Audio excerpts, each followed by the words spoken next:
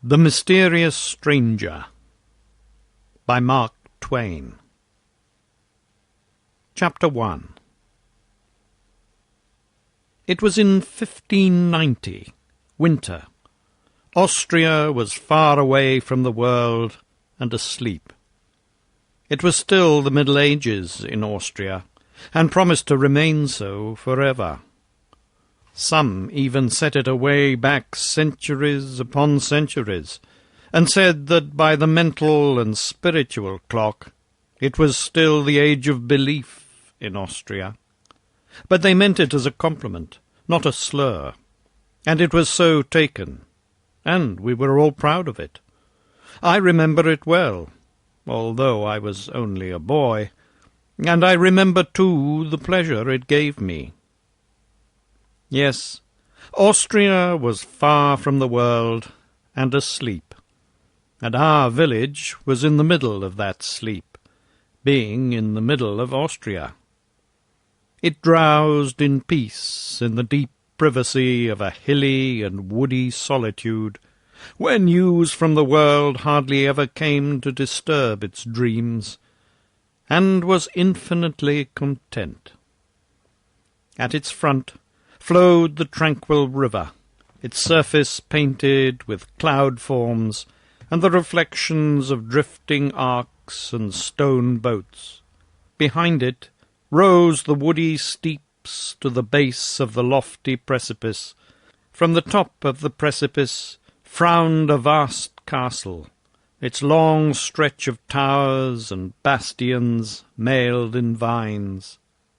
Beyond the river, a league to the left, was a tumbled expanse of forest-clothed hills, cloven by winding gorges, where the sun never penetrated. And to the right, a precipice overlooked the river, and between it and the hills just spoken of lay a far-reaching plain, dotted with little homesteads, nested among orchards and shade trees. The whole region for leagues around was the hereditary property of a prince, whose servants kept the castle always in perfect condition for occupancy, but neither he nor his family came there oftener than once in 5 years. When they came, it was as if the Lord of the world had arrived, and brought all the glories of its kingdoms along. And when they went, they left a calm behind, which was like the deep sleep which follows an orgy. Eseldorf was a paradise for us boys. We were not overmuch pestered with schooling. Mainly, we were trained to be good Christians, to revere the Virgin, the Church, and the saints above everything. Beyond these matters, we were not required to know much, and in fact not allowed to. Knowledge was not good for the common people, and could make them discontented with the lot which God had appointed for them, and God would not endure discontentment with his plans. We had 2 priests. One of them, Father Adolf, was a very zealous and strenuous priest, much considered. There may have been better priests in some ways than Father Adolf, but there was never one in our commune who was held in more solemn and awful respect. This was because he had absolutely no fear of the devil. He was the only Christian I have ever known of whom that could truly be said. People stood in deep dread of him on that account, for they thought that there must be something supernatural about him, else he could not be so bold and so confident. All men speak in bitter disapproval of the devil, but they do it reverently, not flippantly. But Father Adolf's way was very different. He called him by every name he could lay his tongue to, and it made everyone shudder that heard him, and often he would even speak of him scornfully and scoffingly. Then the people crossed themselves, and went quickly out of his presence, fearing that something fearful might happen. Father Adolf had actually met Satan face to face more than once, and defied him. This was known to be so. Father Adolf said it himself. He never made any secret of it, but spoke it right out. And that he was speaking true there was proof in at least one instance, for on that occasion he quarrelled with the enemy and intrepidly threw his bottle at him. And there, upon the wall of his study, was the ruddy splotch where it struck and broke. But it was Father Peter, the other priest, that we all loved best, and were sorriest for. Some people charged him with talking around in conversation that God was all goodness, and would find a way to save all his poor human children. It was a horrible thing to say, but there was never any absolute proof that Father Peter said it, and it was out of character for him to say it too, for he was always good and gentle and truthful. He wasn't charged with saying it in the pulpit, where all the congregation could hear and testify, but only outside, in talk, and it is easy for enemies to manufacture that. Father Peter had an enemy, and a very powerful one, the astrologer, who lived in a tumbled old tower up the valley, and put in his nights studying the stars. Everyone knew he could foretell wars and famines, though that was not so hard, for there was always a war and generally a famine somewhere. But he could also read any man's life through the stars in a big book he had, and find lost property, and everyone in the village, except Father Peter, stood in awe of him. Even Father Adolf, who had defied the devil, had a wholesome respect for the astrologer when he came through our village wearing his tall, pointed hat and his long, flowing robe with stars on it, carrying his big book and a staff which was known to have magic power. The bishop himself sometimes listened to the astrologer, it was said, for besides studying the stars and prophesying, the astrologer made a great show of piety, which would impress the bishop, of course. But Father Peter took no stock in the astrologer. He denounced him openly as a charlatan, a fraud with no valuable knowledge of any kind, or powers beyond those of an ordinary and rather inferior human being, which naturally made the astrologer hate Father Peter and wish to ruin him. It was the astrologer, as we all believed, who originated the story about Father Peter's shocking remark and carried it to the bishop. It was said that Father Peter had made the remark to his niece, Margaret, although Margaret denied it, and implored the bishop to believe her and spare her old uncle from poverty and disgrace. But the bishop wouldn't listen. He suspended Father Peter indefinitely, though he wouldn't go so far as to excommunicate him on the evidence of only one witness. And now Father Peter had been out a couple of years, and our other priest, Father Adolf, had his flock. Those had been hard years for the old priest and Margaret. They had been favourites, but of course that changed when they came under the shadow of the bishop's frown.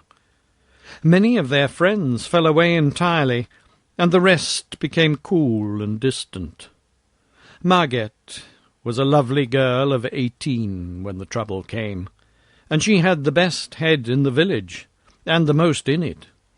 She taught the harp, and earned all her clothes and pocket-money by her own industry. But her scholars fell off one by one now. She was forgotten when there were dances and parties among the youth of the village. The young fellows stopped coming to the house, all except Wilhelm Meidling, and she could have been spared. She and her uncle were sad and forlorn in their neglect and disgrace, and the sunshine was gone out of their lives. Matters went worse and worse, all through the 2 years. Clothes were wearing out, bread was harder and harder to get, and now, at last, the very end was come. Solomon Isaacs had lent all the money he was willing to put on the house, and gave notice that tomorrow he would foreclose. File 2. Chapter 2. 3 of us boys were always together, and had been so from the cradle, being fond of one another from the beginning, and this affection deepened as the years went on. Nicholas Baumann, son of the principal judge of the local court, Seppi Vollmeier, son of the keeper of the principal inn, the Golden Stag, which had a nice garden with shade trees reaching down to the riverside, and pleasure boats for hire, and I was the third, Theodor Fischer, son of the church organist, who was also leader of the village musicians, teacher of the violin, composer, tax collector of the commune, sexton, and in other ways a useful citizen, and respected by all. We knew the hills and the woods as well as the birds knew them, for we were always roaming them when we had leisure, at least when we were not swimming or boating or fishing, or playing on the ice, or sliding downhill. And we had the run of the castle park, and very few had that. It was because we were pets of the oldest serving man in the castle, Felix Brandt, and often we went there nights, to hear him talk about old times and strange things, and to smoke with him. He taught us that. And to drink coffee, for he had served in the wars, and was at the siege of Vienna. And there, when the Turks were defeated and driven away, among the captured things were bags of coffee, and the Turkish prisoners explained the character of it, and how to make a pleasant drink out of it. And now he always kept coffee by him, to drink himself, and also to astonish the ignorant with. When it stormed, he kept us up all night, and while it thundered and lightened outside, he told us about ghosts and horrors of every kind, and of battles and murders, and mutilations and such things, and made it pleasant and cosy inside. And he told these things from his own experience, largely. He had seen many ghosts in his time, and witches and enchanters, and once he was lost in a fierce storm at midnight in the mountains, and by the glare of the lightning had seen the wild huntsman rage on the blast, with his spectre dogs chasing after him through the driving cloud-rack. Also, he had seen an incubus once, and several times he had seen the great bat that sucks the blood from the necks of people while they are asleep, fanning them softly with its wings, and so keeping them drowsy till they die. He encouraged us not to fear supernatural things such as ghosts, and said they did no harm, but only wandered about because they were lonely and distressed, and wanted kindly notice and compassion. And in time we learned not to be afraid, and even went down with him in the night to the haunted chamber in the dungeons of the castle. The ghost appeared only once, and it went by very dim to the sight, and floated noiseless through the air, and then disappeared, and we scarcely trembled, he had taught us so well. He said it came up sometimes in the night and woke him by passing its clammy hand over his face, but it did him no hurt. It only wanted sympathy and notice. But the strangest thing was that he had seen angels, actual angels out of heaven, and had talked with them. They had no wings, and wore clothes, and talked and looked and acted just like any natural person, and you would never know them for angels, except for the wonderful things they did which a mortal could not do, and the way they suddenly disappeared while you were talking with them, which was also a thing which no mortal could do. And he said they were pleasant and cheerful, not gloomy and melancholy, like ghosts. It was after that kind of a talk one May night that we got up next morning and had a good breakfast with him, and then went down and crossed the bridge, and went away up into the hills on the left, to a woody hilltop which was a favourite place of ours, and there we stretched out on the grass in the shade to rest and smoke, and talk over these strange things, for they were in our minds yet, and impressing us. But we couldn't smoke, because we had been heedless and left our flint and steel behind. Soon there came a youth strolling towards us through the trees, and he sat down and began to talk in a friendly way, just as if he knew us. But we did not answer him, for he was a stranger, and we were not used to strangers, and were shy of them. He had new and good clothes on, and was handsome, and had a winning face and a pleasant voice, and was easy and graceful and unembarrassed, not slouchy and awkward and diffident like other boys. We wanted to be friendly with him, but didn't know how to begin.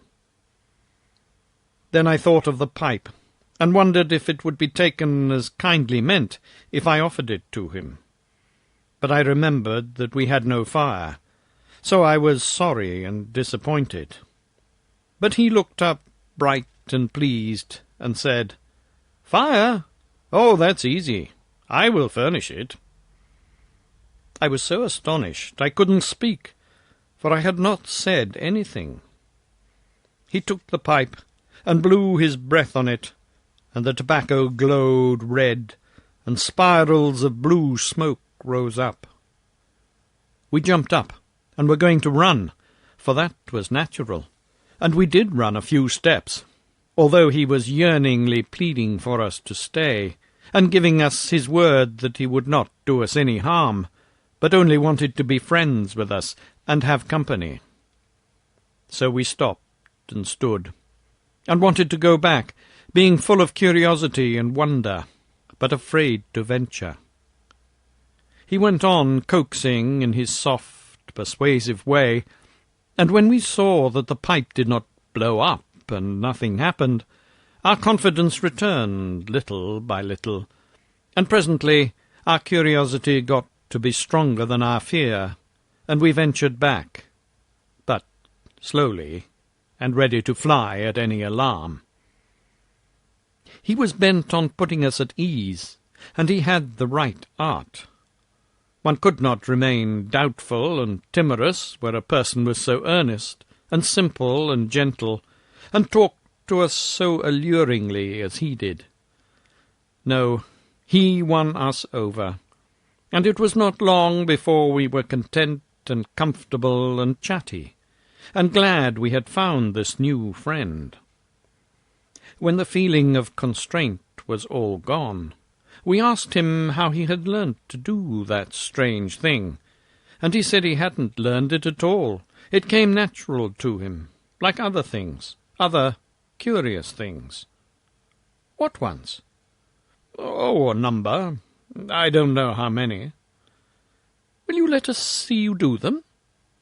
Do, please, the others said. You won't run away again? No, indeed we won't. Please do, won't you? Yes, with pleasure. But you mustn't forget your promise, you know. We said we wouldn't. And he went to a puddle, and came back with water in a cup which he had made out of a leaf, and blew upon it, and threw it out, and it was a lump of ice in the shape of the cup. We were astonished and charmed, but not afraid any more. We were very glad to be there, and asked him to go on and do some more things. And he did. He said he would give us any kind of fruit we liked, whether it was in season or not. We all spoke at once. "Orange, apples, grapes." "They're in your pockets," he said. And it was true. And they were of the best, too. And we ate them, and wished we had more, though none of us said so. "You will find them where those came from," he said, "and everything else your appetites call for, and you need not name the thing you wish. As long as I am with you, you only have to wish and find." And he said true. There was never anything so wonderful and so interesting. Bread, cakes, sweets, nuts, whatever one wanted, it was there. He ate nothing himself, but sat and chatted, and did one curious thing after another to amuse us. He made a tiny toy squirrel out of clay, and it ran up a tree and sat on a limb overhead, and barked down at us.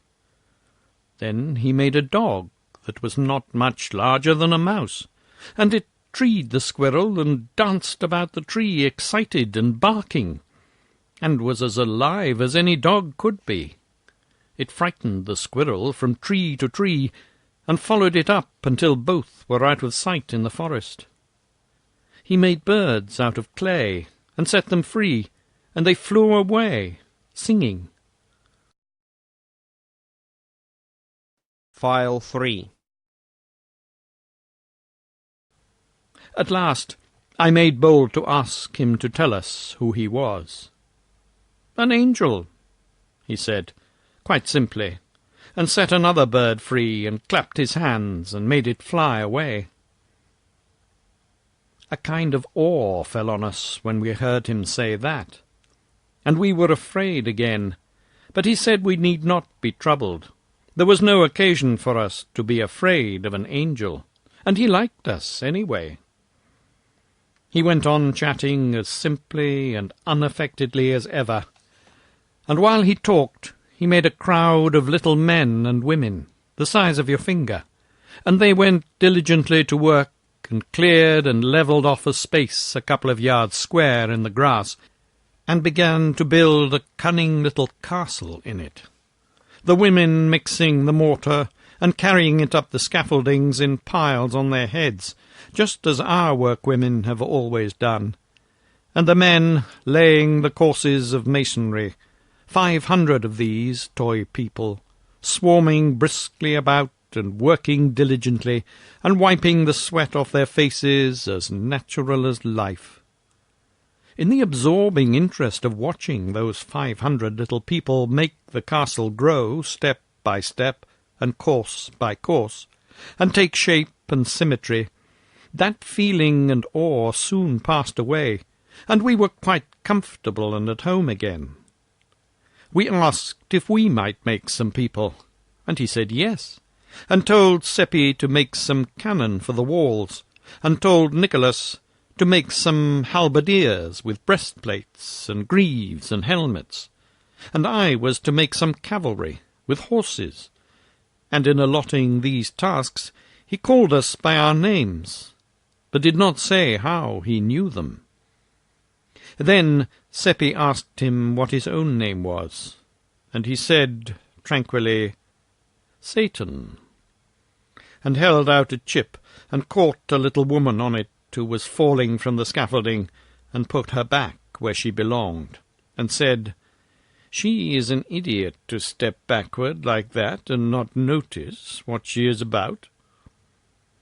It caught us suddenly, that name did, and our work dropped out of our hands and broke to pieces.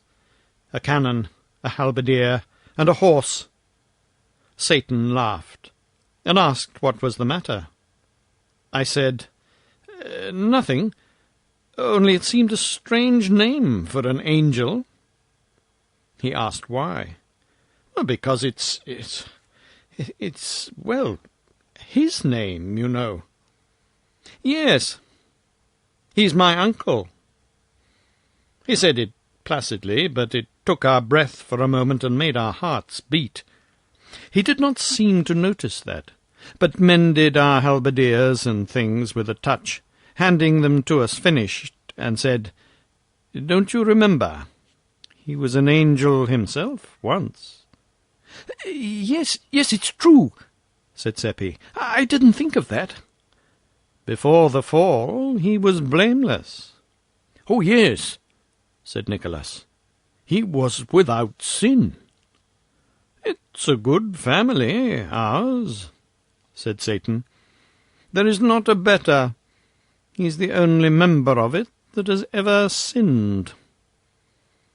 I should not be able to make anyone understand how exciting it all was. You know that kind of quiver that trembles around through you when you are seeing something so strange and enchanting and wonderful that it is just a fearful joy to be alive and look at it, and you know how you gaze, and your lips turn dry, and your breath comes short, but you wouldn't be anywhere but there, not for the world. I was bursting to ask one question. I had it on my tongue's end and could hardly hold it back, but I was ashamed to ask it. It might be a rudeness. Satan set an ox down that he'd been making and smiled up at me and said, "It wouldn't be a rudeness, and I should forgive it if it was. Have I seen him? Millions of times. From the time that I was a little child, 1,000 years old, I was his second favourite among the nursery angels of our blood and lineage, to use a human phrase. Yes, from that time until the fall, 8,000 years, measured as you count time." 8,000? "Yes." He turned to Seppi, and went on as if answering something that was in Seppi's mind. "Why, naturally I look like a boy, for that is what I am. With us, what you call time is a spacious thing. It takes a long stretch of it to grow an angel to full age." There was a question in my mind, and he turned to me and answered it. "I'm 16,000 years old, counting as you count." Then he turned to Nicholas and said, "No, the fall did not affect me, nor the rest of the relationship. It was only he that I was named for who ate the fruit of the tree, and then beguiled the man and the woman with it. We others are still ignorant of sin. We are not able to commit it. We are without blemish, and shall abide in that estate always. We—" Two of the little workmen were quarrelling, and in buzzing little bumblebee voices they were cursing and swearing at each other. Now came blows and blood. Then they locked themselves together in a life-and-death struggle. Satan reached out his hand and crushed the life out of them with his fingers, and threw them away, wiped the red from his fingers on his handkerchief, and went on talking where he had left off. We cannot do wrong, neither have we any disposition to do it, for we do not know what it is. It seemed a strange speech in the circumstances, but we barely noticed that. We were so shocked and grieved at the wanton murder he had committed. For murder it was. That was its true name, and it was without palliation or excuse, for the men had not wronged him in any way. It made us miserable, for we loved him, and had thought him so noble and so beautiful and gracious, and had honestly believed he was an angel. And to have him do this cruel thing, it lowered him so, and we had had such pride in him.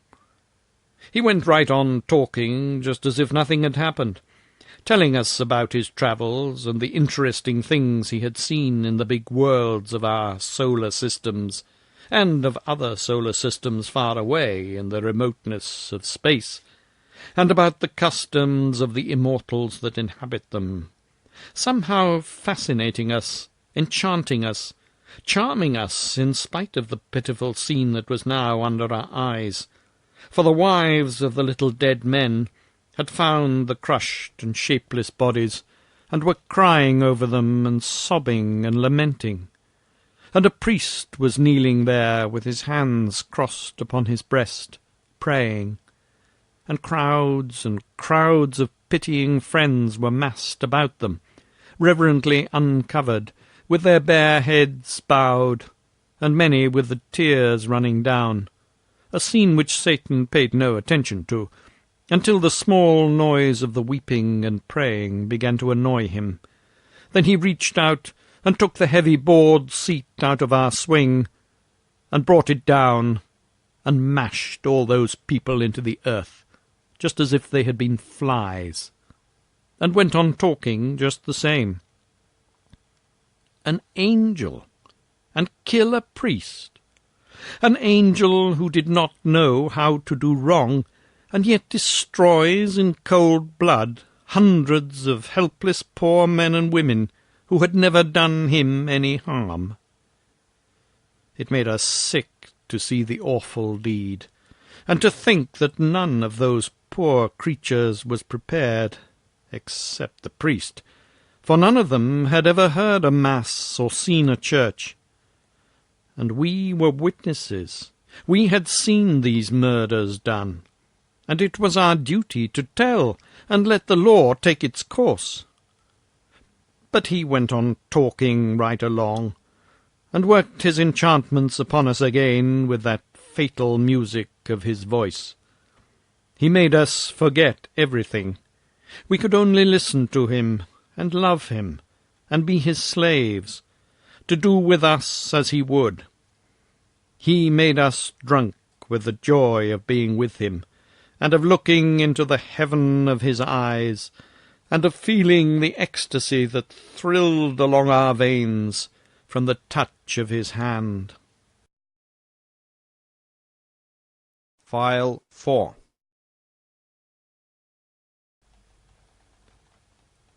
Chapter 3. The stranger had seen everything. He had been everywhere. He knew everything. And he forgot nothing.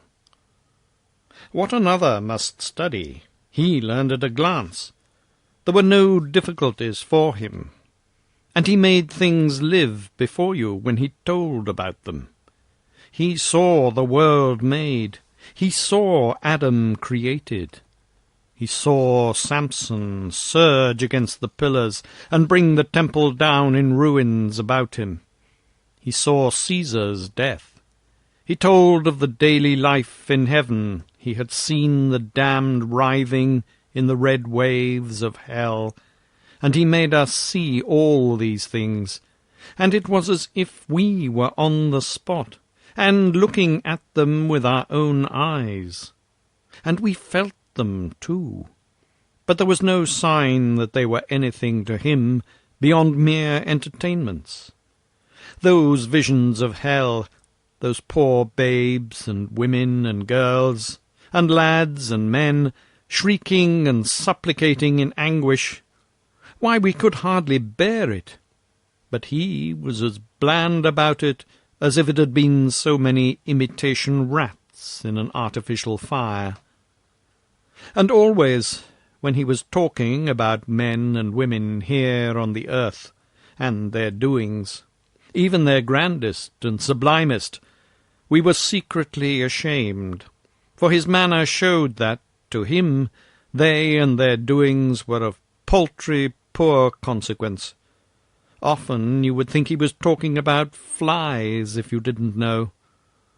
Once he even said in so many words that our people down here were quite interesting to him, notwithstanding they were so dull and ignorant, and trivial and conceited, and so diseased and rickety, and such a shabby, poor, worthless lot all round.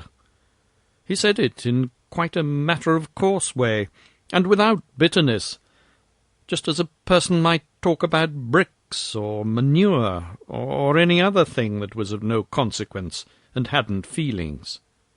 I could see he meant no offence, but in my thoughts I set it down as not very good manners." "Manners?" he said. "Why, it's merely the truth, and truth is good manners. Manners are a fiction. The castle is done. Do you like it?" Anyone would have been obliged to like it. It was lovely to look at. It was so shapely and fine, and so cunningly perfect in all its particulars, even to the little flags waving from the turrets. Satan said we must put the artillery in place now, and station the halberdiers and display the cavalry. Our men and horses were a spectacle to see. They were so little like what they were intended for of course we had no art in making such things. Satan said they were the worst he'd seen, and when he touched them and made them alive, it was just ridiculous, the way they acted, on account of their legs not being of uniform lengths. They reeled and sprawled around as if they were drunk, and endangered everybody's lives around them, and finally fell over and lay helpless and kicking. It made us all laugh, though it was a shameful thing to see.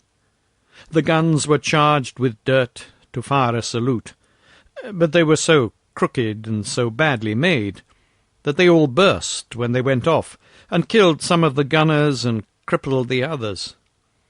Satan said we would have a storm now, and an earthquake if we liked, but we must stand off a piece, out of danger. We wanted to call the people away too, but he said, never mind them.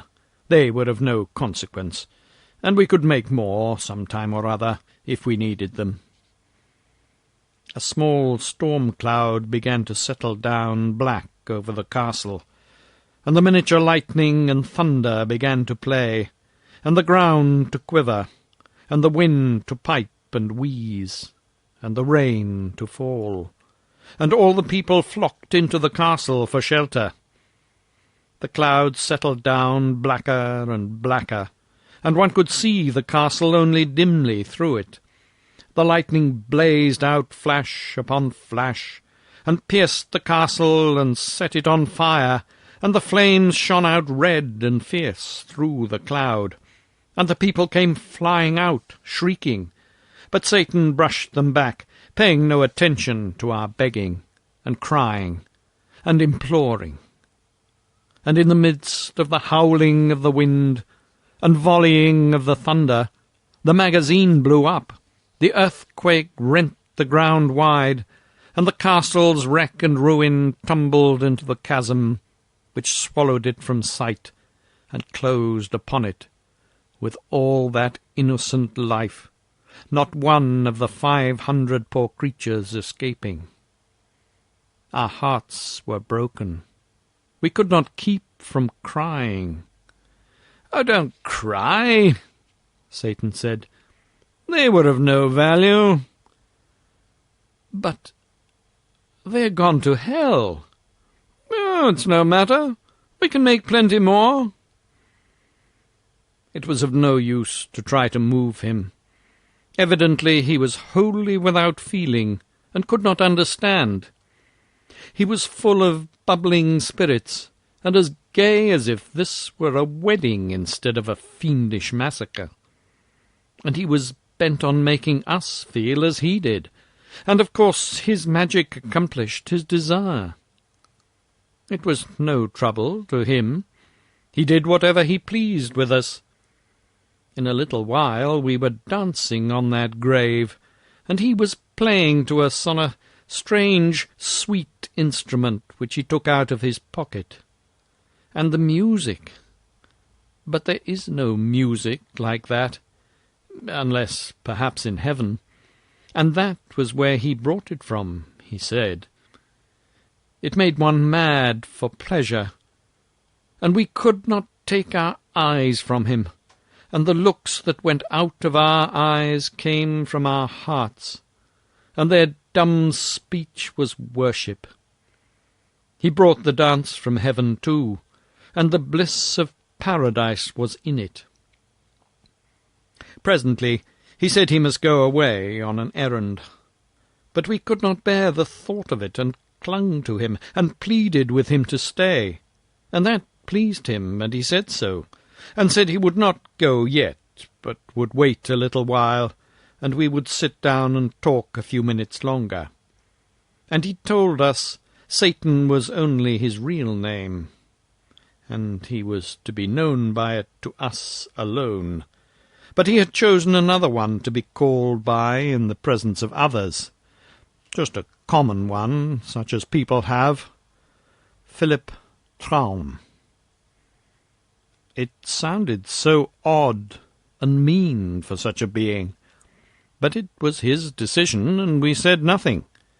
His decision was sufficient. We had seen wonders this day, and my thoughts began to run on the pleasure it would be to tell them when I got home. But he noticed those thoughts and said, "No, all these matters are a secret among us four. I don't mind your trying to tell them, if you like, but I will protect your tongues, and nothing of the secret will escape from them." It was a disappointment, but it couldn't be helped, and it cost us a sigh or two. We talked pleasantly along, and he was always reading our thoughts and responding to them, and it seemed to me that this was the most wonderful of all the things he did. But he interrupted my musings and said, "No, it would be wonderful for you, but it's not wonderful for me. I'm not limited like you. I'm not subject to human conditions. I can measure and understand your human weaknesses, for I've studied them, but I have none of them. My flesh is not real, although it would seem firm to your touch. My clothes are not real. I am a spirit. Father Peter is coming." We looked around, but did not see anyone. "He's not in sight yet, but you'll see him presently." "Do you know him, Satan?" "No." "Won't you talk with him when he comes? He's not ignorant and dull like us, and he would so like to talk with you. Will you?" "Another time, yes, but not now. I must go on my errand after a little. Well, there he is now. You can see him. Sit still and don't say anything." We looked up, and saw Father Peter approaching through the chestnuts. We three were sitting together in the grass, and Satan sat in front of us in the path. Father Peter came slowly along with his head down, thinking, and stopped within a couple of yards of us, and took off his hat, and got out his silk handkerchief, and stood there mopping his face, and looking as if he were going to speak to us, but he didn't. Presently he muttered, "I can't think what brought me here. It seems as if I were in my study a minute ago, but I suppose I've been dreaming along for an hour, and have come all this stretch without noticing, for I'm not myself in these troubled days." Then he went mumbling along to himself, and walked straight through Satan, just as if nothing were there. It made us catch our breath to see it. We had the impulse to cry out, the way you nearly always do when a startling thing happens. But something mysteriously restrained us, and we remained quiet, only breathing fast. Then the trees hid Father Peter after a little, and Satan said, "That's as I told you. I'm only a spirit." "Yes, one perceives it now," said Nicholas. "But we're not spirits. It's plain he did not see you, but were we invisible too? He looked at us, but he didn't seem to see us." "No, none of us was visible to him, for I wished it so." File 5. It seemed almost too good to be true, that we were actually seeing these romantic and wonderful things, and that it was not a dream. And there he sat, looking just like anybody, so natural and simple and charming, and chatting along again the same as ever, and, well, words cannot make you understand what we felt. It was an ecstasy, and an ecstasy is a thing that will not go into words. It feels like music, and one cannot tell about music so that another person can get the feeling of it. He was back in the old ages once more, and making them live before us. He had seen so much, so much. It was just a wonder to look at him, and to try to think how it must seem to have such experience behind one. But it made you seem sorrowfully trivial, and the creature of a day, and such a short and paltry day too. And he didn't say anything to raise up your drooping pride. No, not a word. He always spoke of men in the same old indifferent way, just as one speaks of bricks and manure piles and such things. You could see that they were of no consequence to him one way or the other. He didn't mean to hurt us, you could see that, just as we don't mean to insult a brick when we disparage it. A brick's emotions are nothing to us. It never occurs to us to think whether it has any or not. Once, when he was bunching the most illustrious kings and conquerors and poets and prophets and pirates and beggars together, just a brick pile, I was shamed into putting in a word for man, and asked him why he made so much difference between man and himself. He had to struggle with that for a moment. He didn't seem to understand how I could ask such a strange question. Then he said, "The difference between man and me? The difference between a mortal and an immortal? Between a cloud and a spirit?" He picked up a woodlouse that was creeping along a piece of bark. "What's the difference between Caesar and this?" I said, "One cannot compare things which, by their nature and by the interval between them, are not comparable." "You've answered your own question," he said. "I will expand it. Man is made of dirt. I saw him made. I'm not made of dirt. Man is a museum of diseases, a home of impurities. He comes today and is gone tomorrow. He begins as dirt and departs as stench. I am of the aristocracy of the imperishables, and man has the moral sense. You understand? He has the moral sense. That would seem to be difference enough between us, all by itself." He stopped there, as if that settled the matter. I was sorry, for at that time I had but a dim idea of what the moral sense was. I merely knew that we were proud of having it, and when he talked like that about it, it wounded me, and I felt as a girl feels who thinks her dearest finery is being admired, and then overhears strangers making fun of it. For a while we were all silent, and I, for one, was depressed. Then Satan began to chat again, and soon he was sparkling along in such a cheerful and vivacious vein that my spirits rose once more. He told some very cunning things that put us in a gale of laughter, and when he was telling about the time that Samson tied the torches to the foxes' tails and set them loose in the Philistines' corn, and Samson sitting on the fence, slapping his thighs and laughing, with the tears running down his cheeks, and lost his balance and fell off the fence, the memory of that picture got him to laughing too, and we did have a most lovely and jolly time.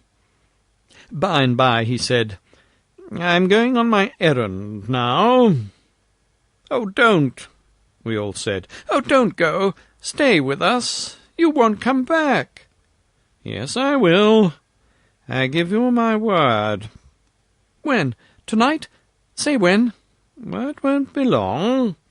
You will see." "We like you." "And I you. And as proof of it, I will show you something fine to see. Usually, when I go, I merely vanish. But now I will dissolve myself, and let you see me do it." He stood up, and it was quickly finished. He thinned away until he was a soap bubble, except that he kept his shape. You could see the bushes through him as clearly as you see things through a soap bubble, and all over him played and flashed the delicate, iridescent colours of the bubble. Along with them was that thing shaped like a window sash, which you always see on the globe of the bubble. You have seen a bubble strike the carpet and lightly bound along 2 or 3 times before it bursts. He did that. He sprang, touched the grass, bounded, floated along, touched again, and so on, and presently exploded. Puff! And in his place was vacancy. It was a strange and beautiful thing to see. We did not say anything, but sat wondering and dreaming and blinking. And finally, Seppi roused up and said, mournfully sighing, "I suppose none of it's happened." Nicholas sighed and said about the same. I was miserable to hear them say it, for it was the same cold fear that was in my own mind. Then we saw poor old Father Peter wandering along back, with his head bent down, searching the ground. When he was pretty close to us, he looked up and saw us, and said, "Oh, how long have you been here, boys?" "A little while, Father." "Oh, then it is since I came by, and maybe you can help me. Did you come up by the path?" "Yes, Father." "Oh, that is good. I came the same way. I've lost my wallet. There wasn't much in it, but a very little is much to me, for it was all I had. I suppose you haven't seen anything of it?" "No, Father, but we'll help you hunt." "Oh, it's what I was going to ask you. Oh, why, here it is." We hadn't noticed it, yet there it lay, right where Satan had stood when he began to melt. If he did melt, and it wasn't a delusion. Father Peter picked it up and looked very much surprised. "Oh, it is mine," he said, "but not the contents. This is fat. Mine was flat. Mine was light. This is heavy." He opened it, and it was stuffed as full as it could hold with gold coins.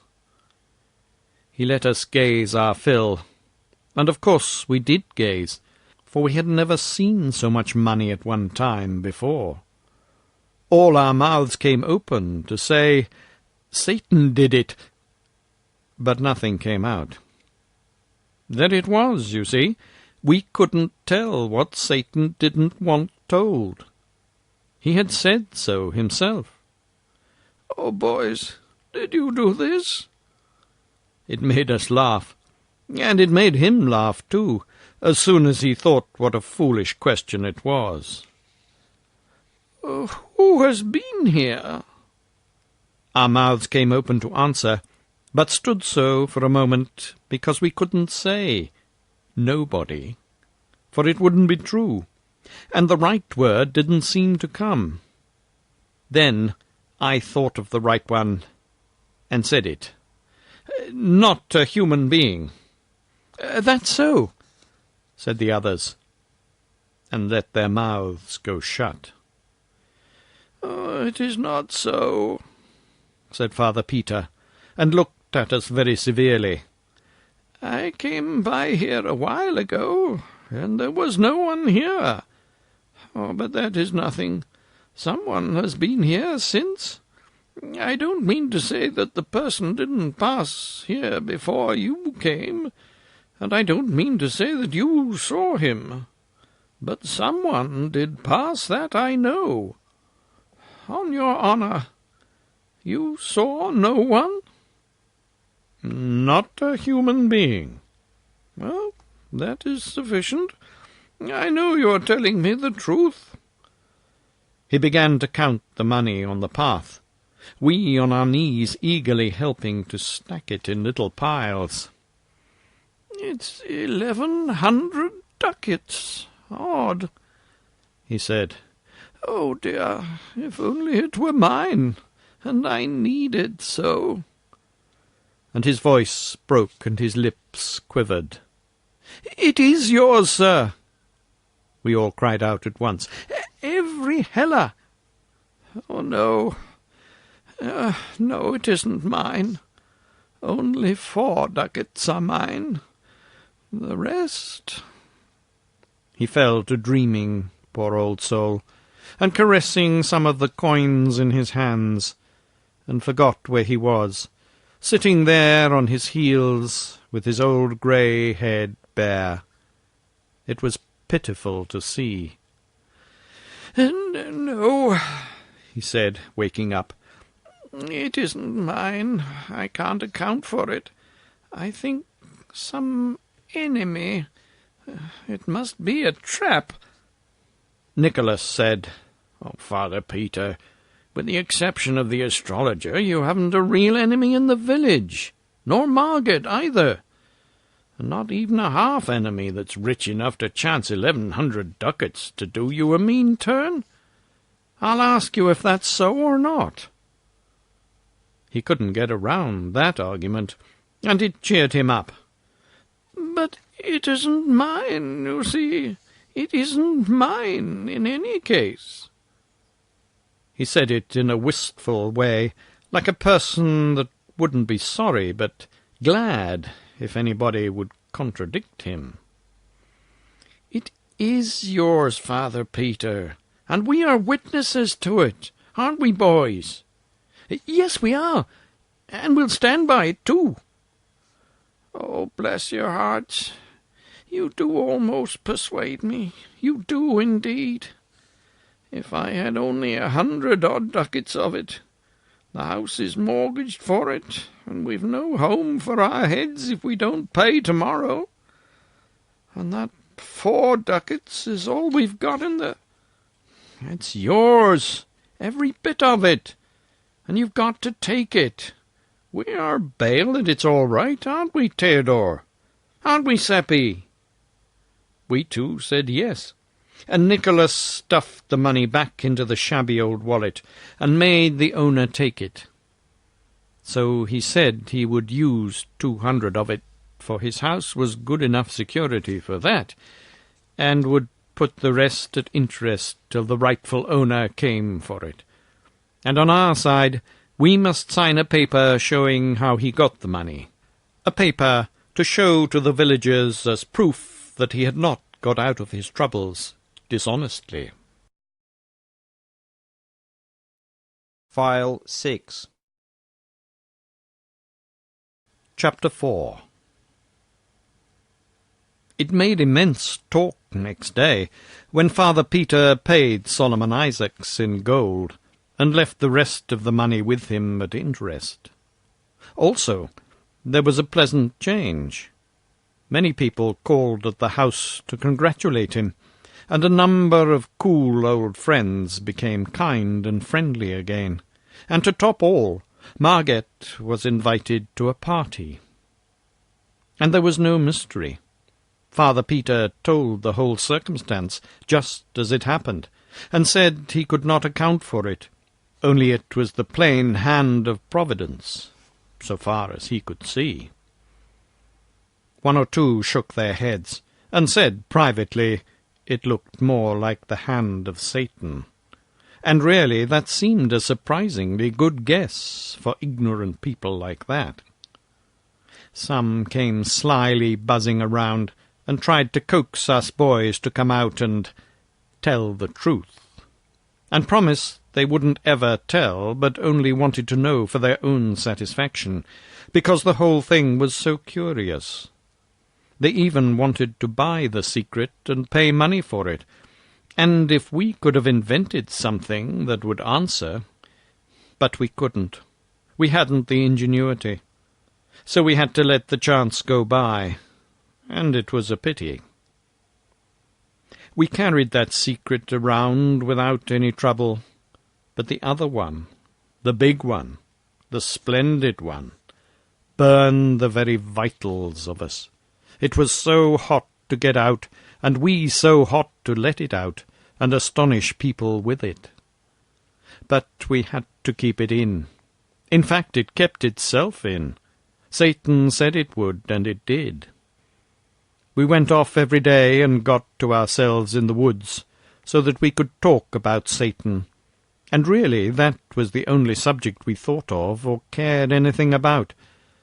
And day and night we watched for him, and hoped he would come, and we got more and more impatient all the time.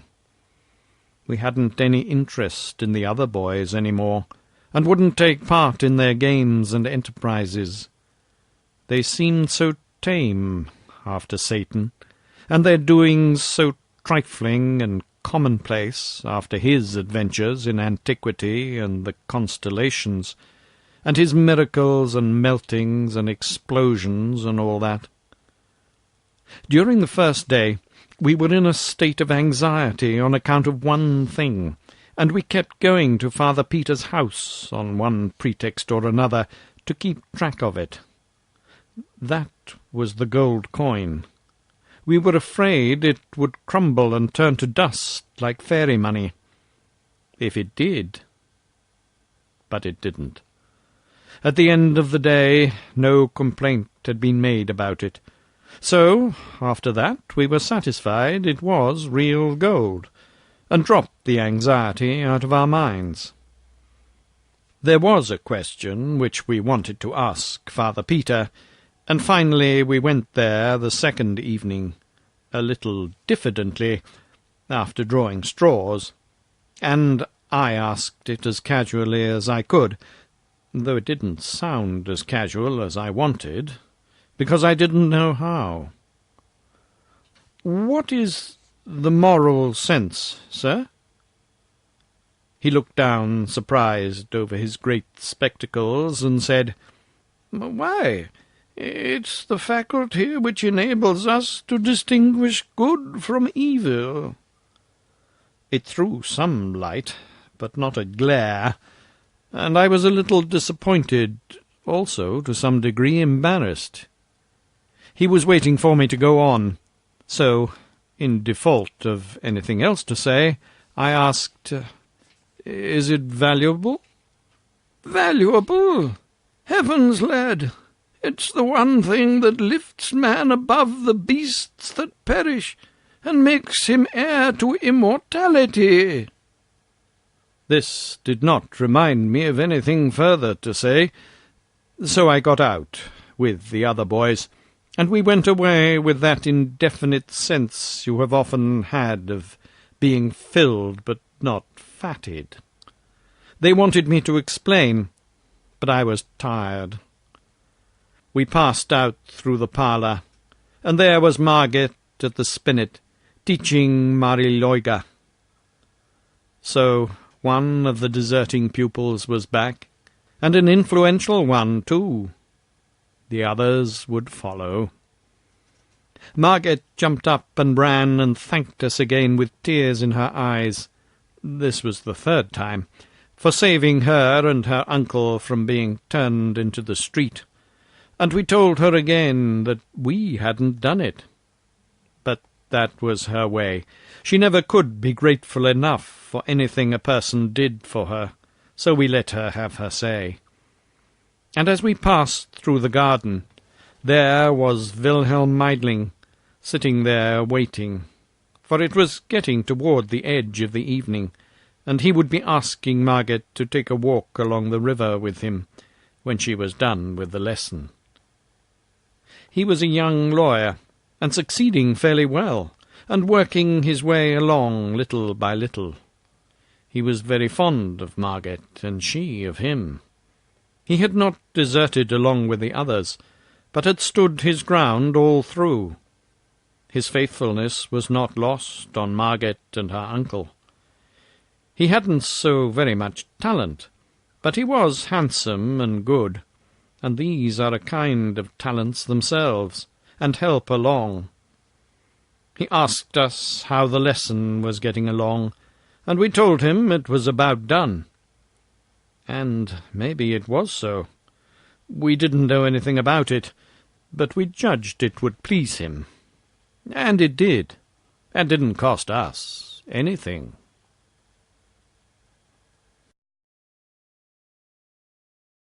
File 7. Chapter 5. On the 4th day comes the astrologer from his crumbling old tower up the valley, where he had heard the news, I reckon. He had a private talk with us, and we told him what we could, for we were mightily in dread of him. He sat there studying and studying a while to himself, and then he asked, "How many ducats did you say?" 1107, sir." Then he said, as if he were talking to himself, "That is very singular. Yes, very strange. A curious coincidence."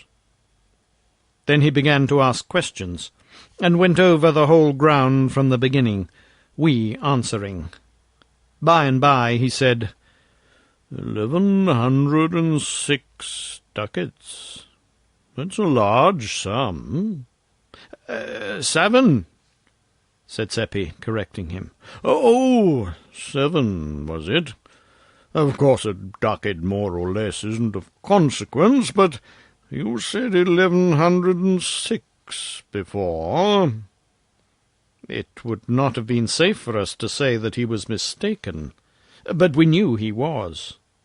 Nikolaus said, "We ask pardon for the mistake, but we meant to say 7.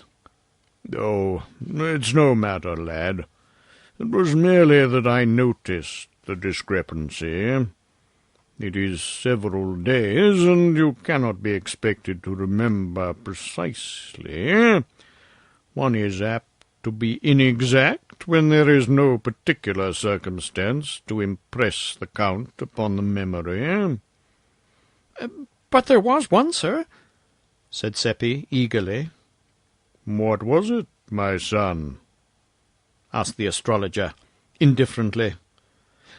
"First of all, we counted the pile of coins, each in turn, and all made it the same, 1106. But I slipped one out for fun when the count began, and now I slipped it back and said, 'I think there's a mistake. There are 1107. Let us count again.' We did, and of course I was right. They were astonished. Then I told them how it came about." The astrologer asked us if this were so, and we said it was. "Well, that settles it," he said. "I know the thief now. Lads, this money was stolen." Then he went away, leaving us very much troubled, and wondering what he could mean. In about an hour we found out, for by that time it was all over the village that Father Peter had been arrested for stealing a great sum of money from the astrologer. Everybody's tongue was loose and going. Many said it was not in Father Peter's character, and must be a mistake. But the others shook their heads and said misery and want could drive a suffering man to almost anything. About one detail there were no differences. All agreed that Father Peter's account of how the money came into his hands was just about unbelievable. It had such an impossible look. They said it might have come into the astrologer's hands in some such way, but into Father Peter's? Never. Our characters began to suffer now. We were Father Peter's only witnesses. How much did he probably pay us to back up his fantastic tale? People talked that kind of talk to us pretty freely and frankly, and were full of scoffings when we begged them to believe really we had only told the truth. Our parents were harder on us than anyone else. Our fathers said we were disgracing our families, and they commanded us to purge ourselves of our lie, and there was no limit to their anger when we continued to say we had spoken true. Our mothers cried over us and begged us to give back our bribe, and get back our honest names and save our families from shame, and come out and honourably confess. And at last we were so worried and harassed that we tried to tell the whole thing, Satan and all. But no, it wouldn't come out. We were hoping and longing all the time that Satan would come and help us out of our trouble, but there was no sign of him. Within an hour after the astrologer's talk with us, Father Peter was in prison, and the money sealed up and in the hands of the officers of the law. The money was in a bag, and Solomon Isaacs said he had not touched it since he had counted it. His oath was taken that it was the same money, and that the amount was 1,107 ducats. Father Peter claimed trial by the ecclesiastical court, but our other priest, Father Adolf, said an ecclesiastical court hadn't jurisdiction over a suspended priest. The bishop upheld him. That settled it. The case would go on trial in the civil court. The court would not sit for some time to come. Wilhelm Meidling would be Father Peter's lawyer, and do the best he could, of course, but he told us privately that a weak case on his side, and all the power and prejudice on the other side, made the outlook bad. So Margaret's new happiness died a quick death. No friends came to console with her, and none were expected. An unsigned note withdrew her invitation to the party. There would be no scholars to take lessons. How could she support herself? She could remain in the house, for the mortgage was paid off, though the government, and not poor Solomon Isaacs, had the mortgage money in its grip for the present. Old Ursula, who was cook, chambermaid, housekeeper, laundress, and everything else for Father Peter, and had been Margaret's nurse in earlier years, said God would provide. But she said that from habit, for she was a good Christian. She meant to help in the providing, to make sure, if she could find a way. We boys wanted to go and see Margaret and show friendliness for her, but our parents were afraid of offending the community and wouldn't let us. The astrologer was going round inflaming everybody against Father Peter, and saying he was an abandoned thief and had stolen 1,107 gold ducats from him. He said he knew he was a thief from that fact, for it was exactly the sum he had lost, and which Father Peter pretended he had found. In the afternoon of the 4th day, after the catastrophe, old Ursula appeared at our house, and asked for some washing to do, and begged my mother to keep this secret, to save Margaret's pride, who would stop this project if she found it out. Yet Margaret had not enough to eat, and was growing weak. Ursula was growing weak herself, and showed it, and she ate of the food that was offered her like a starving person, but could not be persuaded to carry any home, for Margaret would not eat charity food. She took some clothes down to the stream to wash them, but we saw from the window that handling the bat was too much for her strength, so she was called back, and a trifle of money offered her, which she was afraid to take lest Margaret should suspect. Then she took it, saying she would explain that she found it in the road. To keep it from being a lie, and damning her soul, she got me to drop it while she watched. Then she went along by there, and found it, and exclaimed with surprise and joy, and picked it up, and went her way. Like the rest of the village, she could tell everyday lies fast enough, and without taking any precautions against fire and brimstone on their account. But this was a new kind of lie, and it had a dangerous look, because she hadn't any practice in it. After a week's practice, it wouldn't have given her any trouble. It's the way we are made. I was in trouble, for how would Margaret live? Ursula could not find a coin in the road every day, perhaps not even a second one. And I was ashamed, too, for not having been near Margaret, and she so in need of friends. But that was my parents' fault, not mine, and I couldn't help it. I was walking along the path, feeling very downhearted, when a most cheery and tingling, freshening-up sensation went rippling through me, and I was too glad for any words, for I knew by that sign that Satan was by. I had noticed it before. Next moment he was alongside of me, and I was telling him all my trouble and what had been happening to Margaret and her uncle.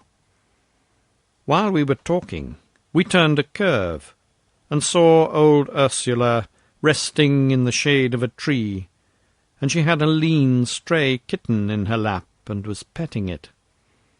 I asked her where she had got it, and she said it came out of the woods and followed her, and she said it probably hadn't any mother or any friends, and she was going to take it home and take care of it. Satan said, "I understand you're very poor. Why do you want to add another mouth to feed? Why don't you give it to some rich person?" Ursula bridled at this and said, "Perhaps you would like to have it. You must be rich with your fine clothes and quality airs." Then she sniffed and said, "Give it to the rich, the idea. The rich don't care for anybody but themselves. It's only the poor that have the feeling for the poor and help them. The poor and God. God will provide for this kitten." "What makes you think so?" Ursula's eyes snapped with anger. "Because I know it," she said. "Not a sparrow falls to the ground without his saying it." "But it falls just the same. What good is seeing it fall?" Old Ursula's jaws worked, but she could not get any word out for the moment. She was so horrified. When she got her tongue, she stormed out, "Oh, go about your business, you puppy, or I'll take a stick to you." I could not speak. I was so scared. I knew that with his notions about the human race, Satan would consider it a matter of no consequence to strike her dead, there being plenty more. But my tongue stood still. I could give her no warning. But nothing happened. Satan remained tranquil and indifferent. I suppose he could not be insulted by Ursula any more than the king could be insulted by a tumblebug. The old woman jumped to her feet when she made her remark, and did it as briskly as a young girl. It had been many years since she'd done the like of that. That was Satan's influence. He was a fresh breeze to the weak and the sick, wherever he came. His presence affected even the lean kitten, and it skipped to the ground and began to chase a leaf. This surprised Ursula, and she stood looking at the creature and nodding her head wonderingly, her anger quite forgotten. "What's come over it?" she said. "A while ago it could hardly walk." "You've not seen a kitten of that breed before," said Satan. Ursula was not proposing to be friendly with the mocking stranger, and she gave him an ungentle look and retorted, "Who asked you to come here and pester me, I'd like to know? And what do you know about what I've seen and what I haven't seen?" "You haven't seen a kitten with the hair spines on its tongue pointing to the front, have you?" "No, nor you either." "Well, examine this one and see." File 8. Ursula was become pretty spry, but the kitten was spryer, and she couldn't catch it, and had to give up. Then Satan said, "Give it a name, and maybe it'll come." Ursula tried several names, but the kitten was not interested. "Call it Agnes. Try that." The creature answered to the name and came. Ursula examined its tongue. "Oh, upon my word, it's true," she said. "I've not seen this kind of a cat before. Is it yours?" "No." "Then how did you know its name so pat?" "Because all cats of that breed are named Agnes. They will not answer to any other." Ursula was impressed. "Oh, it's the most wonderful thing." Then a shadow of trouble came into her face, for her superstitions were aroused, and she reluctantly put the creature down, saying, "I suppose I must let it go. I'm not afraid. No, not exactly that. Though the priest, well, I've heard people, indeed many people, and besides it's quite well now and can take care of itself." She sighed and turned to go, murmuring, "Oh, such a pretty one, too, and would be such company. And the house is so sad and lonesome these troubled days. Miss Margaret's so mournful and just a shadow, and the old master shut up in jail." "It seems a pity not to keep it," said Satan. Ursula turned quickly, just as if she were hoping someone would encourage her. "Why?" she asked wistfully. "Because this breed brings luck." "Does it? Is it true? Young man, do you know it to be true? How does it bring luck?" "Well, it brings money, anyway." Ursula looked disappointed. "Money? A cat bring money? Oh, the idea! You could never sell it here.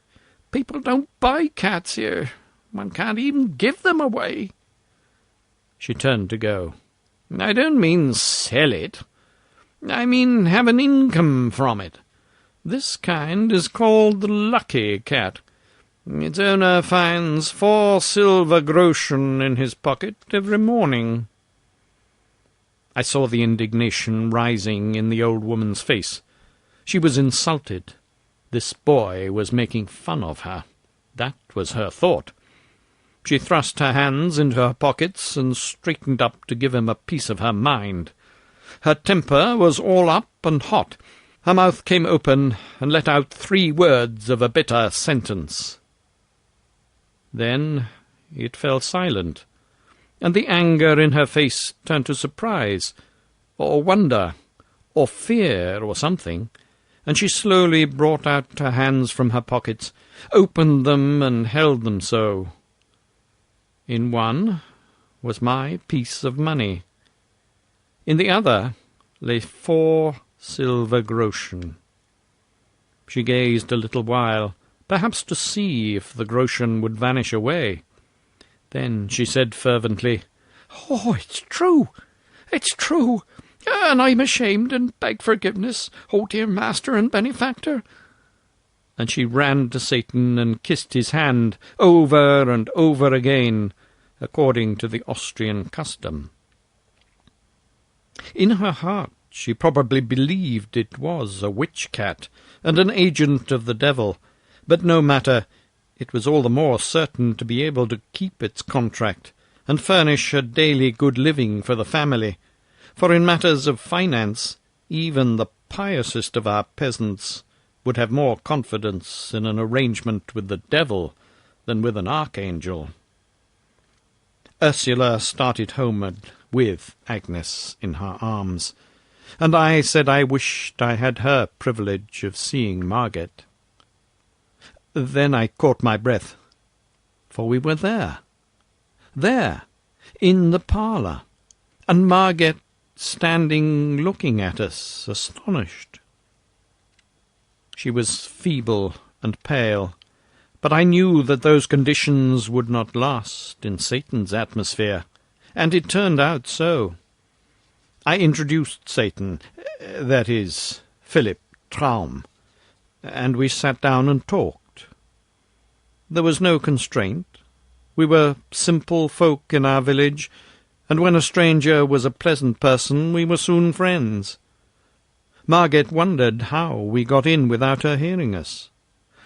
Traum said the door was open, and we walked in and waited until she should turn around and greet us. This was not true. No door was open. We entered through the walls, or the roof, or down the chimney, or somehow. But no matter. What Satan wished a person to believe, the person was sure to believe. And so Marget was quite satisfied with that explanation. And then the main part of her mind was on Traum anyway. She couldn't keep her eyes off him. He was so beautiful. That gratified me and made me proud. I hoped he would show off some, but he didn't. He seemed only interested in being friendly and telling lies. He said he was an orphan. That made Marget pity him. The water came into her eyes.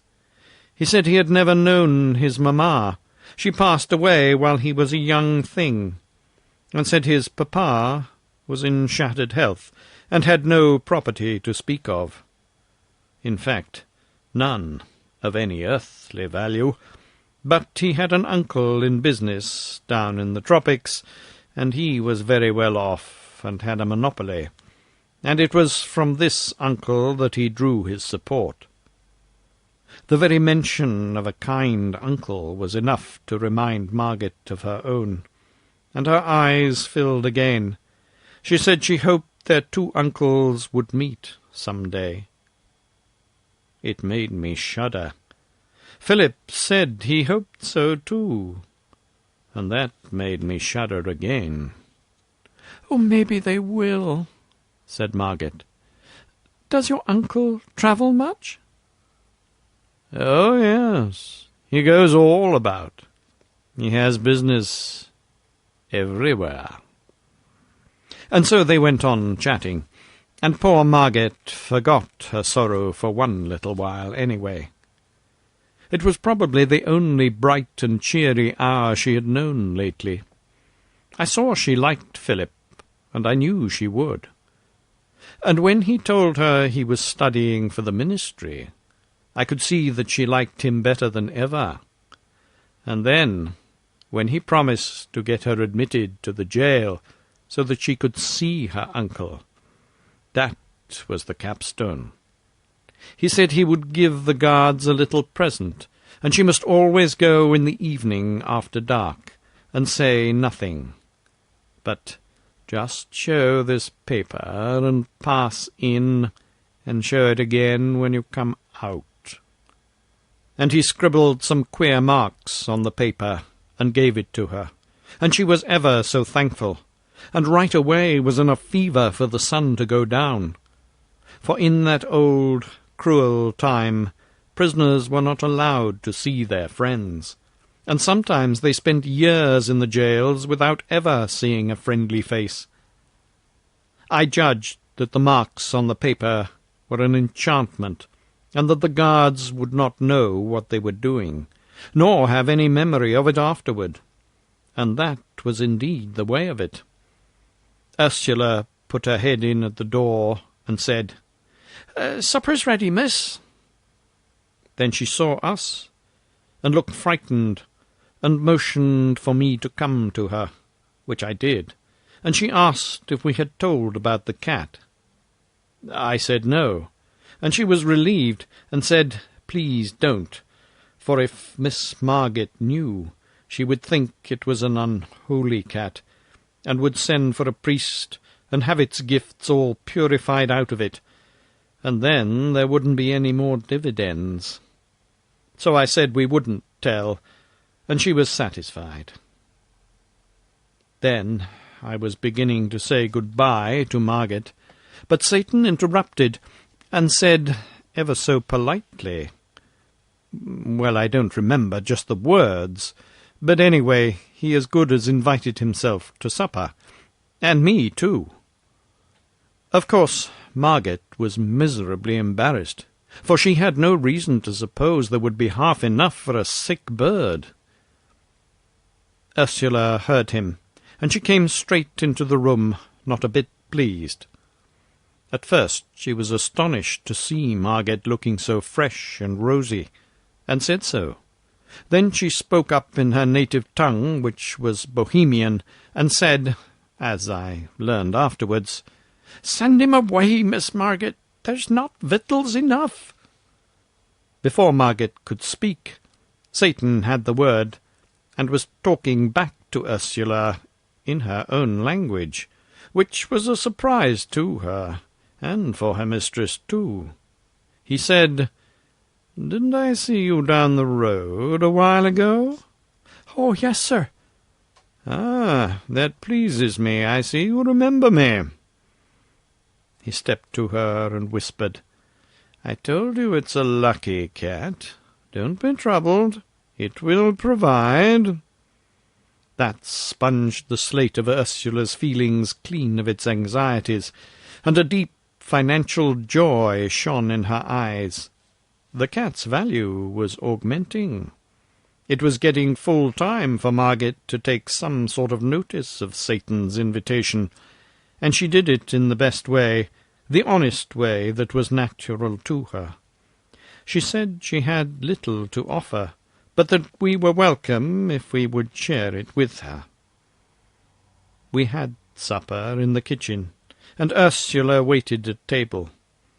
A small fish was in the frying-pan, crisp and brown and tempting, and one could see that Margate was not expecting such respectable food as this. Ursula brought it, and Margate divided it between Satan and me, declining to take any of it herself, and was beginning to say she did not care for fish today, but she did not finish the remark. It was because she noticed that another fish had appeared in the pan. She looked surprised, but did not say anything. She probably meant to inquire of Ursula about this later. There were other surprises, flesh and game, and wines and fruits, things which had been strangers in that house lately. But Margate made no exclamations, and now even looked unsurprised, which was Satan's influence, of course. Satan talked right along and was entertaining, and made the time pass pleasantly and cheerfully, and although he told a good many lies, it was no harm in him, for he was only an angel, and did not know any better. They do not know right from wrong. I knew this, because I remembered what he had said about it. He got on the good side of Ursula. He praised her to Margate confidentially, but speaking out loud enough for Ursula to hear. He said she was a fine woman, and he hoped one day to bring her and his uncle together. Very soon Ursula was mincing and simpering around in a ridiculous girly way, and smoothing out her gown and prinking at herself like a foolish old hen, and all the time pretending she was not hearing what Satan was saying. I was ashamed, for it showed us to be what Satan considered us, a silly race and trivial. Satan said his uncle entertained a great deal, and to have a clever woman presiding over the festivities would double the attractions of the place. "But your uncle is a gentleman, isn't he?" asked Margaret. Yes," said Satan indifferently. "Some even call him a prince, out of compliment. But he's not bigoted. To him personal merit is everything. Rank, nothing." My hand was hanging down by my chair. Agnes came along and licked it. By this act a secret was revealed. I started to say, "It's all a mistake. This is just a common, ordinary cat. The hair needles on her tongue point inward, not outward." But the words did not come, because they couldn't. Satan smiled upon me, and I understood. When it was dark, Margaret took food and wine and fruit in a basket, and hurried away to the jail, and Satan and I walked towards my home. I was thinking to myself that I should like to see what the inside of the jail was like. Satan overheard the thought, and the next moment we were in the jail. We were in the torture chamber, Satan said. The rack was there, and the other instruments, and there was a smoky lantern or two hanging on the walls, and helping to make the place look dim and dreadful.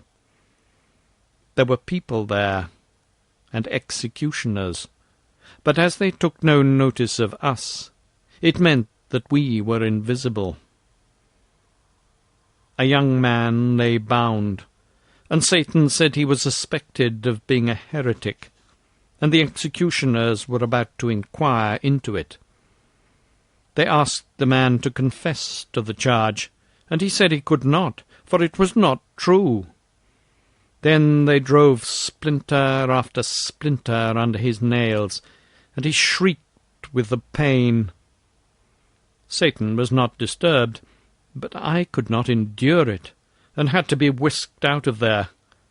I was faint and sick, but the fresh air revived me, and we walked toward my home. I said it was a brutal thing. No, it was a human thing. You should not insult the brutes by such a misuse of that word. They've not deserved it. And he went on talking like that. It's like your paltry race, always lying, always claiming virtues which it hasn't got, always denying them to the higher animals, which alone possess them. No brute ever does such a cruel thing. That's the monopoly of those with the moral sense. When a brute inflicts pain, he does it innocently. It's not wrong. For him there is no such thing as wrong. And he does not inflict pain for the pleasure of inflicting it. Only man does that, inspired by that mongrel moral sense of his, a sense whose function is to distinguish between right and wrong, with liberty to choose which of them he will do. Now what advantage can he get out of that? He is always choosing, and in 9 cases out of 10 he prefers the wrong. There shouldn't be any wrong, and without the moral sense there couldn't be any.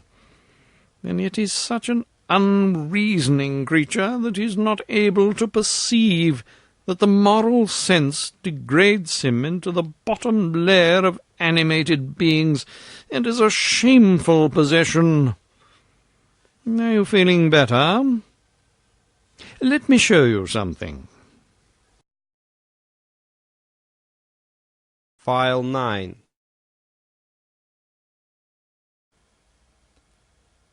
Chapter 6. In a moment We were in a French village.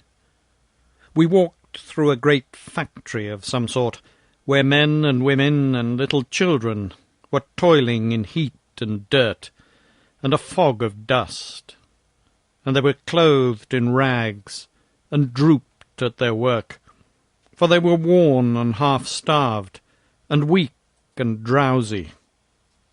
Satan said, "It is some more moral sense. The proprietors are rich and very holy, but the wage they pay to these poor brothers and sisters of theirs is only enough to keep them from dropping dead with hunger. The work hours are 14 per day, winter and summer, from 6 in the morning till 8 at night, little children and all, and they walk to and from the pigsties which they inhabit, 4 miles each way, through mud and slush, rain, snow, sleet, and storm, daily, year in and year out. They get 4 hours of sleep. They kennel together, these families, in a room in unimaginable filth and stench, and disease comes, and they die off like flies. Have they committed a crime, these mangy things? No. What have they done that they're punished so?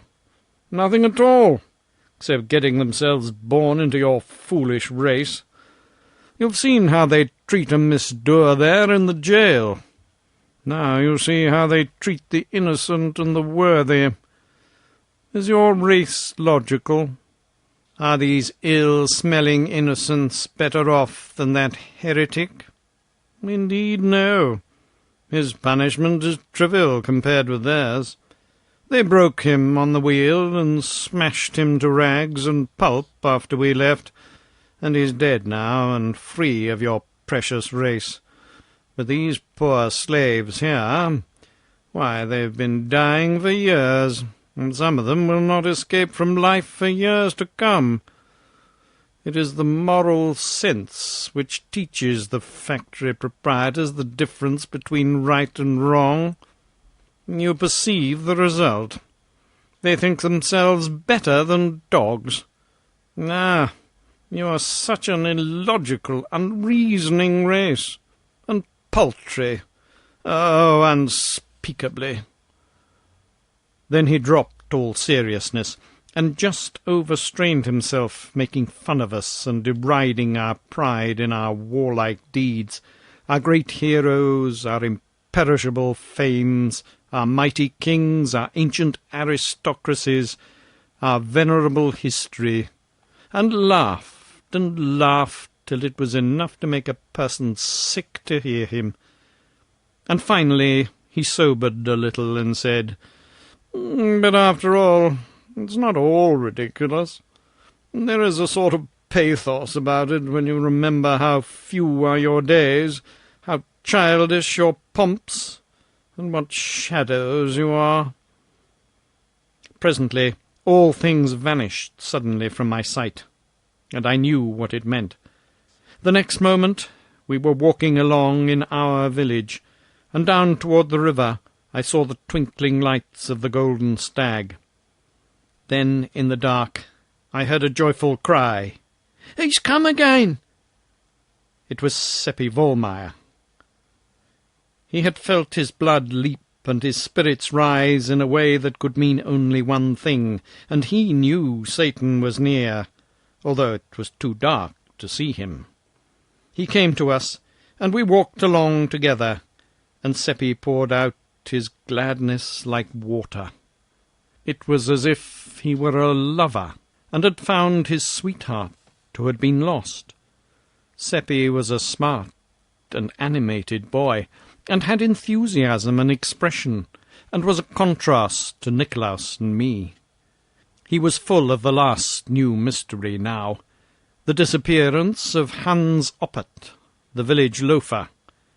People were beginning to be curious about it, he said. He did not say anxious. Curious was the right word, and strong enough. No one had seen Hans for a couple of days. Not since he did that brutal thing, you know," he said. "What brutal thing?" It was Satan that asked. "Well, he's always clubbing his dog, which is a good dog and his only friend, and is faithful and loves him, and does no one any harm. And 2 days ago he was at it again, just for nothing, just for pleasure, and the dog was howling and begging, and Theodore and I begged too, but he threatened us and struck the dog again with all his might, and knocked one of its eyes out, and he said to us, 'There, I hope you're satisfied now. That's what you got for him by your damned meddling.' And he laughed, the heartless brute." Seppi's voice trembled with pity and anger. I guessed what Satan would say, and he said it. "There is that misused word again, that shabby slander. Brutes do not act like that. Only men. Well, it was inhuman, anyway. No, it wasn't, Seppi. It was human, quite distinctly human. It is not pleasant to hear you libel the higher animals by attributing to them dispositions which they are free from, and which are found nowhere but in the human heart. None of the higher animals is tainted with a disease called the moral sense. Purify your language, Seppi. Drop those lying phrases out of it." He spoke pretty sternly, for him, and I was sorry I hadn't warned Seppi to be more particular about the word he used. I knew how he was feeling. He would not want to offend Satan. He would rather offend all his kin.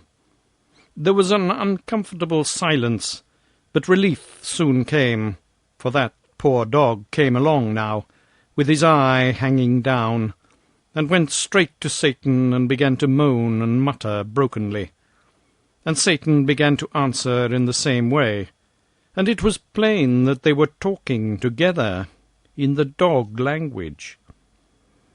We all sat down in the grass in the moonlight, for the clouds were breaking away now, and Satan took the dog's head in his lap, and put the eye back in its place, and the dog was comfortable, and he wagged his tail and licked Satan's hand, and looked thankful, and said the same.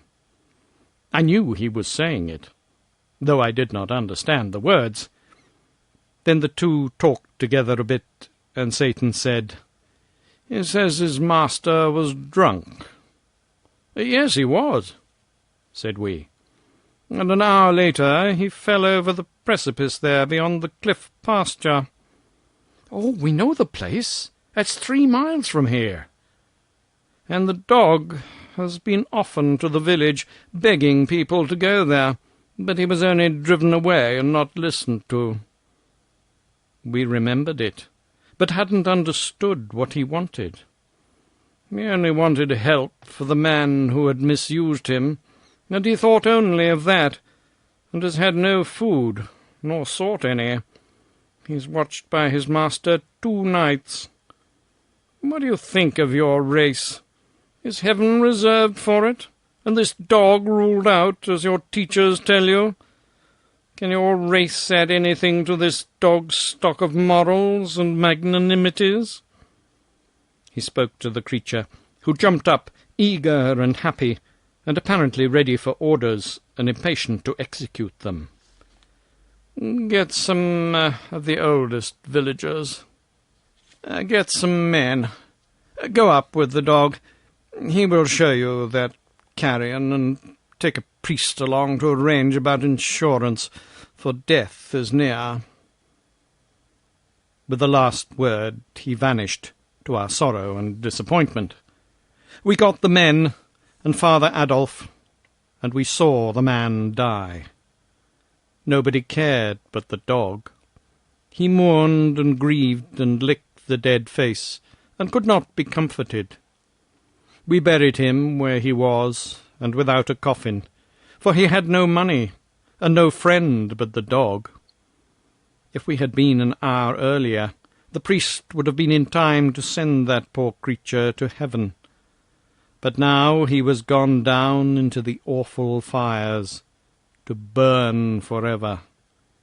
It seemed such a pity that in a world where so many people have difficulty to put in their time, one little hour could not have been spared for this poor creature who needed it so much, and to whom it would have made the difference between eternal joy and eternal pain. It gave an appalling idea of the value of an hour, and I thought I could never waste one again without remorse and terror. Seppi was depressed and grieved, and said it must be so much better to be a dog and not run such awful risks. We took this one home with us, and kept him for our own.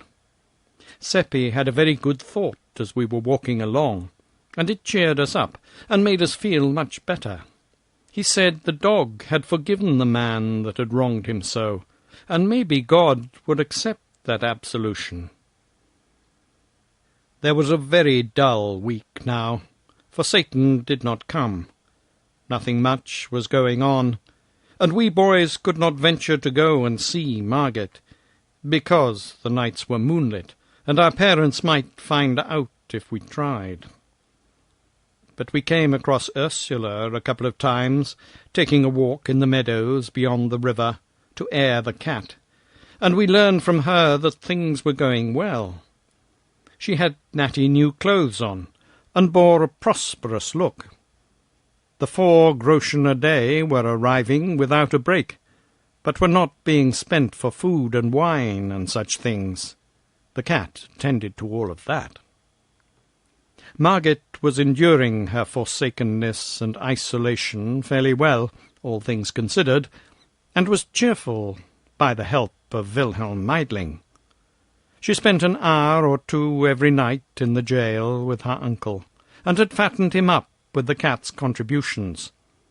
But she was curious to know more about Philip Traum, and hoped I would bring him again.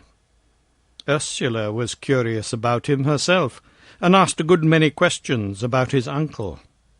It made the boys laugh, for I had told them the nonsense Satan had been stuffing her with. She got no satisfaction out of us, our tongues being tied. Ursula gave us a small item of information. Money being plenty now, she had taken on a servant to help about the house and run errands. She tried to tell it in a commonplace, matter-of-course way, but she was so set up by it and so vain of it that her pride in it leaked out pretty plainly. It was beautiful to see her veiled delight in this grandeur, poor old thing. But when we heard the name of the servant, we wondered if she had been altogether wise. For although we were young and often thoughtless, we had fairly good perception on some matters. This boy was Gottfried Nahr, a dull, good creature with no harm in him, and nothing against him personally. Still, he was under a cloud, and properly so, for it had not been 6 months since a social blight had mildewed the family. His grandmother had been burned as a witch. When that kind of a malady is in the blood, it does not always come out with just one burning. Just now was not a good time for Ursula and Margaret to be having dealings with a member of such a family, for the witch terror had risen higher during the past year than it had ever reached in the memory of the oldest villagers. The mere mention of a witch was about enough to frighten us out of our wits. This was natural enough, because of late years there were more kinds of witches than there used to be. In old times it had been only old women, but of late years they were of all ages, even children of 8 and 9. It was getting so that anybody might turn out to be a familiar of the devil. Age and sex hadn't anything to do with it. In our little region we had tried to extirpate the witches, but the more of them we burned, the more of the breed rose up in their places. Once, in a school for girls only 10 miles away, the teachers found that the back of one of the girls was all red and inflamed, and they were greatly frightened, believing it to be the devil's marks. The girl was scared, and begged them not to denounce her, and said it was only fleas. But of course it would not do to let the matter rest there. All the girls were examined, and 11 out of the 50 were badly marked. The rest less so. A commission was appointed, but the 11 only cried for their mothers and would not confess. Then they were shut up, each by herself, in the dark, and put on black bread and water for 10 days and nights. And by that time they were haggard and wild, and their eyes were dry, and they did not cry any more, but only sat and mumbled, and would not take the food. Then one of them confessed, and said they had often ridden through the air on broomsticks to the witches' sabbath, and in a bleak place high up in the mountains had danced and drunk and caroused with several 100 other witches and the evil one, and all had conducted themselves in a scandalous way, and had reviled the priests and blasphemed God. That is what she said, not in narrative form, for she was not able to remember any of the details without having them called to her mind one after the other. But the commission did that, for they knew just what questions to ask, they being all written down for the use of witch commissioners 2 centuries before. They asked, "Did you do so-and-so?" And she always said yes, and looked weary and tired, and took no interest in it. And so, when the other 10 heard that this one confessed, they confessed too, and answered yes to the questions. Then they were burned at the stake all together, which was just and right, and everybody went from all the countryside to see it. I went too, but when I saw that one of them was a bonny, sweet girl I used to play with, and looked so pitiful there chained to the stake, and her mother crying over her and devouring her with kisses, and clinging around her neck and saying, "Oh, my God, oh, my God!" it was too dreadful, and I went away. File 10. It was bitter cold weather when Gottfried's grandmother was burned. It was charged that she had cured bad headaches by kneading the person's head and neck with her fingers, as she said, but really by the devil's help, as everybody knew. They were going to examine her, but she stopped them and confessed straight off that her power was from the devil. So they appointed to burn her the next morning, early, in our market square. The officer who was to prepare the fire was there first, and prepared it. She was there next, brought by the constables, who left her and went to fetch another witch. Her family did not come with her. They might be reviled, maybe stoned, if the people were excited. I came and gave her an apple. She was squatting at the fire, warming herself and waiting, and her old lips and hands were blue with the cold. A stranger came next. He was a traveller, passing through, and he spoke to her gently, and seeing nobody but me there to hear, said he was sorry for her, and he asked if what she confessed was true, and she said no. He looked surprised, but still more sorry then, and asked her, "Then why did you confess?" "I'm old and very poor," she said, "and I work for my living. There was no way but to confess. If I hadn't, they might have set me free. Well, that would ruin me, for no one would forget that I'd been suspected of being a witch. and so I would get no more work, and wherever I went they would set the dogs on me. In a little while I would starve. The fire is best. It is soon over. You've been good to me, you two, and I thank you." She snuggled closer to the fire and put out her hands to warm them, the snowflakes descending soft and still on her old grey head, and making it white and whiter. The crowd was gathering now, and an egg came flying and struck her in the eye, and broke and ran down her face. There was a laugh at that. I told Satan all about the 11 girls and the old woman once, but it did not affect him. He only said it was the human race, and what the human race did was of no consequence. And he said he had seen it made, and it was not made of clay. It was made of mud. A part of it was, anyway. I knew what he meant by that. The moral sense. He saw the thought in my head, and it tickled him and made him laugh. Then he called a bullock out of a pasture, and petted it and talked with it, and said, "There, he wouldn't drive children mad with hunger and fright and loneliness, and then burn them for confessing to things invented for them which had never happened. And neither would he break the hearts of the innocent poor old women, and make them afraid to trust themselves among their own race, and he would not insult them in their death agony. For he's not besmirched with the moral sense, but is as the angels are, and knows no wrong, and never does it." Lovely as he was, Satan could be cruelly offensive when he chose, and he always chose when the human race was brought to his attention.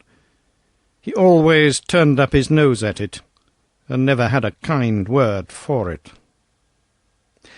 Well, as I was saying, we boys doubted if it was a good time for Ursula to be hiring a member of the Narr family. We were right. When the people found it out, they were naturally indignant.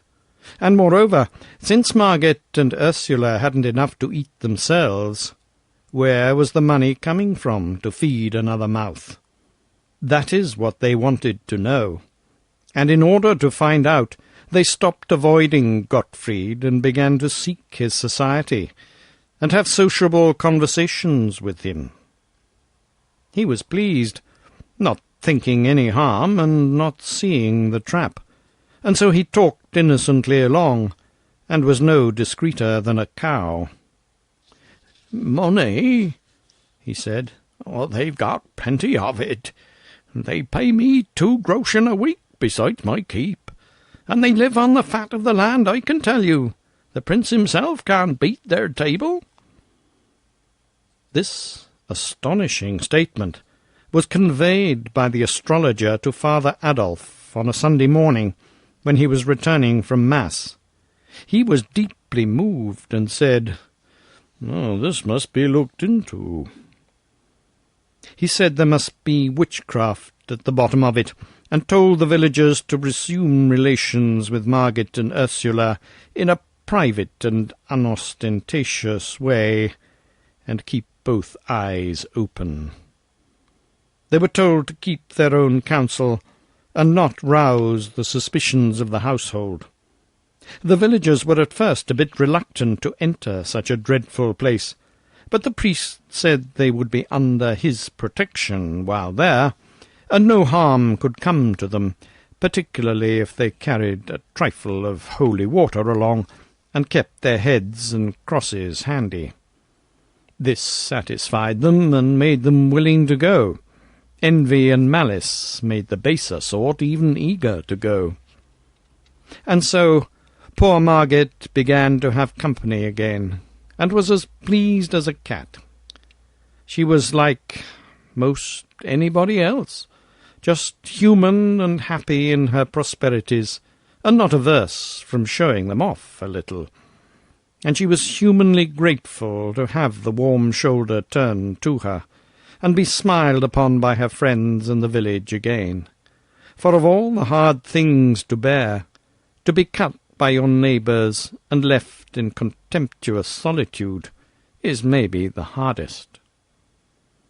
The bars were down, and we could all go there now, and we did, our parents and all, day after day.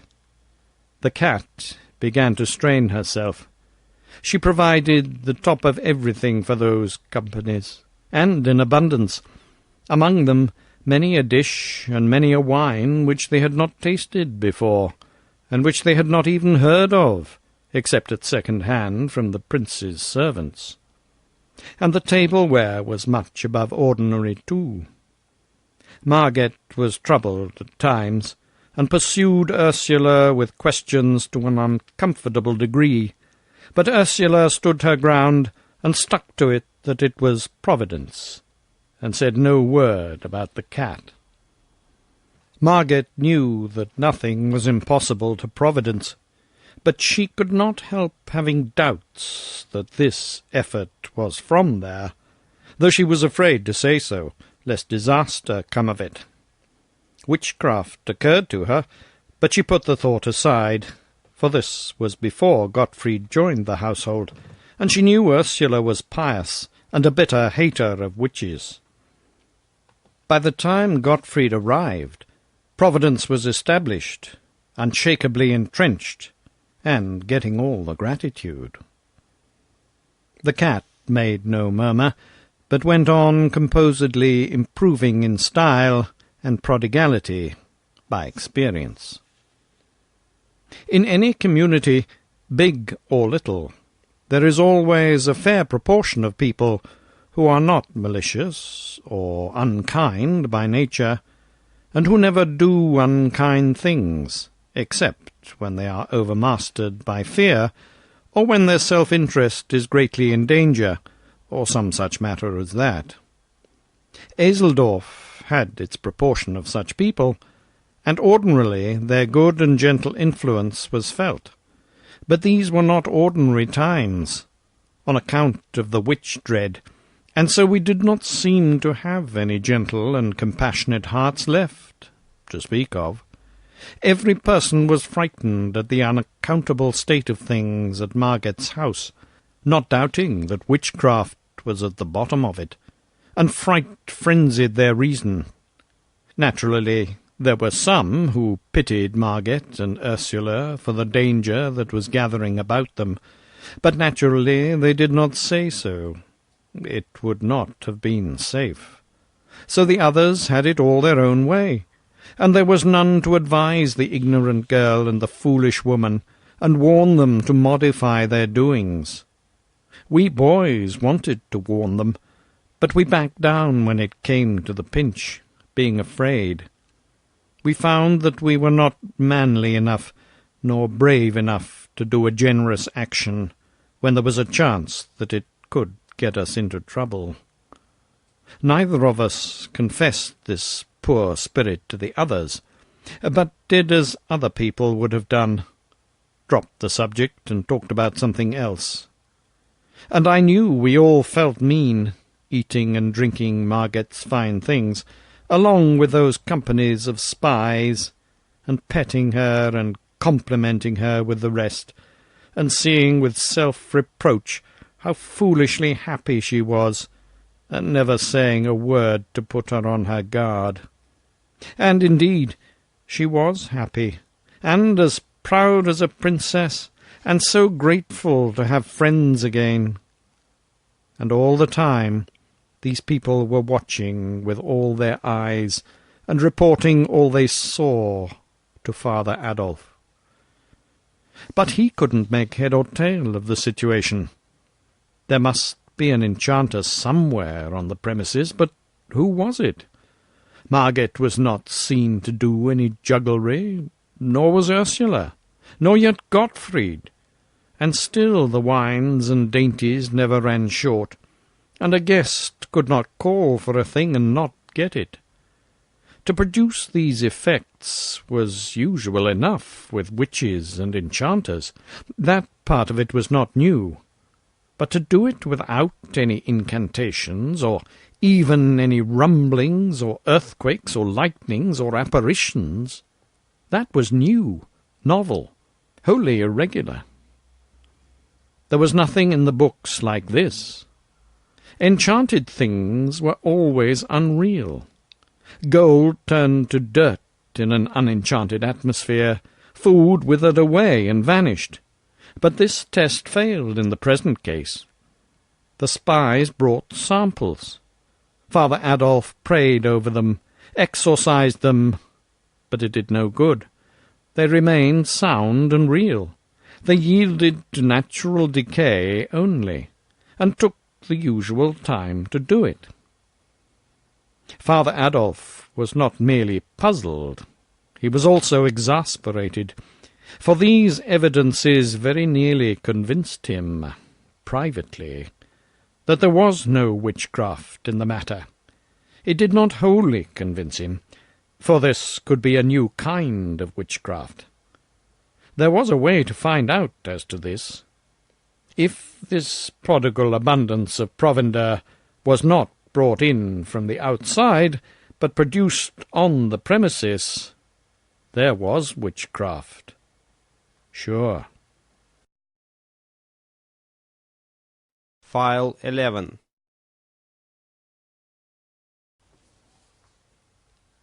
Chapter 7. Margaret announced a party and invited 40 people. The date for it was 7 days away. This was a fine opportunity. Margaret's house stood by itself, and it could be easily watched. All the week it was watched, night and day. Margaret's household went out and in as usual, but they carried nothing in their hands, and neither they nor others brought anything to the house. This was ascertained. Evidently rations for 40 people were not being fetched. If they were furnished any sustenance, it would have to be made on the premises. It was true that Margaret went out with a basket every evening, but the spies ascertained that she always brought it back empty. The guests arrived at noon and filled the place. Father Adolf followed. Also, after a little, the astrologer, without invitation. The spies had informed him that neither at the back nor the front had any parcels been brought in. He entered, and found the eating and drinking going on finely, and everything progressing in a lively and festive way. He glanced around, and perceived that many of the cooked delicacies and all of the native and foreign fruits were of a perishable character, and he also recognized that these were fresh and perfect. No apparitions, no incantations, no thunder. That settled it. This was witchcraft. And not only that, but of a new kind, a kind never dreamed of before. It was a prodigious power, an illustrious power. He resolved to discover its secret. The announcement of it would resound throughout the world, penetrate to the remotest lands, paralyze all the nations with amazement, and carry his name with it, and make him renowned for ever. It was a wonderful piece of luck, a splendid piece of luck. The glory of it made him dizzy. All the house made room for him. Margaret politely seated him. Ursula ordered Gottfried to bring a special table for him. Then she decked it and furnished it, and asked for his orders. "Bring me what you will," he said. The two servants brought supplies from the pantry, together with white wine and red, a bottle of each. The astrologer, who very likely had never seen such delicacies before, poured out a beaker of red wine, drank it off, poured another, then began to eat with a grand appetite. I was not expecting Satan, for it was more than a week since I had seen or heard of him. But now he came in. I knew it by the feel, though people were in the way and I could not see him. I heard him apologizing for intruding, and he was going away, but Margaret urged him to stay, and he thanked her and stayed. She brought him along, introducing him to the girls and to Meidling, and some of the elders, and there was quite a rustle of whispers. "It's the young stranger we hear so much about, and can't get sight of. He's away so much. Dear, dear, but he is beautiful. What's his name?" "Philip Traum." "Ah, it fits him." You see, Traum is German for dream. "What does he do?" "Studying for the ministry, they say." "His face is his fortune. He'll be a cardinal some day." "Where is his home?" "Oh, way down in the tropics, they say. Has a rich uncle down there." And so on. He made his way at once. Everybody was anxious to know him and talk with him. Everyone noticed how cool and fresh it was all of a sudden, and wondered at it, for they could see that the sun was beating down the same as before outside, and the sky was clear of clouds, but no one guessed the reason, of course. The astrologer had drunk his second beaker. He poured out a third. He set the bottle down, and by accident overturned it. He seized it before much was spilled, and held it up to the light, saying, "Oh, what a pity! It's royal wine." Then his face lighted with joy, or triumph, or something, and he said, "Quick! Bring a bowl." It was brought, a 4-quart one. He took up that 2-pint bottle, and began to pour. Went on pouring, the red liquor gurgling and gushing into the white bowl, and rising higher and higher up its sides, everybody staring and holding their breath, and presently the bowl was full to the brim. "Look at the bottle," he said, holding it up. "It is full yet." I glanced at Satan, and in that moment he vanished. Then Father Adolf rose up, flushed and excited, crossed himself, and began to thunder in his great voice, "This house is bewitched and accursed." People began to cry and shriek and crowd toward the door. "I summon this detected household to—" His words were cut off short. His face became red, then purple, but he could not utter another sound.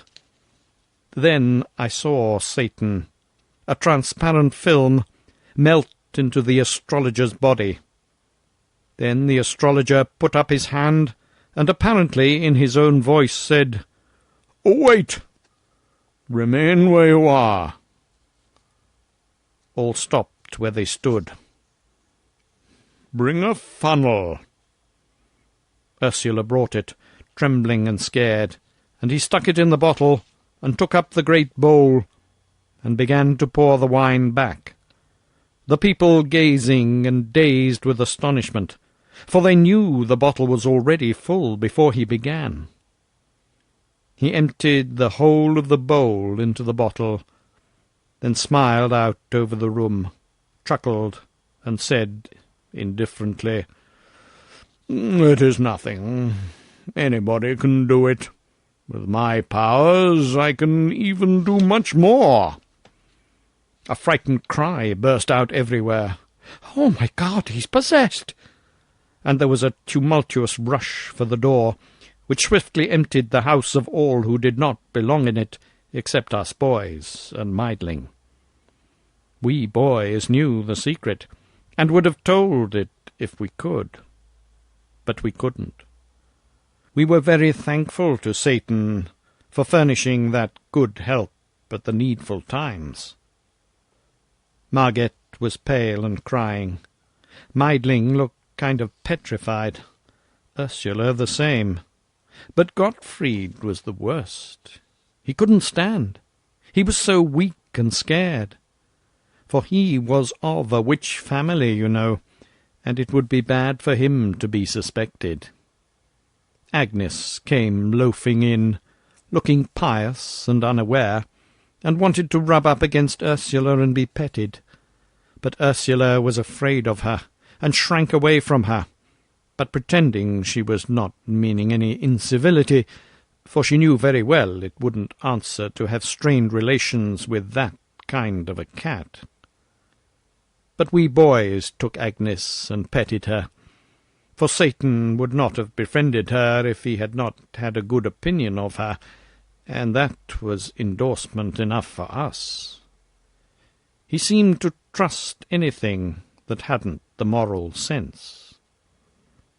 Outside, the guests, panic-stricken, scattered in every direction, and fled in a pitiable state of terror.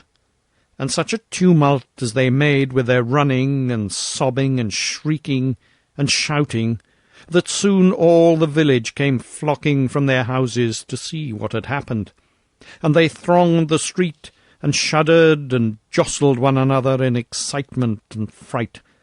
And then Father Adolf appeared, and they fell apart in two walls like the cloven Red Sea, and presently down this lane the astrologer came striding and mumbling, and where he passed the lane surged back in packed masses and fell silent with awe, and their eyes stared and their breasts heaved, and several women fainted.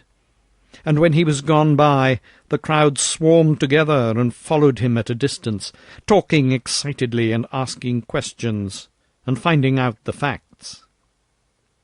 Finding out the facts and passing them on to others, with improvements. Improvements which soon enlarged the bowl of wine to a barrel, and made the one bottle hold it all, and yet remain empty to the last. When the astrologer reached the market square, he went straight to a juggler, fantastically dressed, who was keeping 3 brass balls in the air, and took them from him, and faced around upon the approaching crowd, and said, "This poor clown is ignorant of his art. Come forward and see an expert perform." So saying, he tossed the balls up one after another, and set them whirling in a slender bright oval in the air, and added another, then another, and another, and soon, no one seeing whence he got them, adding, the oval lengthening all the time, his hands moving so swiftly that they were just a web or a blur, and not distinguishable as hands. And such as counted said there were now 100 balls in the air. The spinning great oval reached up 20 feet into the air, and was a shining and glinting and wonderful sight. Then he folded his arms, and told the balls to go on spinning without his help, and they did it. After a couple of minutes he said, "There, that will do," and the oval broke, and came crashing down, and the balls scattered abroad and rolled every whither. And wherever one of them came, the people fell back in dread, and no one would touch it. It made him laugh, and he scoffed at the people and called them cowards and old women. Then he turned and saw the tightrope, and said foolish people were daily wasting their money to see a clumsy and ignorant varlet degrade that beautiful art. Now they should see the work of a master. With that he made a spring in the air, and lit firm on his feet on the rope. Then he hopped the whole length of it back and forth on one foot, with his hands clasped over his eyes, and next he began to throw somersaults, both backward and forward, and threw 27. The people murmured, for the astrologer was old, and always before had been halting of movement, and at times even lame. But he was nimble enough now, and went on with his antics in the liveliest manner. Finally he sprang lightly down and walked away, and passed up the road and around the corner, and disappeared. Then that great, pale, silent, solid crowd drew a deep breath, and looked into one another's faces, as if they said, "Was it real? Did you see it? Or was it only I, and I was dreaming?" File 12. Then they broke into a low murmur of talking, and fell apart in couples, and moved towards their homes, still talking in that awed way, with faces close together, and laying a hand on an arm, and making other such gestures as people make when they have been deeply impressed by something. We boys followed behind our fathers, and listened, catching all we could of what they said, and when they sat down in our house and continued their talk, they still had us for company. They were in a sad mood, for it was certain, they said, that disaster for the village must follow this awful visitation of witches and devils. Then my father remembered that Father Adolf had been struck dumb at the moment of his denunciation. They have not ventured to lay their hands upon an anointed priest of God before, he said. And how could they have dared it this time? I cannot make it out, for he wore his crucifix, isn't it so? Yes, said the others. We saw it. Oh, it is serious, friends, it is very serious. Always before we had a protection. It has failed. The others shook, as with a sort of chill, and muttered those words over. It has failed. God has forsaken us. It is true, said Seppi, Vollmeier's father. There is nowhere to look for help. The people will realize this, said Nicholas's father, the judge, and despair will take away their courage and their energies. We have indeed fallen upon evil times. He sighed, and Vollmeier said in a troubled voice, The report of it will go about the country, and our village will be shunned as being under the displeasure of God. The Golden Stag will know hard times. True, neighbour, said my father. All of us will suffer, all in repute, many in estate. And, good God, what is it? That can come to finish us. Name it. Name it. Gottes Willen. The interdict. It smote like a thunderclap, and they were like to swoon with the terror of it. Then the dread of this calamity roused their energies, and they stopped brooding and began to consider ways to avert it. They discussed this, that, and the other way, and talked till the afternoon was far spent, then confessed that at present they could arrive at no decision. So they parted sorrowfully, with oppressed hearts which were filled with bodings. While they were saying their parting words, I slipped out, and set my course for Margaret's house, to see what was happening there. I met many people, but none of them greeted me. It ought to have been surprising, but it was not, for they were so distraught with fear and dread that they were not in their right minds, I think. They were white and haggard, and walked like persons in a dream, their eyes open but seeing nothing, their lips moving but uttering nothing, and worriedly clasping and unclasping their hands without knowing it. At Marget's it was like a funeral. She and Wilhelm sat on the sofa but said nothing, and not even holding hands. Both were steeped in gloom, and Marget's eyes were red from the crying she'd been doing. She said, "I have been begging him to go and come no more, and so save himself alive. I cannot bear to be his murderer. This house is bewitched, and no inmate will escape the fire. But he will not go, and he will be lost with the rest." Wilhelm said he would not go.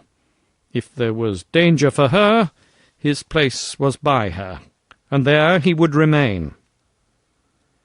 Then she began to cry again, and it was all so mournful that I wished I'd stayed away. There was a knock now, and Satan came in, fresh and cheery and beautiful, and brought that whiny atmosphere of his, and changed the whole thing.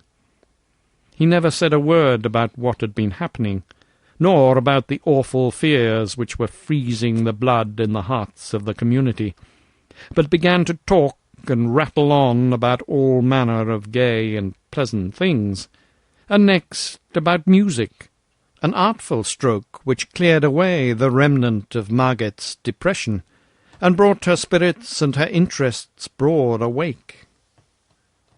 She had not heard anyone talk so well and so knowingly on that subject before, and she was so uplifted by it, and so charmed that what she was feeling lit up her face, and came out in her words, and Wilhelm noticed it, and did not look as pleased as he ought to have done.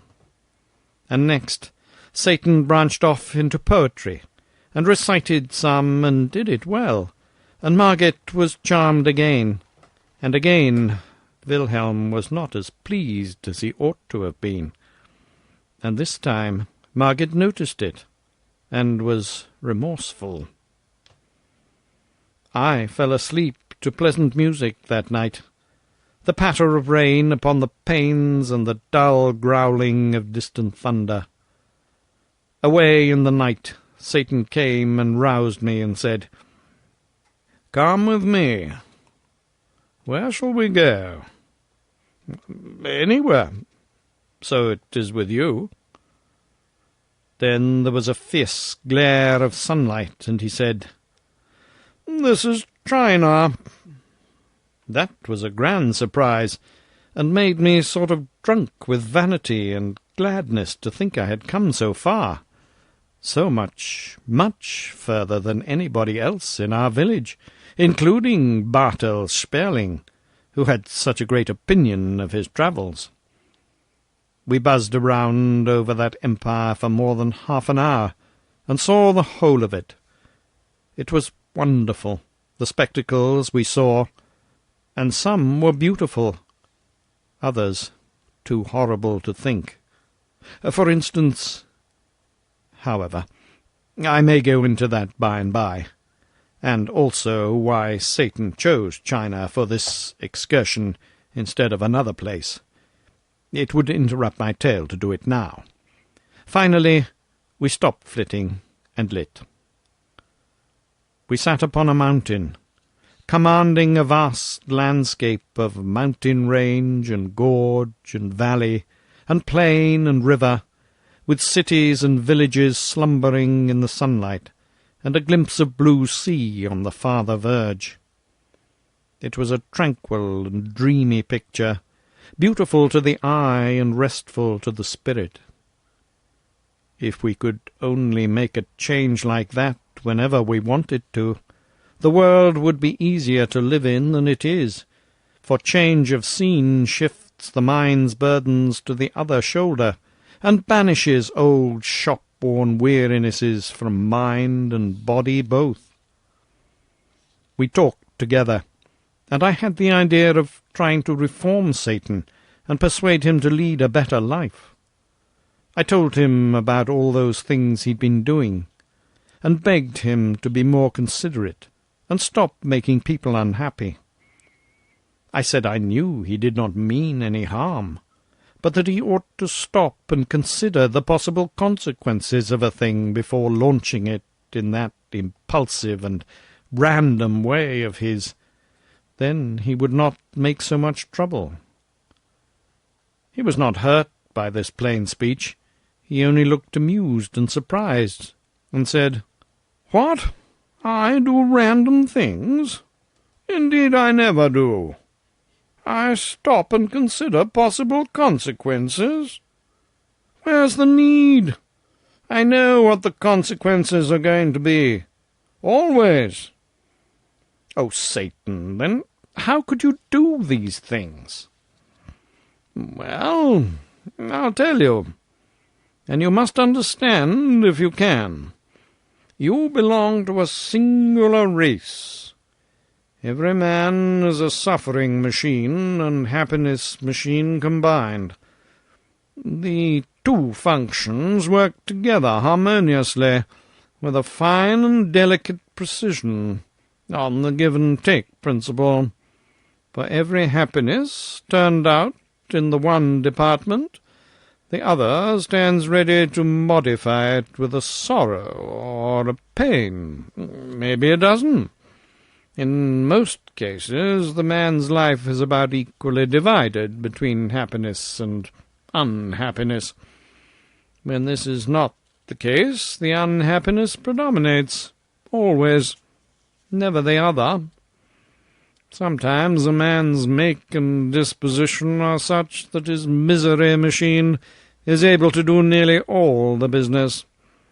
Such a man goes through life almost ignorant of what happiness is. Everything he touches, everything he does, brings misfortune upon him. You've seen such people? To that kind of a person, life is not an advantage, is it? It's only a disaster. Sometimes, for an hour's happiness, a man's machinery makes him pay years of misery. Don't you know that? It happens every now and then. I'll give you a case or two presently. Now, the people of your village are nothing to me. You know that, don't you?" I did not like to speak out too flatly, so I said I had suspected it. "Well, it's true that they're nothing to me. It's not possible they should be. The difference between them and me is abysmal, immeasurable. They have no intellect." "No intellect?" "Nothing that resembles it. At a future time I will examine what man calls his mind, and give you the details of that chaos. Then you will see and understand. Men have nothing in common with me. There's no point of contact. They have foolish little feelings, and foolish little vanities, and impertinences, and ambitions. Their foolish little life is but a laugh, a sigh, an extinction, and they have no sense. Well, only the moral sense. I'll show you what I mean. Here is a red spider, not so big as a pin's head.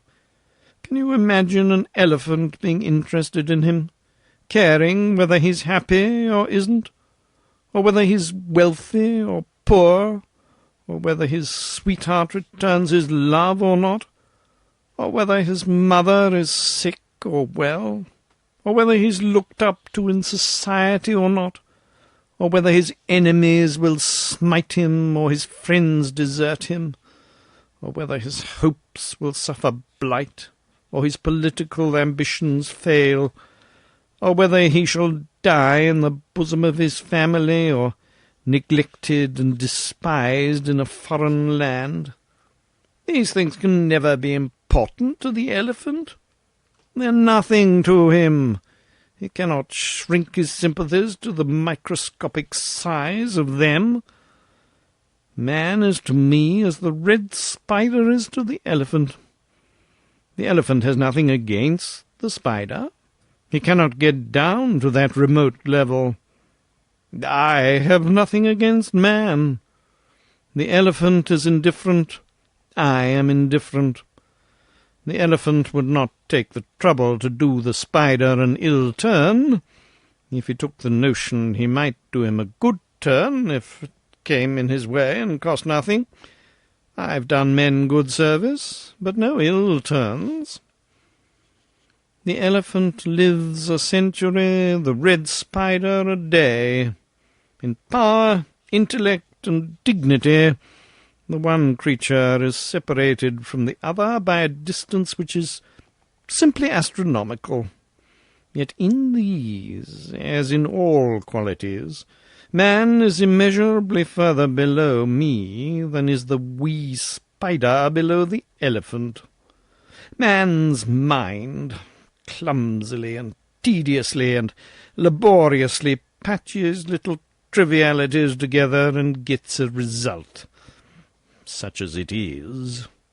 My mind creates. Do you get the force of that? Creates anything it desires, and in a moment. Creates without material, creates fluids, solids, colours, anything, everything, out of the airy nothing which is called thought. A man imagines a silk thread, imagines a machine to make it, imagines a picture, then by weeks of labour embroiders it on canvas with the thread. I think the whole thing, and in a moment it is before you, created. I think a poem, music, the record of a game of chess, anything, and it is there. This is the immortal mind. Nothing is beyond its reach. Nothing can obstruct my vision. The rocks are transparent to me, and darkness is daylight. I do not need to open a book. I take the whole of its contents into my mind at a single glance, through the cover. And in a million years I could not forget a single word of it, or its place in the volume. Nothing goes on in the skull of man, bird, fish, insect, or other creature which can be hidden from me. I pierce the learned man's brain with a single glance, and the treasures which cost him 60 years to accumulate are mine. He can forget, and he does forget, but I retain. File 13. Now then, I perceive by your thoughts that you are understanding me fairly well. Let us proceed. Circumstances might so fall out that the elephant could like the spider, supposing he can see it, but he could not love it. His love is for his own kind, for his equals.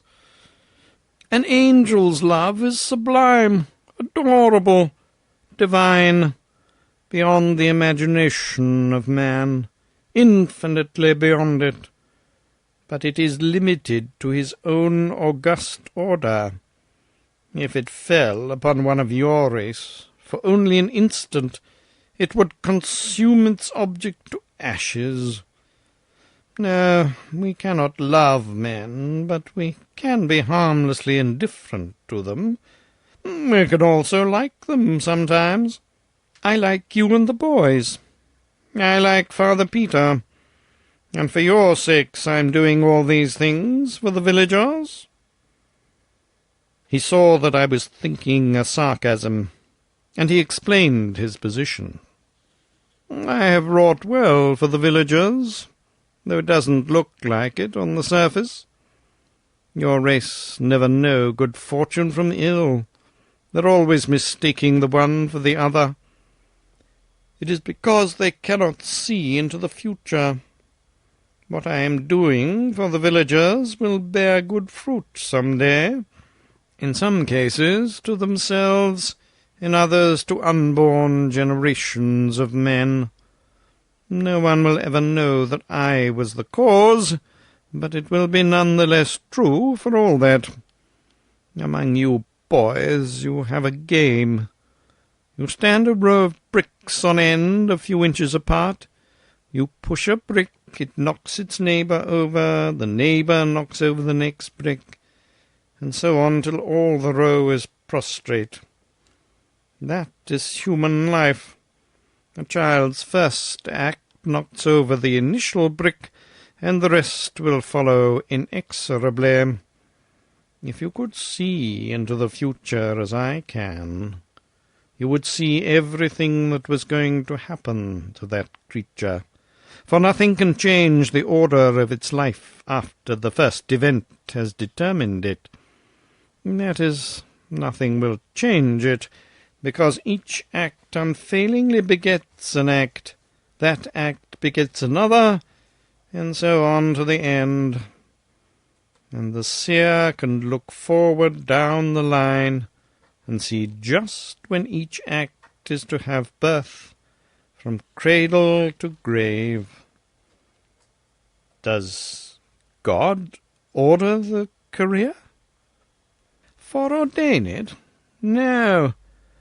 The man's circumstances and environment order it.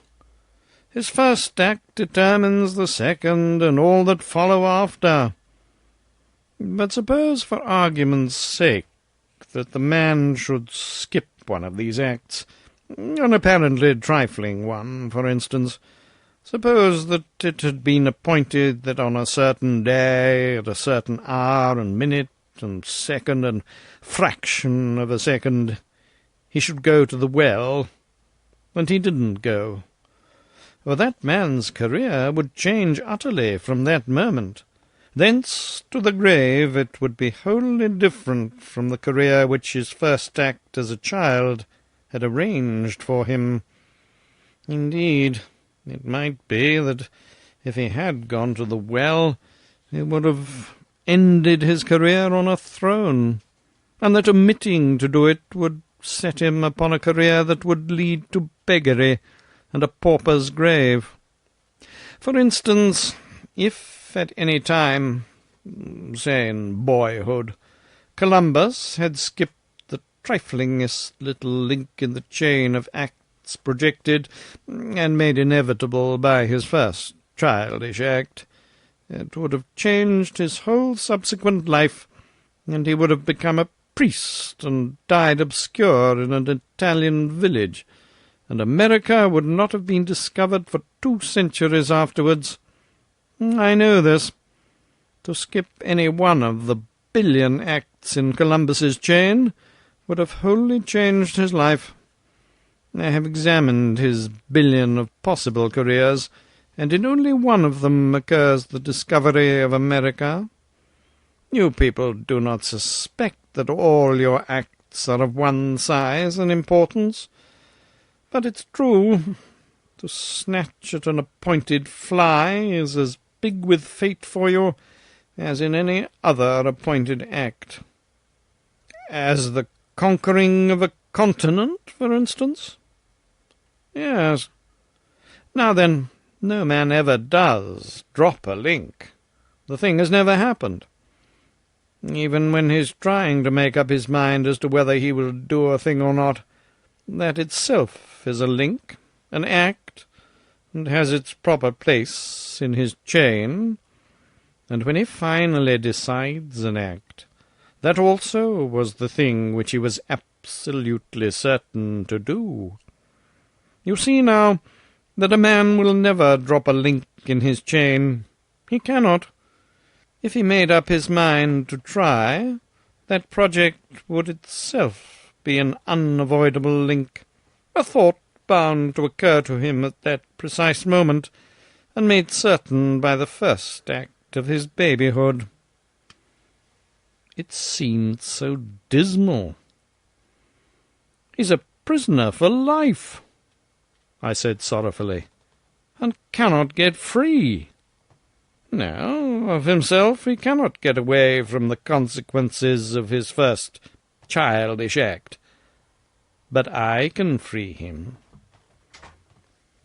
I looked up wistfully. "I've changed the careers of a number of your villagers." I tried to thank him, but found it difficult, and let it drop. "I shall make some other changes. You know that little Lisa Brandt?" "Oh, yes, everybody does. My mother says she's so sweet and so lovely that she's not like any other child. She says that she will be the pride of the village when she grows up, and its idol too, just as she is now. I shall change her future." "Make it better?" I asked. "Yes, and I will change the future of Nikolaus." I was glad this time, and said, "I don't need to ask about his case. You'll be sure to do generously by him." "It is my intention." Straight off, I was building that great future of Nicky's in my imagination, and had already made a renowned general of him, and Hofmeister at the court, when I noticed that Satan was waiting for me to get ready to listen again.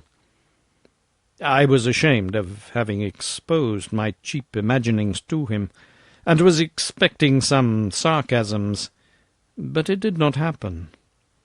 He proceeded with his subject. "Nicky's appointed life is 62 years.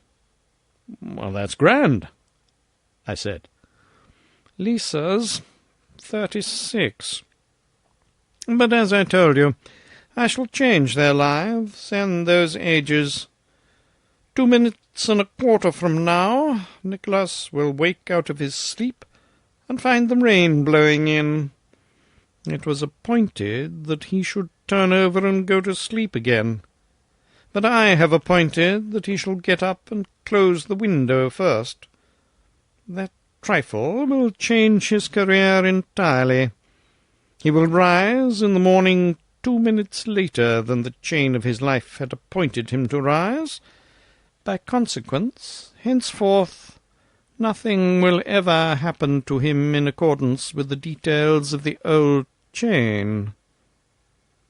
He took out his watch, and sat looking at it a few moments, and then said, "Nicholas has risen to close the window. His life is changed. His new career has begun. There will be consequences." It made me feel creepy. It was uncanny. But for this change, certain things would happen 12 days from now.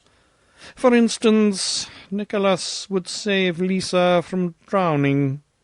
He would arrive on the scene at exactly the right moment, 4 minutes past 10, the long-ago appointed instant of time, and the water would be shoal, the achievement easy and certain. But he will arrive some seconds too late now. Lisa will have struggled into deeper water. He will do his best, but both will drown. "Oh, Satan! Oh, dear Satan!" I cried, with the tears rising in my eyes. "Save them! Don't let it happen! I can't bear to lose Nicholas. He's my loving playmate and friend. And think of Lisa's poor mother." I clung to him, and begged and pleaded, but he was not moved. He made me sit down again, and told me I must hear him out. "I have changed Nicholas's life, and this changed Lisa's. If I had not done this, Nicholas would save Lisa, then he would catch cold from his drenching. One of your race's fantastic and desolating scarlet fevers would follow, with pathetic after-effects. For 46 years he would lie in his bed as a paralytic log, deaf, dumb, blind, and praying night and day for the blessed relief of death. Shall I change his life back? Oh, no. Oh, not for the world. In charity and pity, leave it as it is. It is best so. I could not have changed any other link in his life and done him so good a service. He had 1,000,000,000 possible careers, but not one of them was worth living. They were charged full with miseries and disasters. But for my intervention he would do his brave deed 12 days from now, a deed begun and ended in 6 minutes, and get for all reward those 46 years of sorrow and suffering I told you of. That's one of the cases I was thinking of a while ago, when I said that sometimes an act which brings the actor an hour's happiness and self-satisfaction is paid for or punished by years of suffering. I wondered what poor little Lisa's early death would save her from. He answered the thought. From 10 years of pain and slow recovery from an accident, and then from 19 years pollution, shame, depravity, crime, ending with death at the hands of the executioner. 12 days hence she will die. Her mother would save her life if she could. Am I not kinder than her mother? Oh, yes. Oh, indeed, yes. And wiser. Father Peter's case is coming on presently. He will be acquitted through unassailable proofs of his innocence. Why, Satan, how can that be? Do you really think it? Indeed, I know it. His good name will be restored, and the rest of his life will be happy. I can believe it. To restore his good name will have that effect. His happiness will not proceed from that cause. I shall change his life that day for his good. He will never know his good name has been restored. In my mind, and modestly, I asked for particulars, but Satan paid no attention to my thought. Next, my mind wandered to the astrologer, and I wondered where he might be. "In the moon," said Satan, with a fleeting sound which I believe was a chuckle. "I've got him on the cold side of it, too. He doesn't know where he is, and he's not having a pleasant time. Still, it's good enough for him, a good place for his star studies. I shall need him presently. Then I shall bring him back and possess him again. He has a long and cruel and odious life before him. But I'll change that, for I've no feeling against him, and I'm quite willing to do him a kindness. I think I shall get him burned. He had such strange notions of kindness. But angels are made so, and do not know any better. Their ways are not like our ways, and besides, human beings are nothing to them. They think they're only freaks. It seems to me odd that he should put the astrologer so far away. He could have dumped him in Germany just as well, where he would be handy.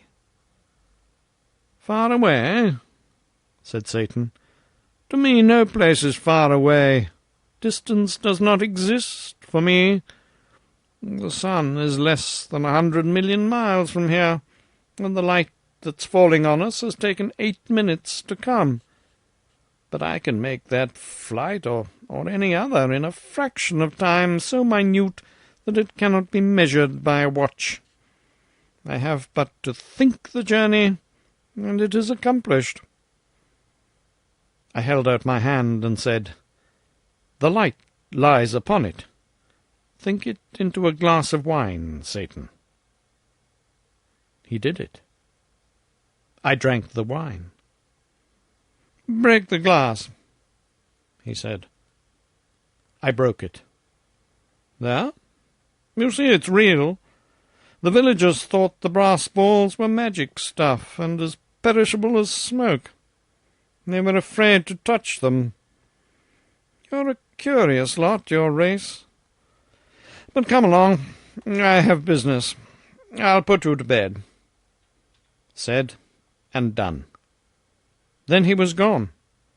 But his voice came back to me through the rain and darkness, saying, "Ah, yes, tell Seppi, but no other." It was the answer to my thought. File 14.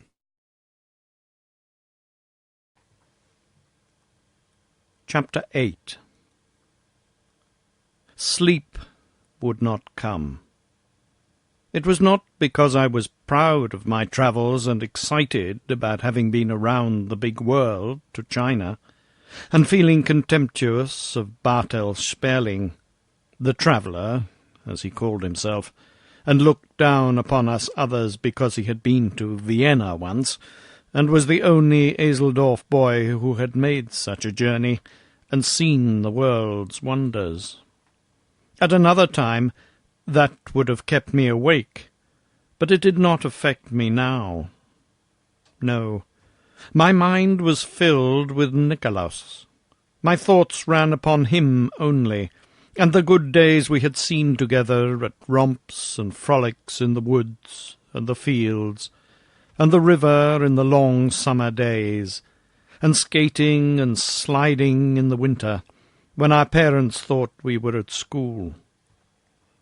And now he was going out of this young life, and the summers and winters would come and go, and we others would rove and play as before, but his place would be vacant.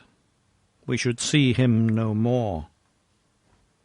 Tomorrow he would not suspect, but would be as he had always been, and it would shock me to hear him laugh, and see him do lightsome and frivolous things, for to me he would be a corpse, with waxen hands and dull eyes, and I should see the shroud around his face, and next day he would not suspect, nor the next, and all the time his handful of days would be wasting swiftly away, and that awful thing coming nearer and nearer, his fate closing steadily around him, and no one knowing it but Seppi and me. 12 days. Only 12 days. It was awful to think of. I noticed that in my thoughts I was not calling him by his familiar names, Nick and Nicky, but was speaking of him by his full name, and reverently, as one speaks of the dead.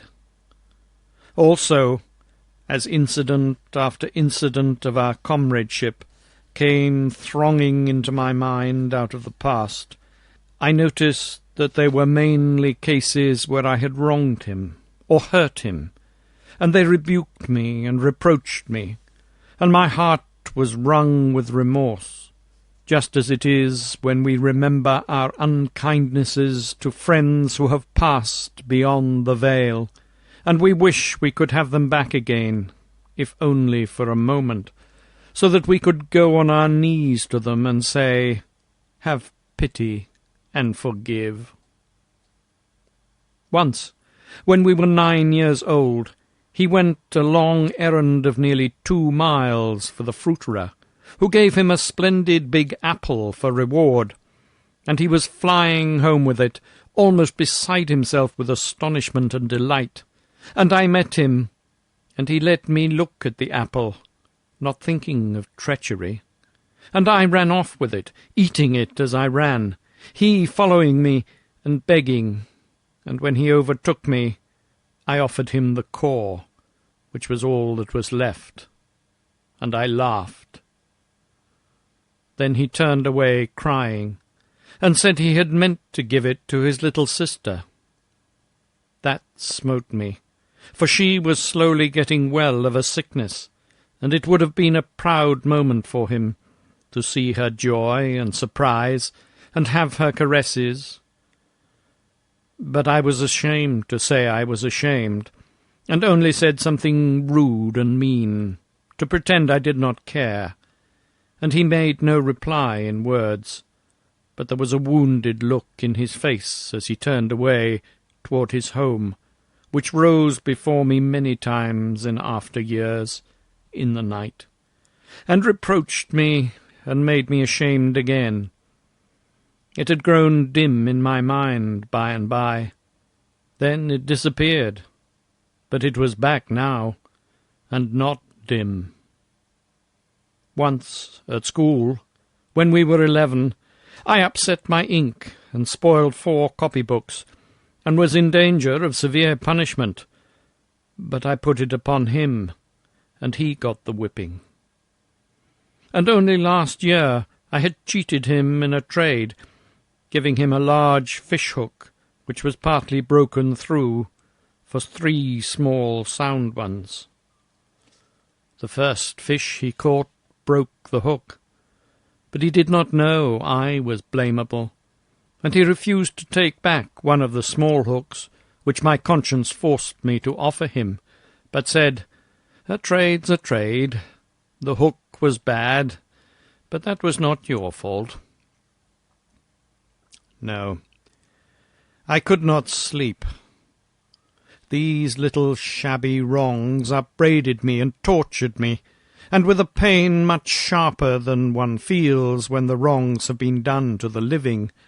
Nicholas was living, but no matter. He was to me as one already dead. The wind was still moaning about the eaves, the rain still pattering upon the panes.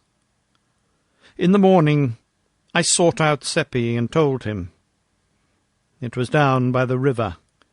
His lips moved, but he did not say anything. He only looked dazed and stunned, and his face turned very white. He stood like that a few moments, the tears welling into his eyes. Then he turned away, and I locked my arm in his, and we walked along, thinking, but not speaking. We crossed the bridge, and wandered through the meadows, and up among the hills and the woods, and at last the talk came and flowed freely, and it was all about Nicholas, and was a recalling of the life we had lived with him. And every now and then Seppi said, as if to himself, 12 days, less than 12 days. We said we must be with him all the time. We must have all of him we could. The days were precious now. Yet we did not go to seek him. It would be like meeting the dead, and we were afraid. We did not say it, but that was what we were feeling. And so it gave us a shock when we turned a curve and came upon Nicholas face to face. He shouted gaily, "Hi, hi! What's the matter? Have you seen a ghost?" We couldn't speak. But there was no occasion. He was willing to talk for us all, for he had just seen Satan, and was in high spirits about it. Satan had told him about our trip to China, and he had begged Satan to take him on a journey, and Satan had promised. It was to be a far journey, and wonderful and beautiful, and Nicholas had begged him to take us too, but he said no. He would take us some day, maybe, but not now. Satan would come for him on the 13th, and Nicholas was already counting the hours. He was so impatient. That was the fatal day. We were already counting the hours, too. We wandered many a mile, always following paths which had been our favourites from the days when we were little, and always we talked about the old times. All the blitheness was with Nicholas. We others could not shake off our depression. Our tone towards Nicholas was so strangely gentle and tender and yearning that he noticed it and was pleased, and we were constantly doing him deferential little offices of courtesy, and saying, "Wait, let me do that for you." And that pleased him too. I gave him 7 fish-hooks, all I had, and made him take them, and Seppi gave him his new knife and a humming top painted red and yellow, atonements for swindles practised upon him formerly, as I learned later, and probably no longer remembered by Nicholas now. These things touched him, and he could not have believed that we loved him so, and his pride in it and gratefulness for it cut us to the heart. We were so undeserving of them. When we parted at last, he was radiant, and said he had never had such a happy day. As we walked along homeward, Seppi said, "We always prized him, but never so much as now, when we are going to lose him."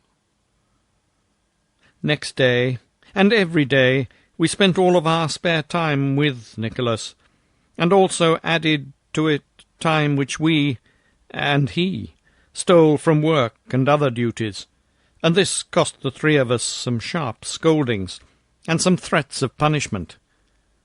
Every morning 2 of us woke with a start and a shudder, saying, as the days flew along, "Only 10 days left. Only 9 days left. Only 8.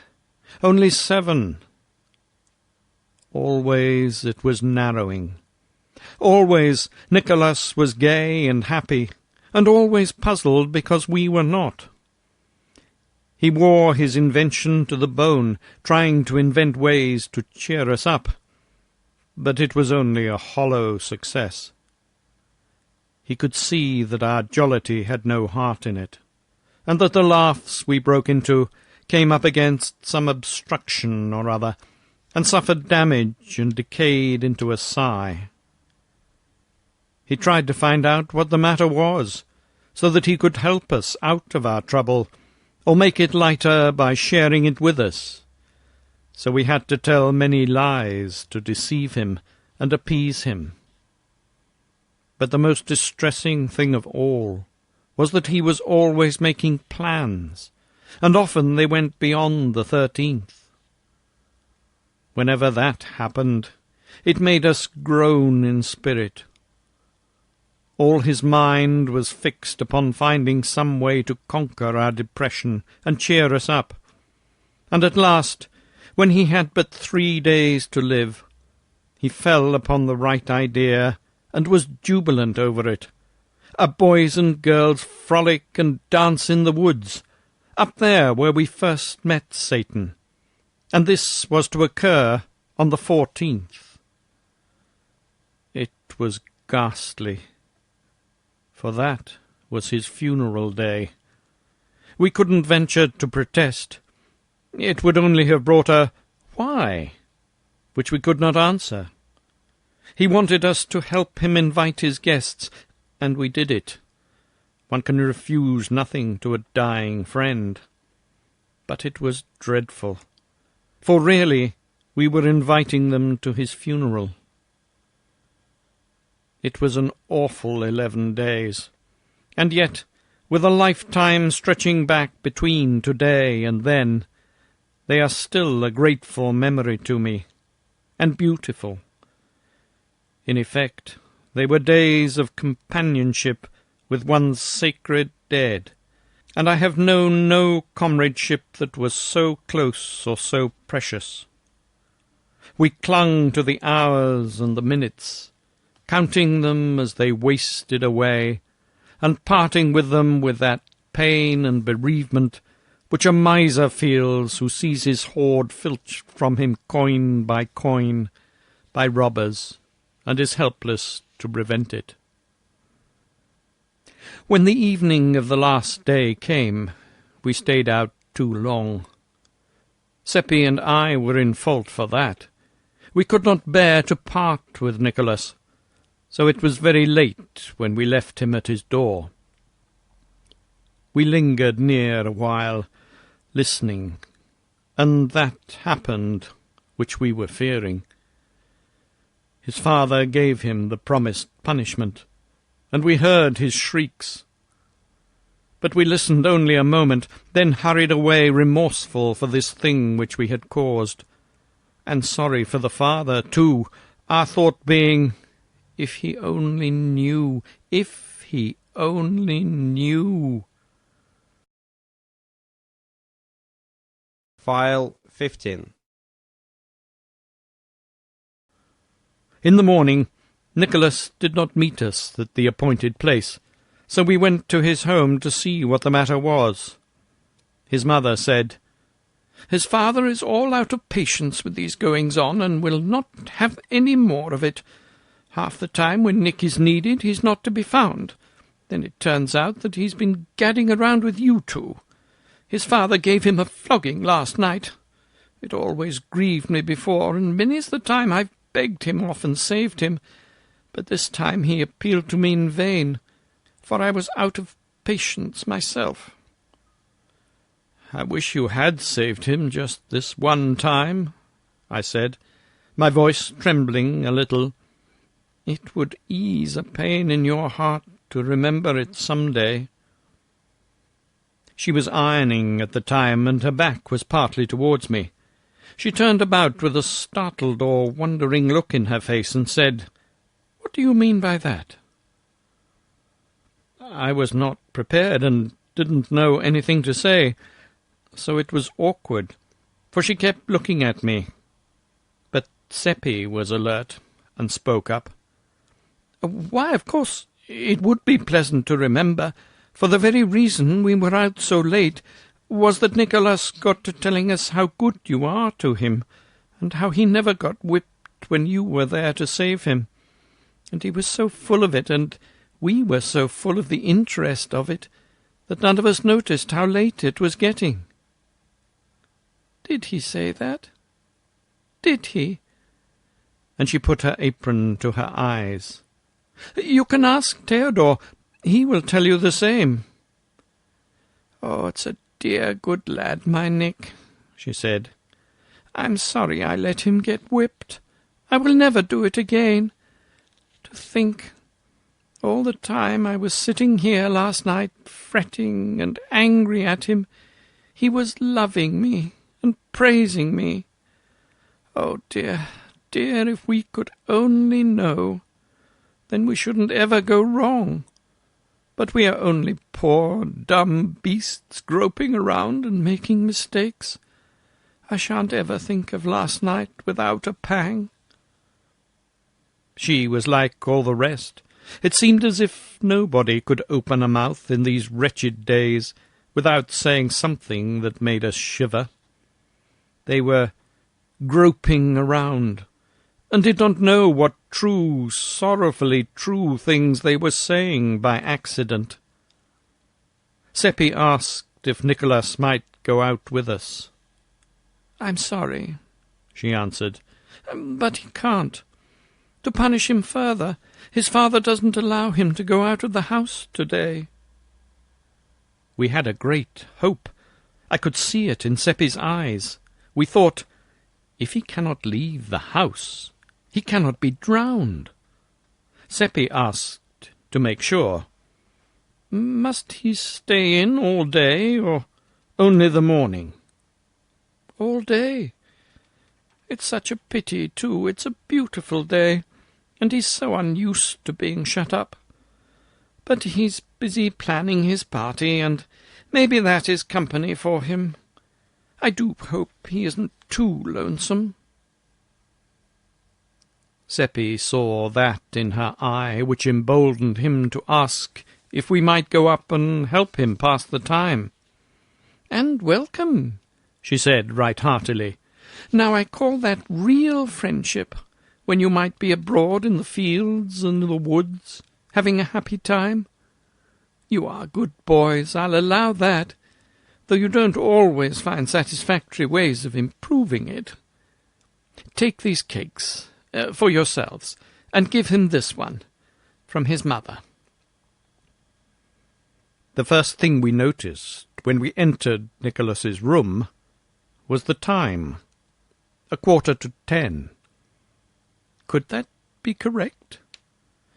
Only such a few minutes to live?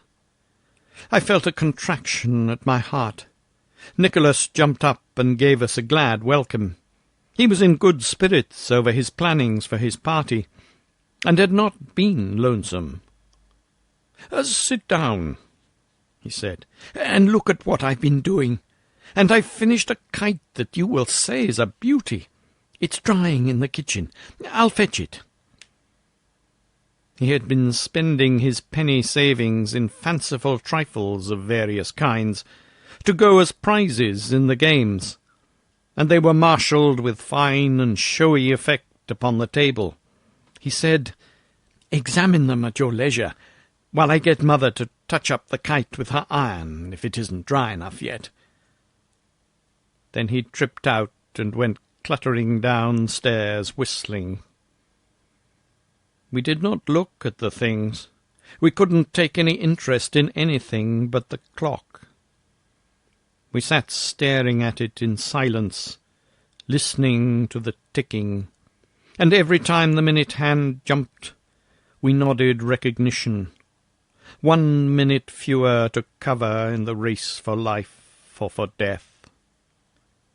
Finally, Seppi drew a deep breath and said, 2 minutes to 10. 7 minutes more, and he'll pass the death point. Oh, Theodore, he's going to be saved. He's going to— Hush! I'm on needles. Watch the clock and keep still. 5 minutes more. We were panting with the strain and the excitement. Another 3 minutes, and there was a footstep on the stair. Saved! And we jumped up and faced the door. The old mother entered, bringing the kite. "Isn't it a beauty?" she said. "And dear me, how he has slaved over it, ever since daylight, I think, and only finished it a while before you came." She stood it against the wall, and stepped back to take a view of it. "He drew the pictures his own self, and I think they're very good. The church isn't so very good, I'll have to admit, but look at the bridge. Anyone can recognize the bridge in a minute. He asked me to bring it up. Oh, dear me, it's 7 minutes past 10, and I— But where is he? He— Oh, he'll be here soon. He's just gone out a minute." "Gone out?" "Yes. Just as he came downstairs, little Lisa's mother came in and said that the child had wandered off somewhere, and as she was a little uneasy, I told Nicholas to never mind about his father's orders, to go and look her up." "Why, how white you two do look! I do believe you're sick. Sit down. I'll fetch you something. That cake has disagreed with you. It is a little heavy, but I thought—" She disappeared without finishing her sentence, and we hurried at once to the back window and looked toward the river. There was a great crowd at the other end of the bridge, and people were flying toward that point from every direction. Oh, it's all over. Poor Nicholas.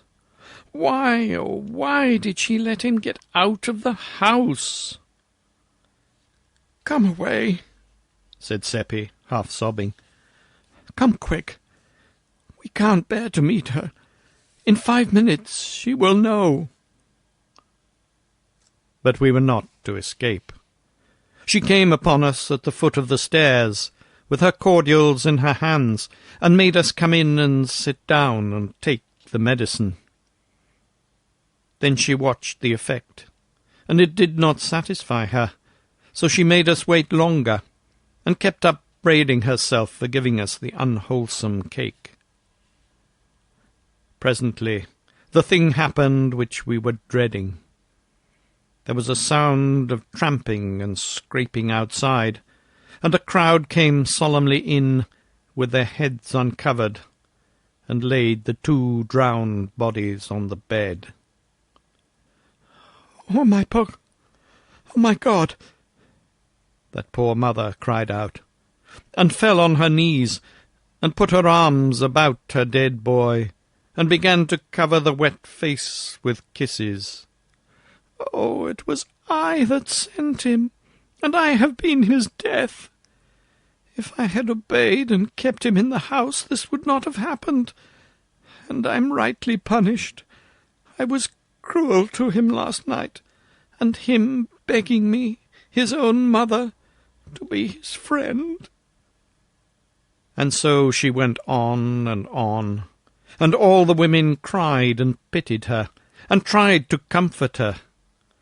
But she could not forgive herself, and could not be comforted, and kept on saying if she had not sent him out, he would be alive and well now, and she was the cause of his death. It shows how foolish people are when they blame themselves for anything they have done. Satan knows, and he said nothing happens that your first act hasn't arranged to happen and made inevitable.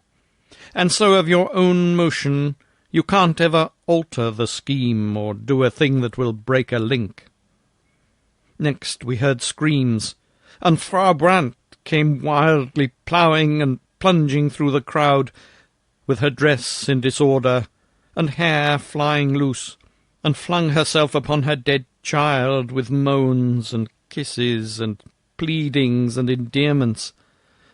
And by she rose up almost exhausted with her outpourings of passionate emotion, and clenched her fist, and lifted it toward the sky, and her tear-drenched face grew hard and resentful, and she said, "For nearly 2 weeks I've had dreams and presentiments and warnings that death was going to strike what was most precious to me, and day and night and day I have grovelled in the dirt before him, praying him to have pity on my innocent child, and save it from harm.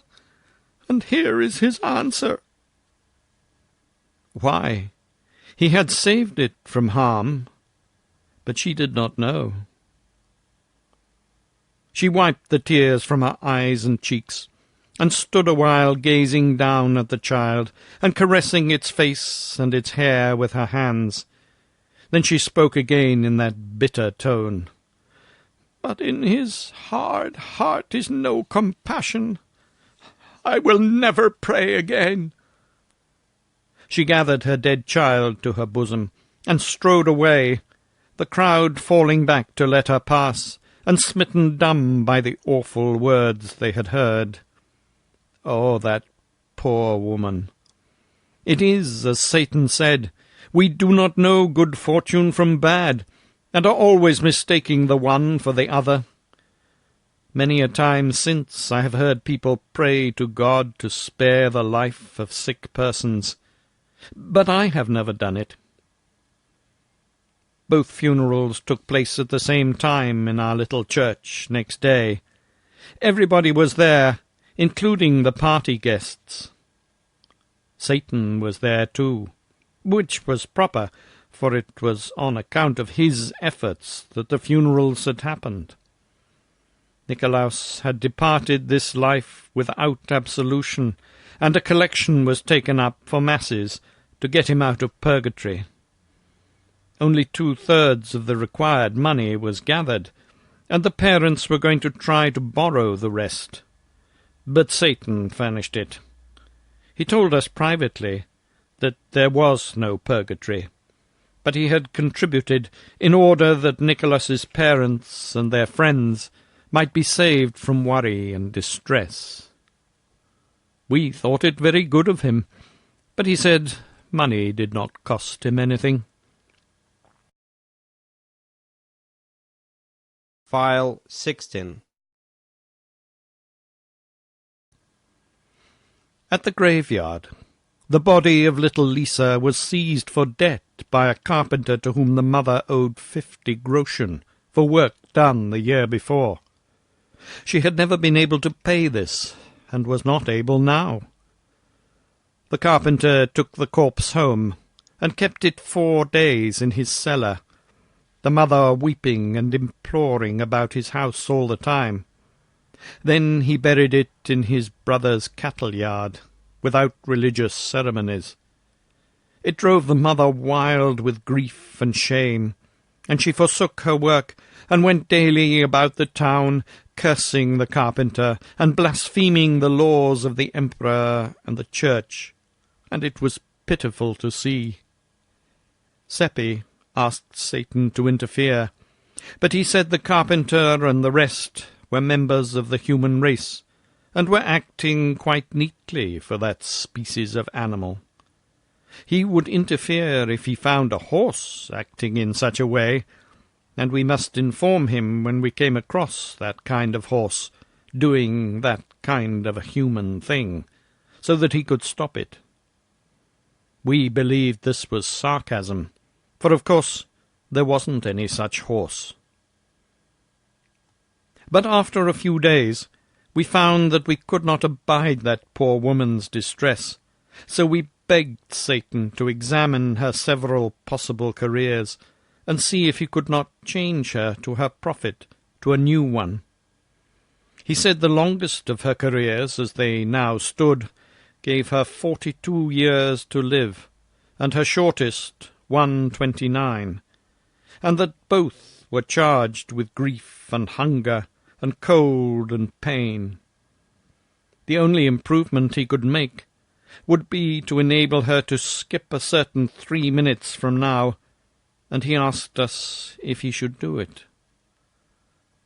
This was such a short time to decide in, that we went to pieces with nervous excitement, and before we could pull ourselves together and ask for particulars, he said the time would be up in a few more seconds. So then we gasped out, "Do it!" "It is done," he said. "She was going round a corner. I've turned her back. It's changed her career." "Then what will happen, Satan?" "Well, it's happening now. She's having words with Fisher, the weaver. In his anger, Fisher will straightway do what he should not have done, but for this accident. He was present when she stood over her child's body, and uttered those blasphemies." "What will he do?" "He's doing it now. Betraying her. In 3 days she will go to the stake." We could not speak.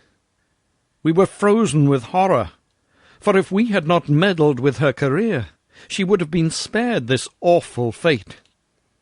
Satan noticed these thoughts and said, "What you are thinking is strictly human-like, that is to say, foolish. The woman is advantaged. Die when she might, she would go to heaven.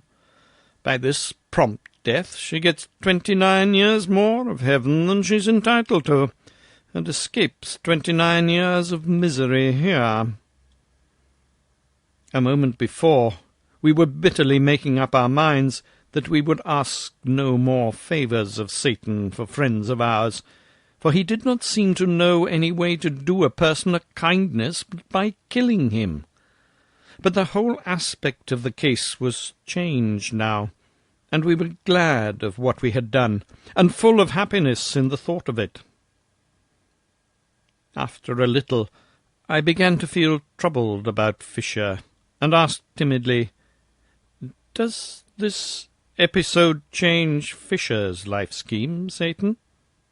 "Change it? Why, certainly, and radically.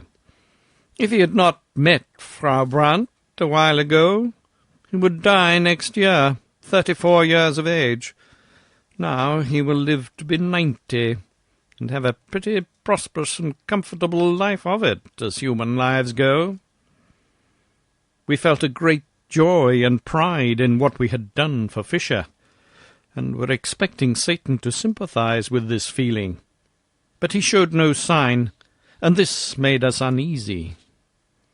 We waited for him to speak, but he didn't. So, to assuage our solicitude, we had to ask him if there was any defect in Fisher's good luck. Satan considered the question a moment, and then said, with some hesitation, "Well, the fact is, it's a delicate point. Under his several former possible life careers, he was going to heaven." We were aghast. "Oh, Satan! And under this one?" "Oh, there, don't be so distressed. You were sincerely trying to do him a kindness. Let that comfort you." "Oh, dear, dear, that cannot comfort us. You ought to have told us what we were doing. Then we wouldn't have acted so." But it made no impression on him. He had never felt a pain or a sorrow, and did not know what they were, in any really informing way. He had no knowledge of them, except theoretically, that is to say, intellectually. And of course that is no good. One can never get any but a loose and ignorant notion of such things except by experience. We tried our best to make him comprehend the awful thing that had been done, and how we were compromised by it, but he couldn't seem to get hold of it.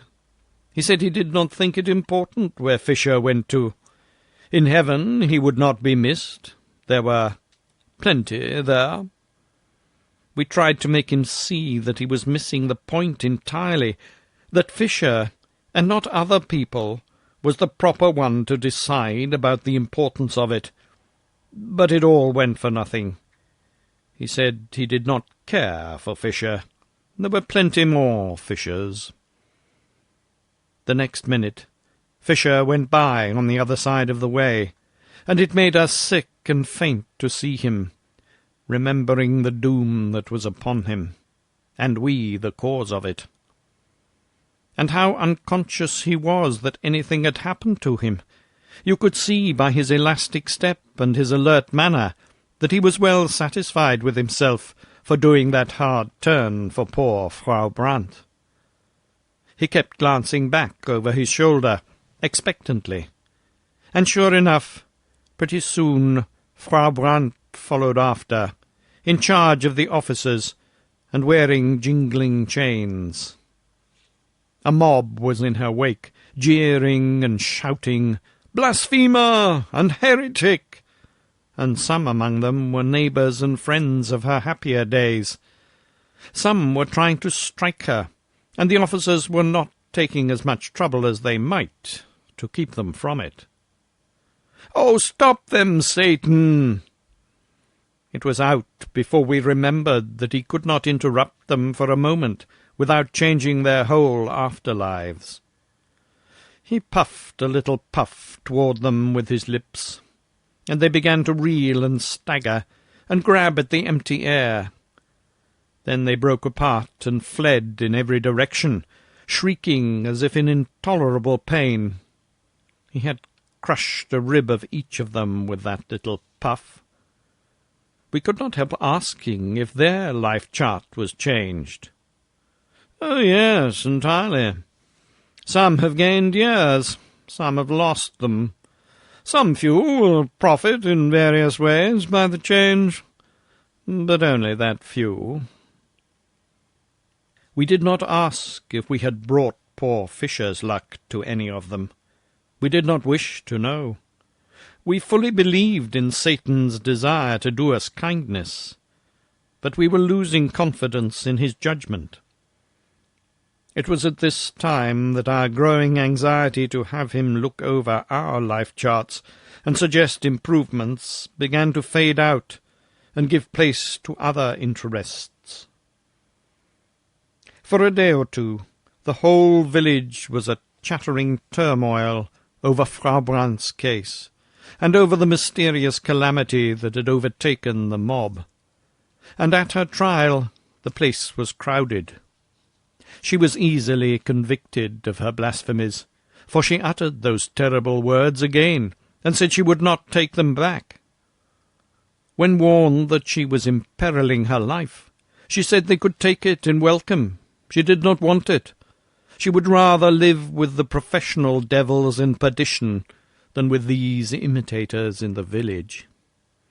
They accused her of breaking all those ribs by witchcraft, and asked her if she was not a witch. She answered scornfully, "No. If I had that power, would any of you holy hypocrites be alive 5 minutes? No, I would strike you all dead. Pronounce your sentence and let me go. I'm tired of your society." So they found her guilty, and she was excommunicated, and cut off from the joys of heaven, and doomed to the fires of hell. Then she was clothed in a coarse robe, and delivered to the secular arm, and conducted to the market-place, the bell solemnly tolling the while.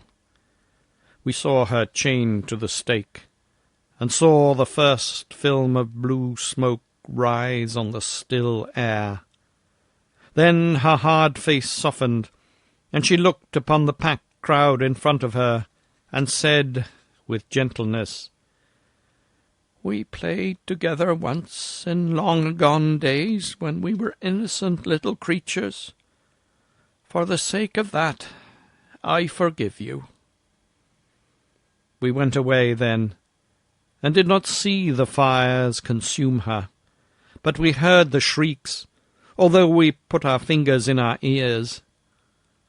When they ceased, we knew she was in heaven, notwithstanding the excommunication, and we were glad of her death, and not sorry that we had brought it about. File 17. One day, a little while after this, Satan appeared again. We were always watching out for him, for life was never very stagnant when he was by. He came upon us at that place in the woods where we had first met him. Being boys, we wanted to be entertained, and we asked him to do a show for us. "Very well," he said. "Would you like to see a history of the progress of the human race, its development of that product which it calls civilization?" We said we should. So, with a thought, he turned the place into the Garden of Eden, and we saw Abel praying by his altar. Then Cain came walking toward him with his club, and did not seem to see us, and would have stepped on my foot if I had not drawn it in. He spoke to his brother in a language which we did not understand. Then he grew violent and threatening, and we knew what was going to happen, and turned away our heads for the moment. But we heard the crash of the blows, and heard the shrieks and the groans. And then there was silence, and we saw Abel lying in his blood, and gasping out his life, and Cain standing over him, and looking down at him, vengeful and unrepentant. Then the vision vanished, and was followed by a long series of unknown wars, murders, and massacres. Next we had the flood, and the ark tossing around in the stormy waters, with lofty mountains in the distance, showing veiled and dim through the rain. Satan said, "The progress of your race was not satisfactory. It is to have another chance now." The scene changed, and we saw Noah overcome with wine. Next we had Sodom and Gomorrah, and the attempt to discover 2 or 3 respectable persons there, as Satan described it. Next Lot and his daughters in the cave. Next came the Hebraic Wars, and we saw the victors massacre the survivors and their cattle, and save the young girls alive and distribute them around. Next we had Jael, and saw her slip into the tent and drive the nail into the temple of her sleeping guest. And we were so close that when the blood gushed and it trickled in a little red stream to our feet, we could have stained our hands in it if we'd wanted to. Next we had Egyptian wars, Greek wars, Roman wars, hideous drenchings of the earth with blood, and we saw the treacheries of the Romans towards the Carthaginians, and the sickening spectacle of the massacre of those brave people. Also we saw Caesar invade Britain. Not that those barbarians had done him any harm, but because he wanted their land and desired to confer the blessings of civilization upon their widows and orphans, as Satan explained. Next, Christianity was born. Then ages of Europe passed in review before us, and we saw Christianity and civilization march hand in hand through those ages, leaving famine and death and desolation in their wake, and other signs of the progress of the human race, as Satan observed. And always we had wars, and more wars, and still other wars, all over Europe, all over the world. Sometimes in the private interest of royal families, Satan said, sometimes to crush a weak nation, but never a war started by the aggressor for any clean purpose. There is no such war in the history of the race. Now, said Satan, you have seen your progress down to the present, and you must confess it is wonderful in its way. We must now exhibit the future. He showed us slaughters more terrible in their destruction of life, more devastating in their engines of war, than any we had seen. You perceive, he said, that you have made continual progress. Cain did his murder with a club. The Hebrews did their murders with javelins and swords. The Greeks and Romans added protective armour and the fine arts of military organization and generalship. The Christian has added guns and gunpowder. A few centuries from now he will have so greatly improved the deadly effectiveness of his weapons of slaughter that all men will confess that without Christian civilization war must have remained a poor and trifling thing to the end of time.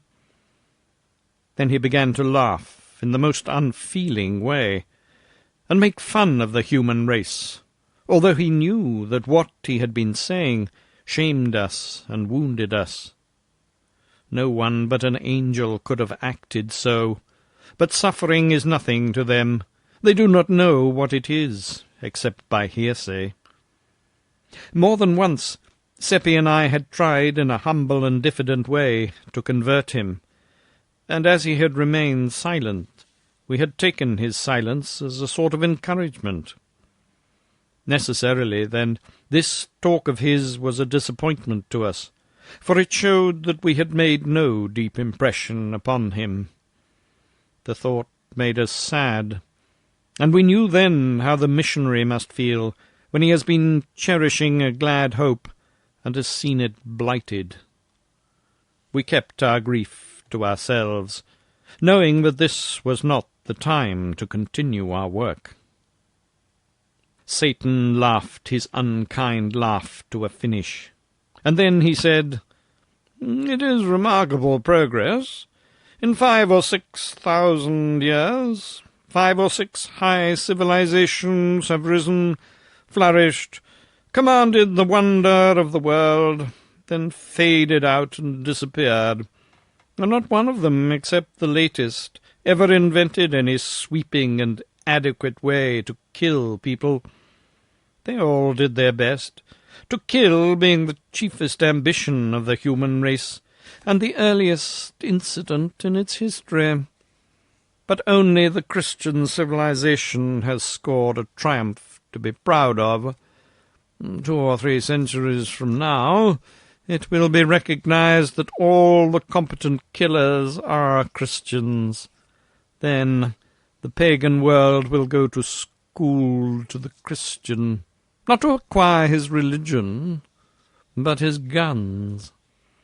The Turk and the Chinaman will buy those to kill missionaries and converts with. By this time his theatre was at work again, and before our eyes nation after nation drifted by, during 2 or 3 centuries, a mighty procession, an endless procession, raging, struggling, wallowing through seas of blood, smothered in battle smoke through which the flags glinted, and the red jets from the cannon darted, and always we heard the thunder of the guns and the cries of the dying. "And what does it amount to?" said Satan, with his evil chuckle. "Nothing at all. You gain nothing. You always come out where you went in.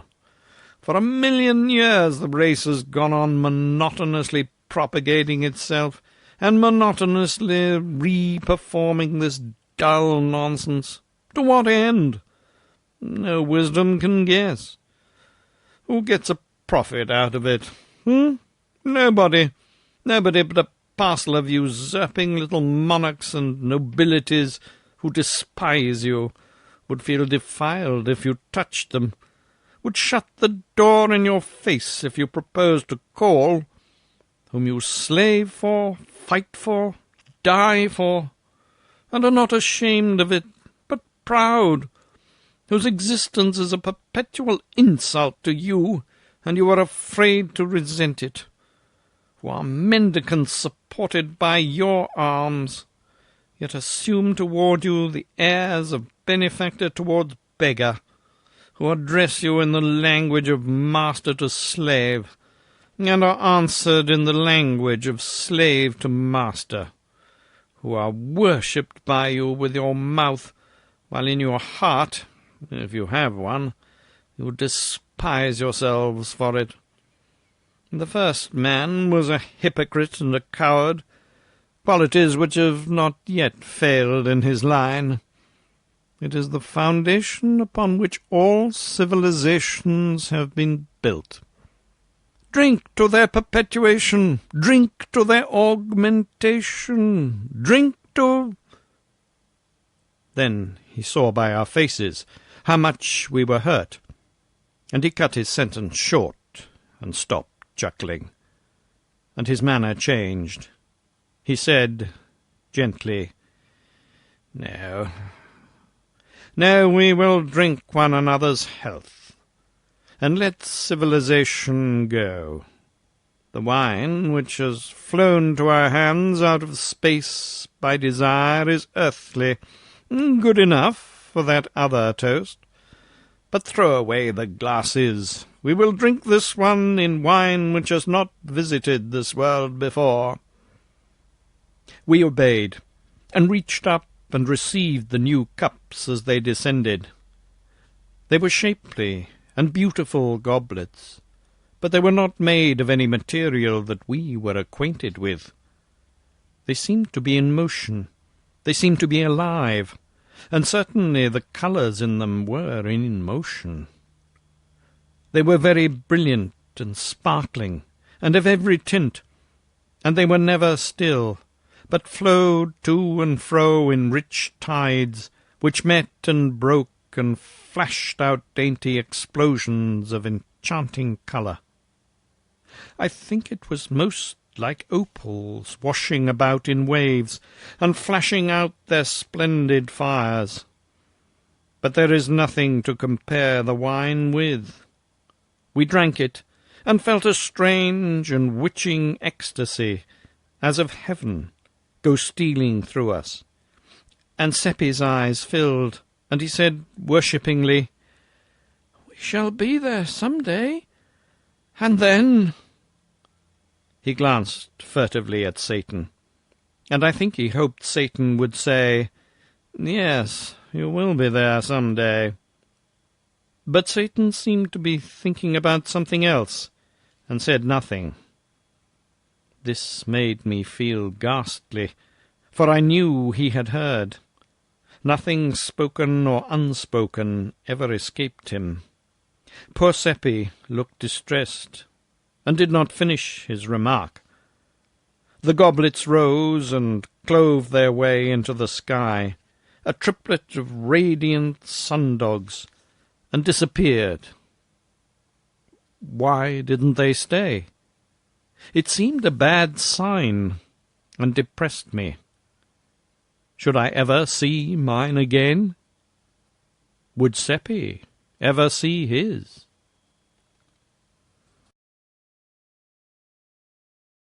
File 18. Chapter 9. It was wonderful, the mastery Satan had over time and distance. For him they did not exist. He called them human inventions, and said they were artificialities. We often went to the most distant parts of the globe with him, and stayed weeks and months, and yet were gone only a fraction of a second, as a rule. You could prove it by the clock. One day, when our people were in such awful distress, because the Witch Commission were afraid to proceed against the astrologer and Father Peter's household, or against any, indeed, but the poor and the friendless, they lost patience and took to witch-hunting on their own score, and began to chase a born lady who was known to have the habit of curing people by devilish arts, such as bathing them, washing them, and nourishing them, instead of bleeding them and purging them through the ministrations of a barber-surgeon in the proper way. She came flying down, with the howling and cursing mob after her, and tried to take refuge in the houses, but the doors were shut in her face. They chased her more than half an hour, we following to see it, and at last she was exhausted and fell, and they caught her. They dragged her to a tree and threw a rope over the limb, and began to make a noose of it, some holding her meantime, and she crying and begging, and her young daughter looking on and weeping, but afraid to say or do anything. They hanged the lady, and I threw a stone at her, although in my heart I was sorry for her. But all were throwing stones, and each was watching his neighbour, and if I had not done as the others did, it would have been noticed and spoken of. Satan burst out laughing. All that were near by turned upon him, astonished and not pleased. It was an ill time to laugh, for his free and scoffing ways and his supernatural music had brought him under suspicion all over the town, and turned many privately against him. The big blacksmith called attention to him now, raising his voice so that all should hear, and said, "What are you laughing at? Answer! Moreover, please explain to the company why you threw no stone."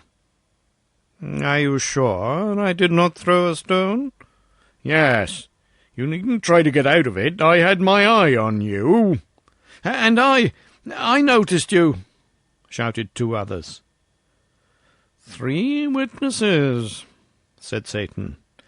"Muller, the blacksmith, Klein, the butcher's man, Pfeiffer, the weaver's journeyman. 3 very ordinary liars. Are there any more?" "Never mind whether there are others or not, and never mind about what you consider us. 3's enough to settle your matter for you. You all prove that you threw a stone, or it shall go hard with you." "That's so," shouted the crowd, and surged up as closely as they could to the centre of interest.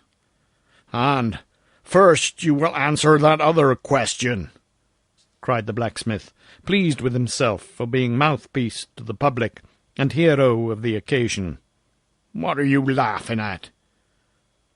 Satan smiled, and answered pleasantly, "To see 3 cowards stoning a dying lady when they were so near death themselves." You could see the superstitious crowd shrink and catch their breath under the sudden shock. The blacksmith, with a show of bravado, said, "What do you know about it?" "I? Everything. By profession I'm a fortune-teller, and I read the hands of you 3, and some others, when you lifted them to stone the woman. One of you will die tomorrow week, another of you will die tonight. The third has but 5 minutes to live, and yonder is the clock." It made a sensation. The faces of the crowd blanched, and turned mechanically toward the clock. The butcher and the weaver seemed smitten with an illness, but the blacksmith braced up and said with spirit, "It's not long to wait for prediction number 1. If it fails, young master, you will not live a whole minute after, I promise you that." No one said anything. All watched the clock in a deep stillness which was impressive. When 4.5 minutes were gone, the blacksmith gave a sudden gasp and clapped his hands upon his heart, saying, "Oh, give me breath! Give me room!" and began to sink down. The crowd surged back, no one offering to support him, and he fell lumbering to the ground and was dead. The people stared at him, then at Satan, then at one another, and their lips moved, but no words came. Then Satan said, "3 saw that I threw no stone. Perhaps there are others. Let them speak." It struck a kind of panic into them, and although no one answered him, many began to violently accuse one another, saying, "You said he didn't throw," and getting for a reply, "It's a lie, and I will make you eat it." And so, in a moment, they were in a raging and noisy turmoil, and beating and banging one another, and in the midst was the only indifferent one, the dead lady hanging from her rope, her troubles forgotten, her spirit at peace. So we walked away, and I was not at ease, but was saying to myself, "He told them he was laughing at them, but it was a lie. He was laughing at me." That made him laugh again, and he said, Yes, I was laughing at you, because, in fear of what others might report about you, you stoned the woman when your heart revolted at the act. But I was laughing at the others, too." "Why?" "Because their case was yours." "How's that?" "Well, there were 68 people there, and 62 of them had no more desire to throw a stone than you had." "Oh, Satan!" "Oh, it's true. I know your race. It's made up of sheep. It's governed by minorities, seldom or never by majorities.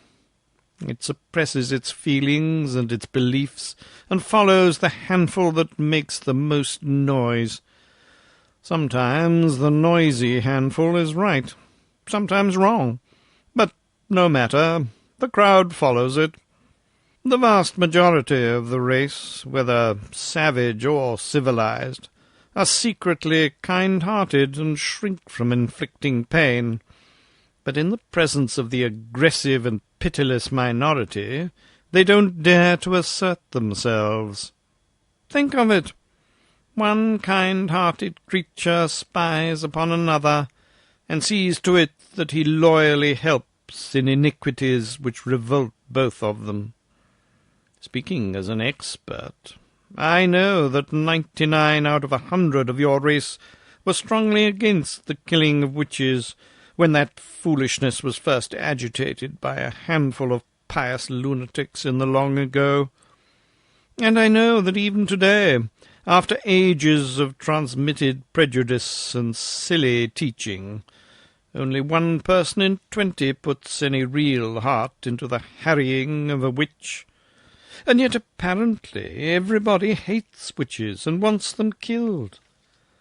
Some day a handful will rise up upon the other side and make the most noise. Perhaps even a single daring man with a big voice and determined front will do it.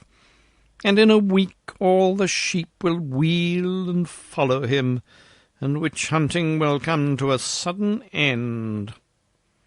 Monarchies, aristocracies, and religions are all based upon that large defect in your race, the individual's distrust of his neighbour, and his desire, for safety's or comfort's sake, to stand well in his neighbour's eye. These institutions will always remain, and always flourish, and always oppress you, affront you, and degrade you, because you will always be and remain slaves of minorities. There was never a country where the majority of the people were in their secret hearts loyal to any of these institutions. I did not like to hear our race called sheep, and said I did not think that they were. Still, it is true, lamb, said Satan. Look at you in war. What mutton you are, and how ridiculous. In war? How? Well, there's never been a just one, never an honourable one, on the part of the instigator of the war. I can see 1,000,000 years ahead, and this rule will never change in so many as 6 instances. The loud little handful, as usual, will shout for the war. The pulpit will warily and cautiously object at first. The great big dull bulk of the nations will rub its sleepy eyes and try to make out why there should be a war, and will say earnestly and indignantly, "It is unjust and dishonourable, and there is no necessity for it." Then the handful will shout louder. A few fair men on the other side will argue and reason against the war with speech and pen, and at first will have a hearing and be applauded, but it won't last long. Those others will outshout them, and presently the anti-war audiences will thin out and lose popularity. Before long you'll see this curious thing: the speakers stoned from the platform, and free speech strangled by hordes of furious men who in their secret hearts are still at one with those stoned speakers, as earlier, but do not dare to say so. And now the whole nation, pulpit and all, will take up the war cry and shout itself hoarse, and mob any honest man who ventures to open his mouth, and presently such mouths will cease to open. Next the statesman will invent cheap lies, putting the blame upon the nation that is attacked, and every man will be glad of those conscience-soothing falsities, and will diligently study them, and refuse to examine any refutations of them, and thus he will by and by convince himself that the war is just, and will thank God for the better sleep he enjoys after this process of grotesque self-deception. File 19.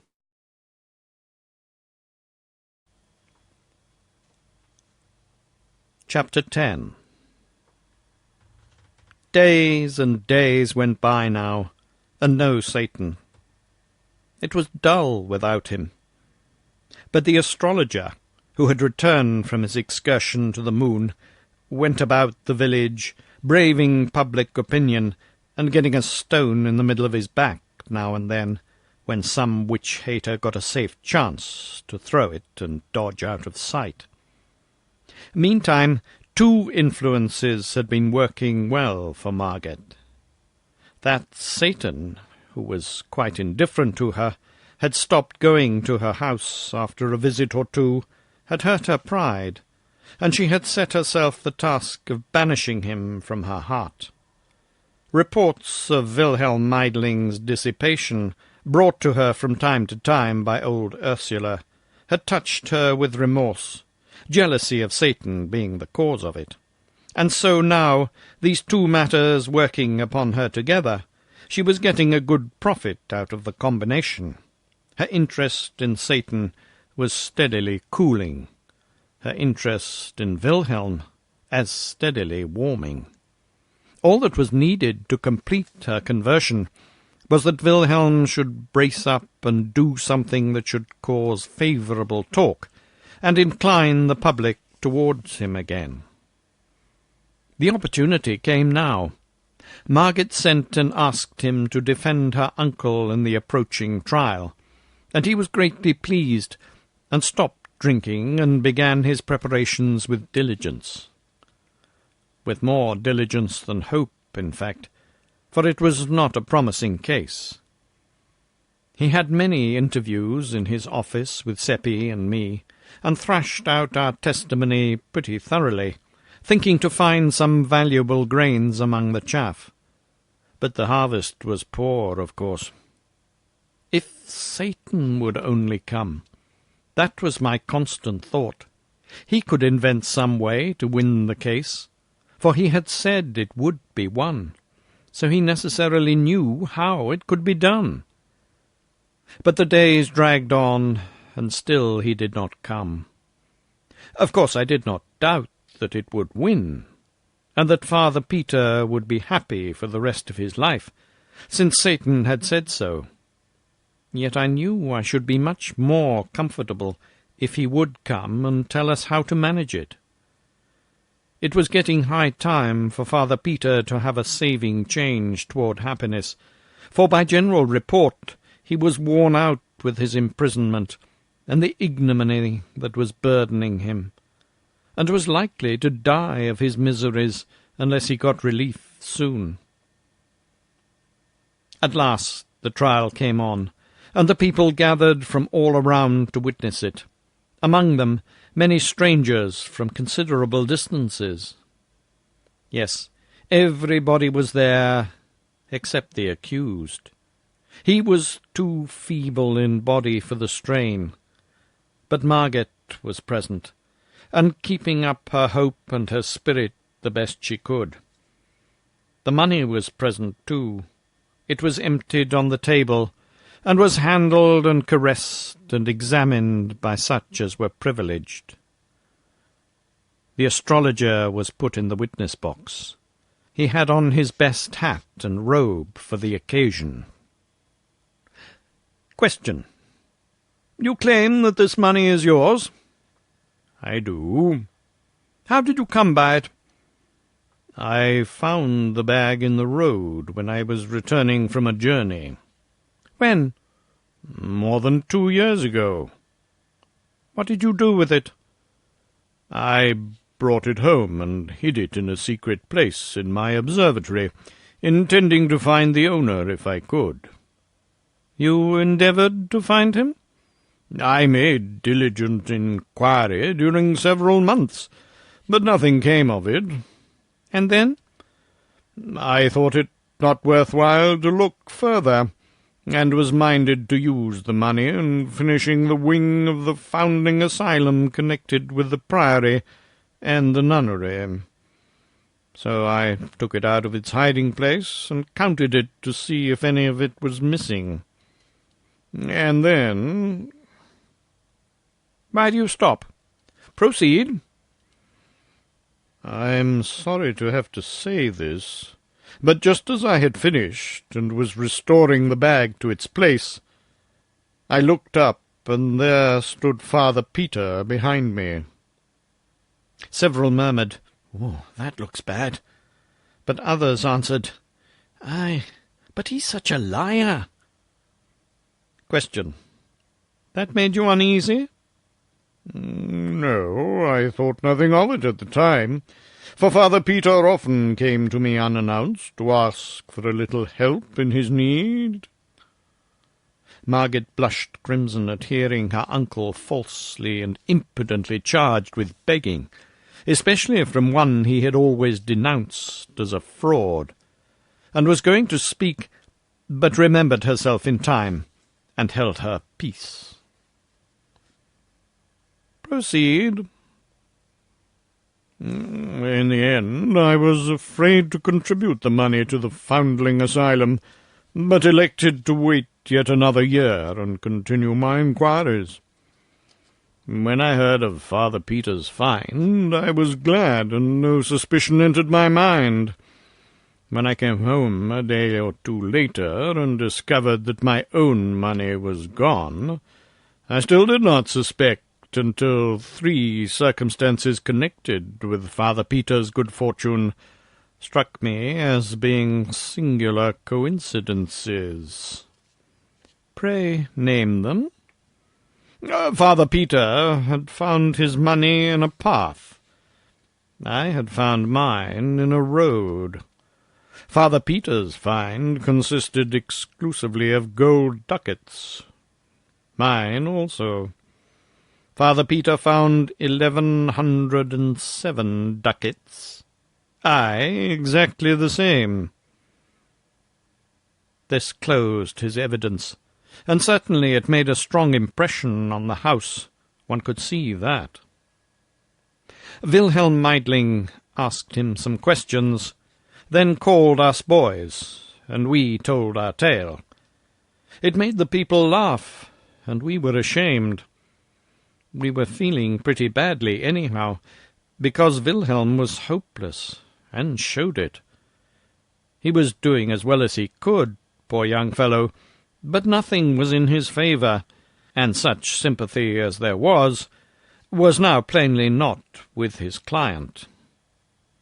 It might be difficult for court and people to believe the astrologer's story, considering his character, but it was almost impossible to believe Father Peter's. We were already feeling badly enough, but when the astrologer's lawyer said he believed he would not ask us any questions, for our story was a little delicate, and it would be cruel for him to put any strain upon it, everybody tittered, and it was almost more than we could bear. Then he made a sarcastic little speech, and got so much fun out of our tale, and it seemed so ridiculous and childish, and every way impossible and foolish, that it made everybody laugh till the tears came, and at last Margaret could not keep up her courage any longer, but broke down and cried, and I was sorry for her. Now I noticed something that braced me up. It was Satan, standing alongside of Wilhelm. And there was such a contrast. Satan looked so confident, had such a spirit in his eyes and face, and Wilhelm looked so depressed and despondent. We too were comfortable now, and judged that he would testify and persuade the bench and the people that black was white and white black, or any other colour he wanted it. We glanced around to see what the strangers in the house thought of him, for he was beautiful, you know, stunning, in fact. But no one was noticing him, so we knew by that he was invisible. The lawyer was saying his last words, and while he was saying them, Satan began to melt into Wilhelm. He melted into him and disappeared, and then there was a change, when his spirit began to look out of Wilhelm's eyes. That lawyer finished quite seriously and with dignity. He pointed to the money and said, "The love of it is the root of all evil. There it lies, the ancient tempter, newly red with the shame of its latest victory, the dishonour of a priest of God and his two poor juvenile helpers in crime. If it could but speak, let us hope that it would be constrained to confess that of all its conquests this was the basest and the most pathetic." He sat down. Wilhelm rose and said, "From the testimony of the accuser, I gather that he found this money in a road more than 2 years ago. Correct me if I misunderstood you." The astrologer said his understanding of it was correct. "And the money so found was never out of his hands thenceforth, up to a certain definite date, the last day of last year. Correct me, sir, if I'm wrong?" The astrologer nodded his head. Wilhelm turned to the bench and said, "If I prove that this money here was not that money, then it is not his." "Certainly not. But this is irregular.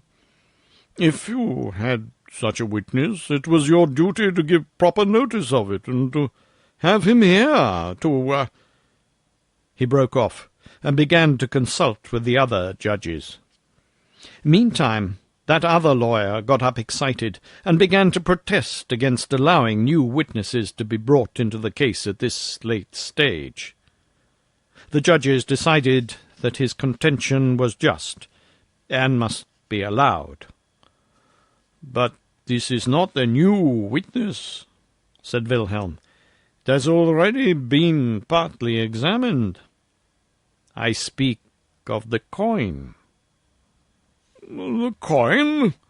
What can the coin say?" "It can say that it is not the coin that the astrologer once possessed. It can say that it was not in existence last December. By its date, it can say this." And it was so. There was the greatest excitement in the court, while that lawyer and the judges were reaching for coins and examining them, and exclaiming, and everybody was full of admiration of Wilhelm's brightness in happening to think of that neat idea. At last order was called, and the court said, "All of the coins but 4 are of the date of the present year. The court tenders its sincere sympathy to the accused, and its deep regret that he, an innocent man, through an unfortunate mistake, has suffered the undeserved humiliation of imprisonment and trial. The case is dismissed." So the money could speak, after all, though that lawyer thought it couldn't. The court rose, and almost everybody came forward to shake hands with Margit and congratulate her, and then to shake with Wilhelm and praise him. And Satan had stepped out of Wilhelm, and was standing around looking on full of interest, and people walking through him every which way, not knowing he was there. And Wilhelm could not explain why he only thought of the date on the coins at the last moment, instead of earlier. He said it just occurred to him all of a sudden, like an inspiration, and he brought it right out without any hesitation, for although he didn't examine the coins, he seemed somehow to know it was true. That was honest of him, and like him. Another would have pretended that he had thought of it earlier, and was keeping it back for a surprise. He had dulled down a little now. Not much, but still you could notice that he hadn't that luminous look in his eyes that he'd had while Satan was in him. He nearly got it back, though, for a moment, when Margate came and praised and thanked him, and couldn't keep him from seeing how proud she was of him. The astrologer went off dissatisfied and cursing, and Solomon Isaacs gathered up the money and carried it away. It was Father Peter's for good and all, now. File 20. Satan was gone. I judged that he had spirited himself away to the jail to tell the prisoner the news, and in this I was right. Margate and the rest of us hurried thither at our best speed, in a great state of rejoicing. Well, what Satan had done was this. He had appeared before that poor prisoner, exclaiming, "The trial is over, and you stand for ever disgraced as a thief, by verdict of the court." The shock unseated the old man's reason. When we arrived, 10 minutes later, he was parading pompously up and down, and delivering commands to this and that and the other constable or jailer, calling them Grand Chamberlain and Prince this and Prince that, and Admiral of the Fleet, Field Marshal in command, and all such fustian, and was happy as a bird. He thought he was emperor. Margate flung herself on his breast and cried, and indeed everybody was moved almost to heartbreak. He recognized Margate, but could not understand why she should cry. He patted her on the shoulder and said, "Don't do it, dear. Remember there are witnesses, and it is not becoming in the Crown Princess. Tell me your trouble. It shall be mended. There is nothing the Emperor cannot do." Then he looked around, and saw old Ursula with her apron to her eyes. He was puzzled at that, and said, "What is the matter with you?" Through her sobs, she got out words explaining that she was distressed to see him so. He reflected over that for a moment, then muttered, as if to himself, "A singular old thing, the Dowager Duchess. Means well, but is always snuffling and never able to tell what it's about. It's because she doesn't know." His eyes fell on Wilhelm. "Prince of India," he said, "I divine that it is you that the Crown Princess is concerned about. Her tears shall be dried. I will no longer stand between you. She shall share your throne, and between you you shall inherit mine. There, little lady, have I done well? You can smile now. Isn't it so?" He petted Margate and kissed her, and was so contented with himself and with everybody that he could not do enough for us all, but began to give away kingdoms and such things right and left, and the least that any of us got was a principality. And so, at last, being persuaded to go home, he marched in imposing state, and when the crowds along the way saw how it gratified him to be hurrahed at, they humoured him to the top of his desire, and he responded with condescending bows and gracious smiles, and often stretched out a hand and said, "Bless you, my people." As pitiful a sight as I ever saw, and Margate and old Ursula crying all the way. On my road home, I came upon Satan, and reproached him with deceiving me with that lie. He was not embarrassed, but said quite simply and composedly, "You mistake. It was the truth. I said he would be happy the rest of his days, and he will, for he will always think he's the Emperor, and his pride in it and his joy in it will endure to the end. He is now, and will remain, the one utterly happy person in this empire. But the method of it, Satan, the method! Couldn't you have done it without depriving him of his reason?"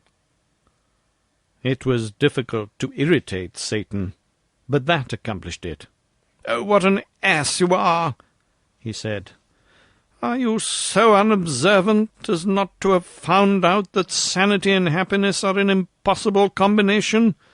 No sane man can be happy, for to him life is real, and he sees what a fearful thing it is. Only the mad can be happy, and not many of those. The few that imagine themselves kings or gods are happy. The rest are no happier than the sane. Of course, no man is entirely in his right mind at any time, but I've been referring to the extreme cases. I've taken from this man that trumpery thing which the race regards as a mind. I have replaced his tin life with a silver-gilt fiction. You see the result? And you criticize. I said I would make him permanently happy, and I have done it. I have made him happy, by the only means possible to his race. And you're not satisfied." He heaved a discouraging sigh, and said, "It seems to me that this race is hard to please." There it was, you see. He didn't seem to know any way to do a person a favour except by killing him or making a lunatic out of him. I apologized, as well as I could, but privately I did not think much of his processes at that time. Satan was accustomed to say that our race lived a life of continuous and uninterrupted self-deception. It duped itself from cradle to grave, with shams and illusions which it mistook for realities, and this made its entire life a sham. Of the score of fine qualities which it imagined it had, and was vain of, it really possessed hardly one. It regarded itself as gold, and was only brass. One day, when he was in this vein, he mentioned a detail, the sense of humour. I cheered up then, and took issue. I said we possessed it. "Oh, there spoke the race," he said, "always ready to claim what it hasn't got, and mistake its ounce of brass fillings for a ton of gold dust. You have a mongrel perception of humour, nothing more. A multitude of you possess that. This multitude see the comic side of 1,000 low-grade and trivial things, broad incongruities mainly, grotesqueries, absurdities, evokers of the horse laugh. The 10,000 high-grade comicalities which exist in the world are sealed from their dull vision. Will a day come when the race will detect the funniness of these juvenilities and laugh at them, and by laughing at them destroy them? For your race in its poverty has unquestionably one really effective weapon, laughter. Power, money, persuasion, supplication, persecution, these can lift at a colossal humbug. Push it a little, weaken it a little, century by century, but only laughter can blow it to rags and atoms at a blast. Against the assault of laughter nothing can stand. You're always fussing and fighting with your other weapons. Do you ever use that one? No, you leave it lying, rusting. As a race, do you ever use it at all? No, you lack sense and courage. We were travelling at the time, and stopped at a little city in India, and looked on while a juggler did his tricks before a group of natives. They were wonderful, but I knew Satan could beat that game, and I begged him to show off a little, and he said that he would. He changed himself into a native, in turban and breechcloth, and very considerably conferred on me a temporary knowledge of the language. The juggler exhibited a seed, covered it with earth in a small flower-pot, then put a rag over the pot. After a minute, the rag began to rise. In 10 minutes it had risen a foot. Then the rag was removed, and a little tree was exposed, with leaves upon it and ripe fruit. We ate the fruit, and it was good. But Satan said, "Why do you cover the pot? Can't you grow the tree in the sunlight?" "No," said the juggler. "No one can do that." "You're only an apprentice. You don't know your trade. Give me the seed, I'll show you." He took the seed, and said, "What shall I raise from it?" "What is a cherry seed? Of course you will raise a cherry." "Oh, no, that's a trifle. Any novice can do that. Shall I raise an orange tree from it?" "Oh, yes," said the juggler, and laughed. "And shall I make it bear other fruits as well as oranges?" "If God wills." And they all laughed. Satan put the seed in the ground, put a handful of dust on it, and said, "Rise."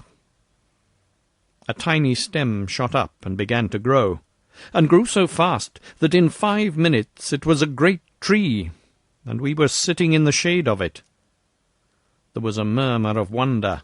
Then all looked up and saw a strange and pretty sight, for the branches were heavy with fruits of many kinds and colours, oranges, grapes, bananas, peaches, cherries, apricots, and so on.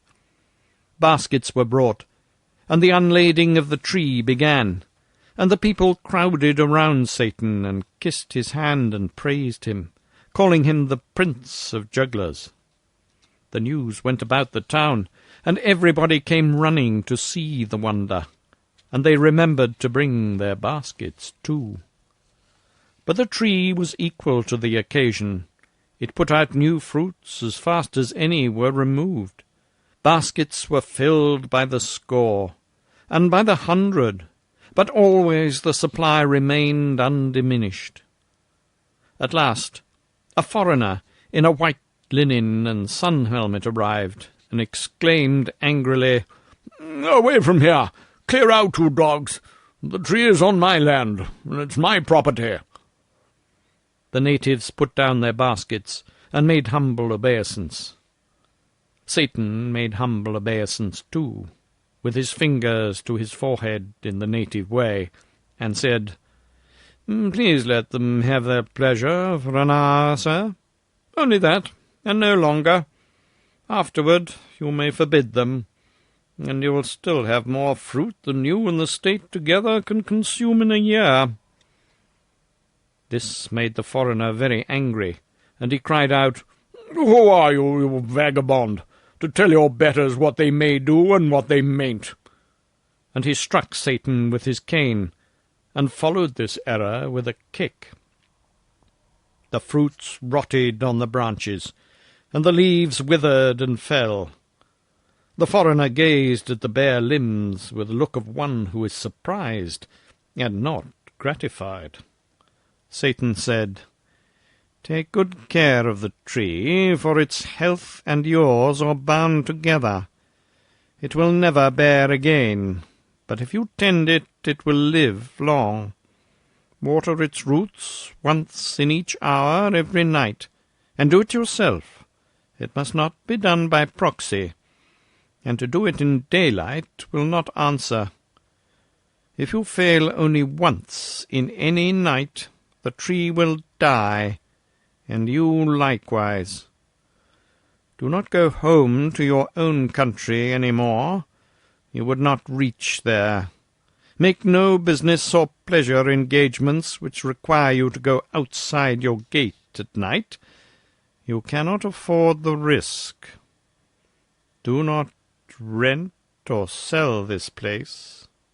It would be injudicious. The foreigner was proud and wouldn't beg, but I thought he looked as if he would like to. While he stood gazing at Satan, we vanished away and landed in Ceylon. I was sorry for that man, sorry Satan hadn't been his customary self and killed him, or made him a lunatic. It would have been a mercy. Satan overheard the thought and said, I would have done it but for his wife, who has not offended me. She is coming to him presently from their native land, Portugal. She is well, but has not long to live, and has been yearning to see him and persuade him to go back with her next year. She will die without knowing he can't leave that place. He won't tell her. He will not trust that secret with anyone. He will reflect that it could be revealed in sleep, in the hearing of some Portuguese guest servant some time or other. Did none of those natives understand what you said to him? None of them. None of them understood. But he will always be afraid that some of them did. That fear will be torture to him, for he's been a harsh master to them. In his dreams he will imagine them chopping his tree down. That will make his days uncomfortable. I've already arranged for his nights. It grieved me, though not sharply, to see him take such a malicious satisfaction in his plans for this foreigner. Does he believe what you told him, Satan? He thought he didn't, but our vanishings helped. The tree, where there had been no tree before, well, that helped. The insane and uncanny variety of fruits, the sudden withering, all these things are helps. Let him think as he may, reason as he may. One thing is certain, he will water the tree, but between this and night he will begin his changed career with a very natural precaution. For him. What is that? He will fetch a priest to cut out the tree's devil. You're such a humorous race, and don't suspect it. Will he tell the priest? Oh, no. He will say a juggler from Bombay created it, and that he wants the juggler's devil driven out of it, so that it will thrive and be fruitful again. The priest's incantations will fail. Then the Portuguese will give up that scheme and get his watering pot ready. But the priest will burn the tree. I know it. He will not allow it to remain. Yes, and anywhere in Europe he would burn the man too. But in India the people are civilized, and these things will not happen. The man will drive the priest away and take care of the tree. I reflected a little and then said, Satan, you've given him a hard life, I think.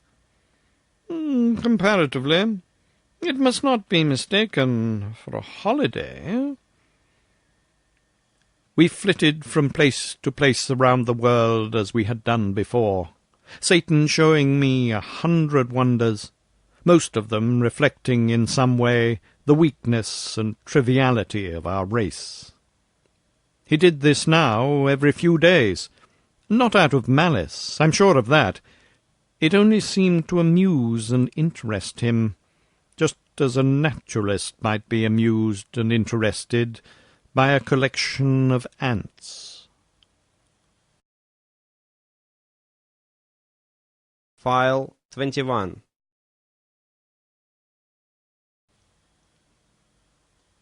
Chapter 11. For as much as a year Satan continued these visits, but at last he came less often, and then, for a long time, he did not come at all. This always made me lonely and melancholy. I felt that he was losing interest in our tiny world, and might at any time abandon his visits entirely. When one day he finally came to me, I was overjoyed, but only for a little while. He had come to say good-bye, he told me, and for the last time. He had investigations and undertakings in other corners of the universe, he said, that would keep him busy for a longer period than I could wait for his return. "And are you going away, and will not come back any more?" "Yes," he said. "We have comraded long together, and it's been pleasant for both. But I must go now, and we shall not see each other any more." "In this life, Satan, but in another? We shall meet in another, surely." Then, all tranquilly and soberly, he made the strange answer, "There is no other." A subtle influence blew upon my spirit from his, bringing with it a vague, dim, but blessed and hopeful feeling that the incredible words might be true, even must be true. "Have you never suspected this, Theodore?" "No. How could I? But if it can only be true—" "It is true."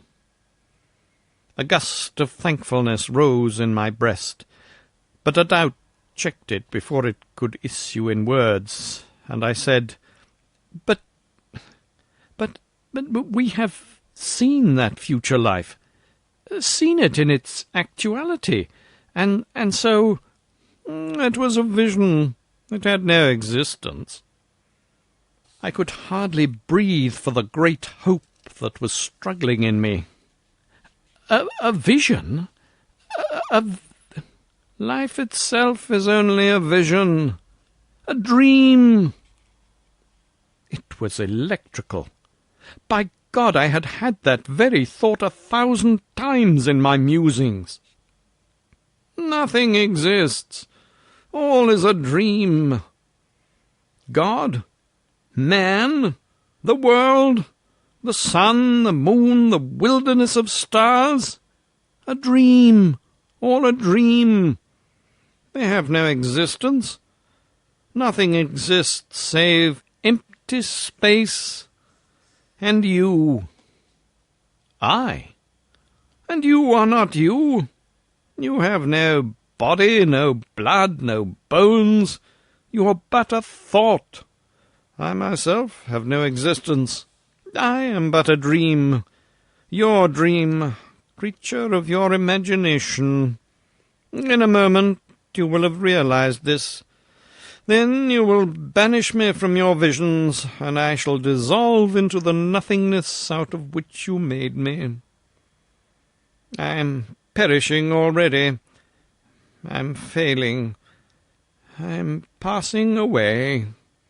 In a little while you will be alone in a shoreless space, to wander its limitless solitudes without friend or comrade forever, for you will remain a thought, the only existent thought, and by your nature inextinguishable, indestructible.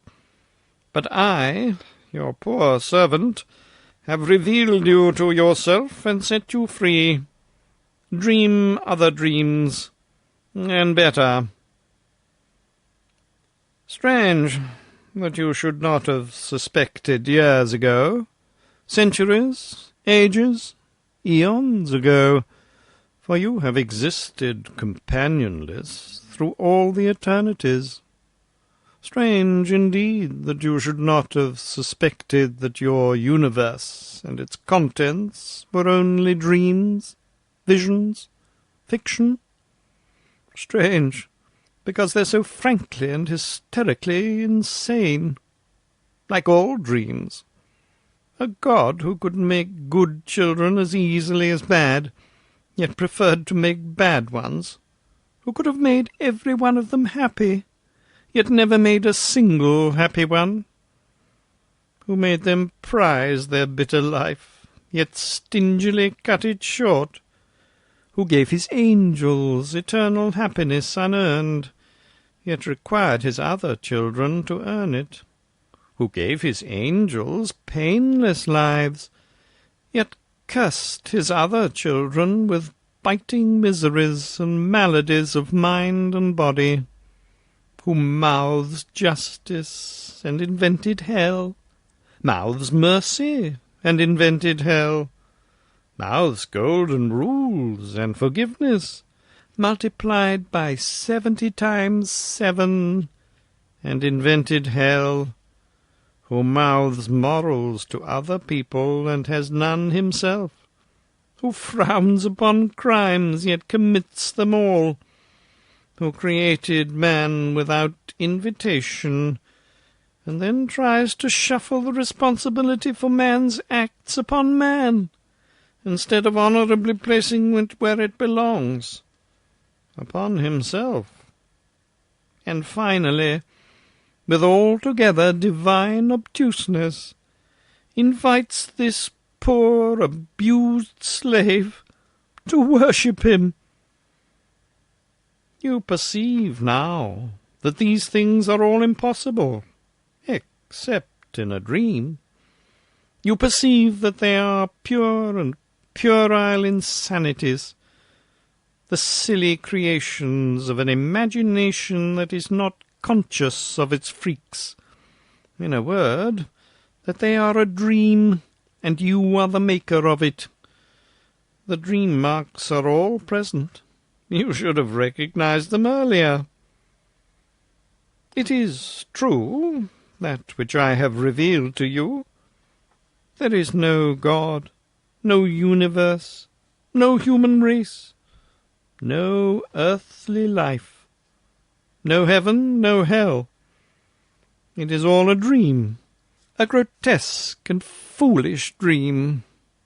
Nothing exists but you, and you are but a thought, a vagrant thought, a useless thought, a homeless thought, wandering forlorn among the empty eternities.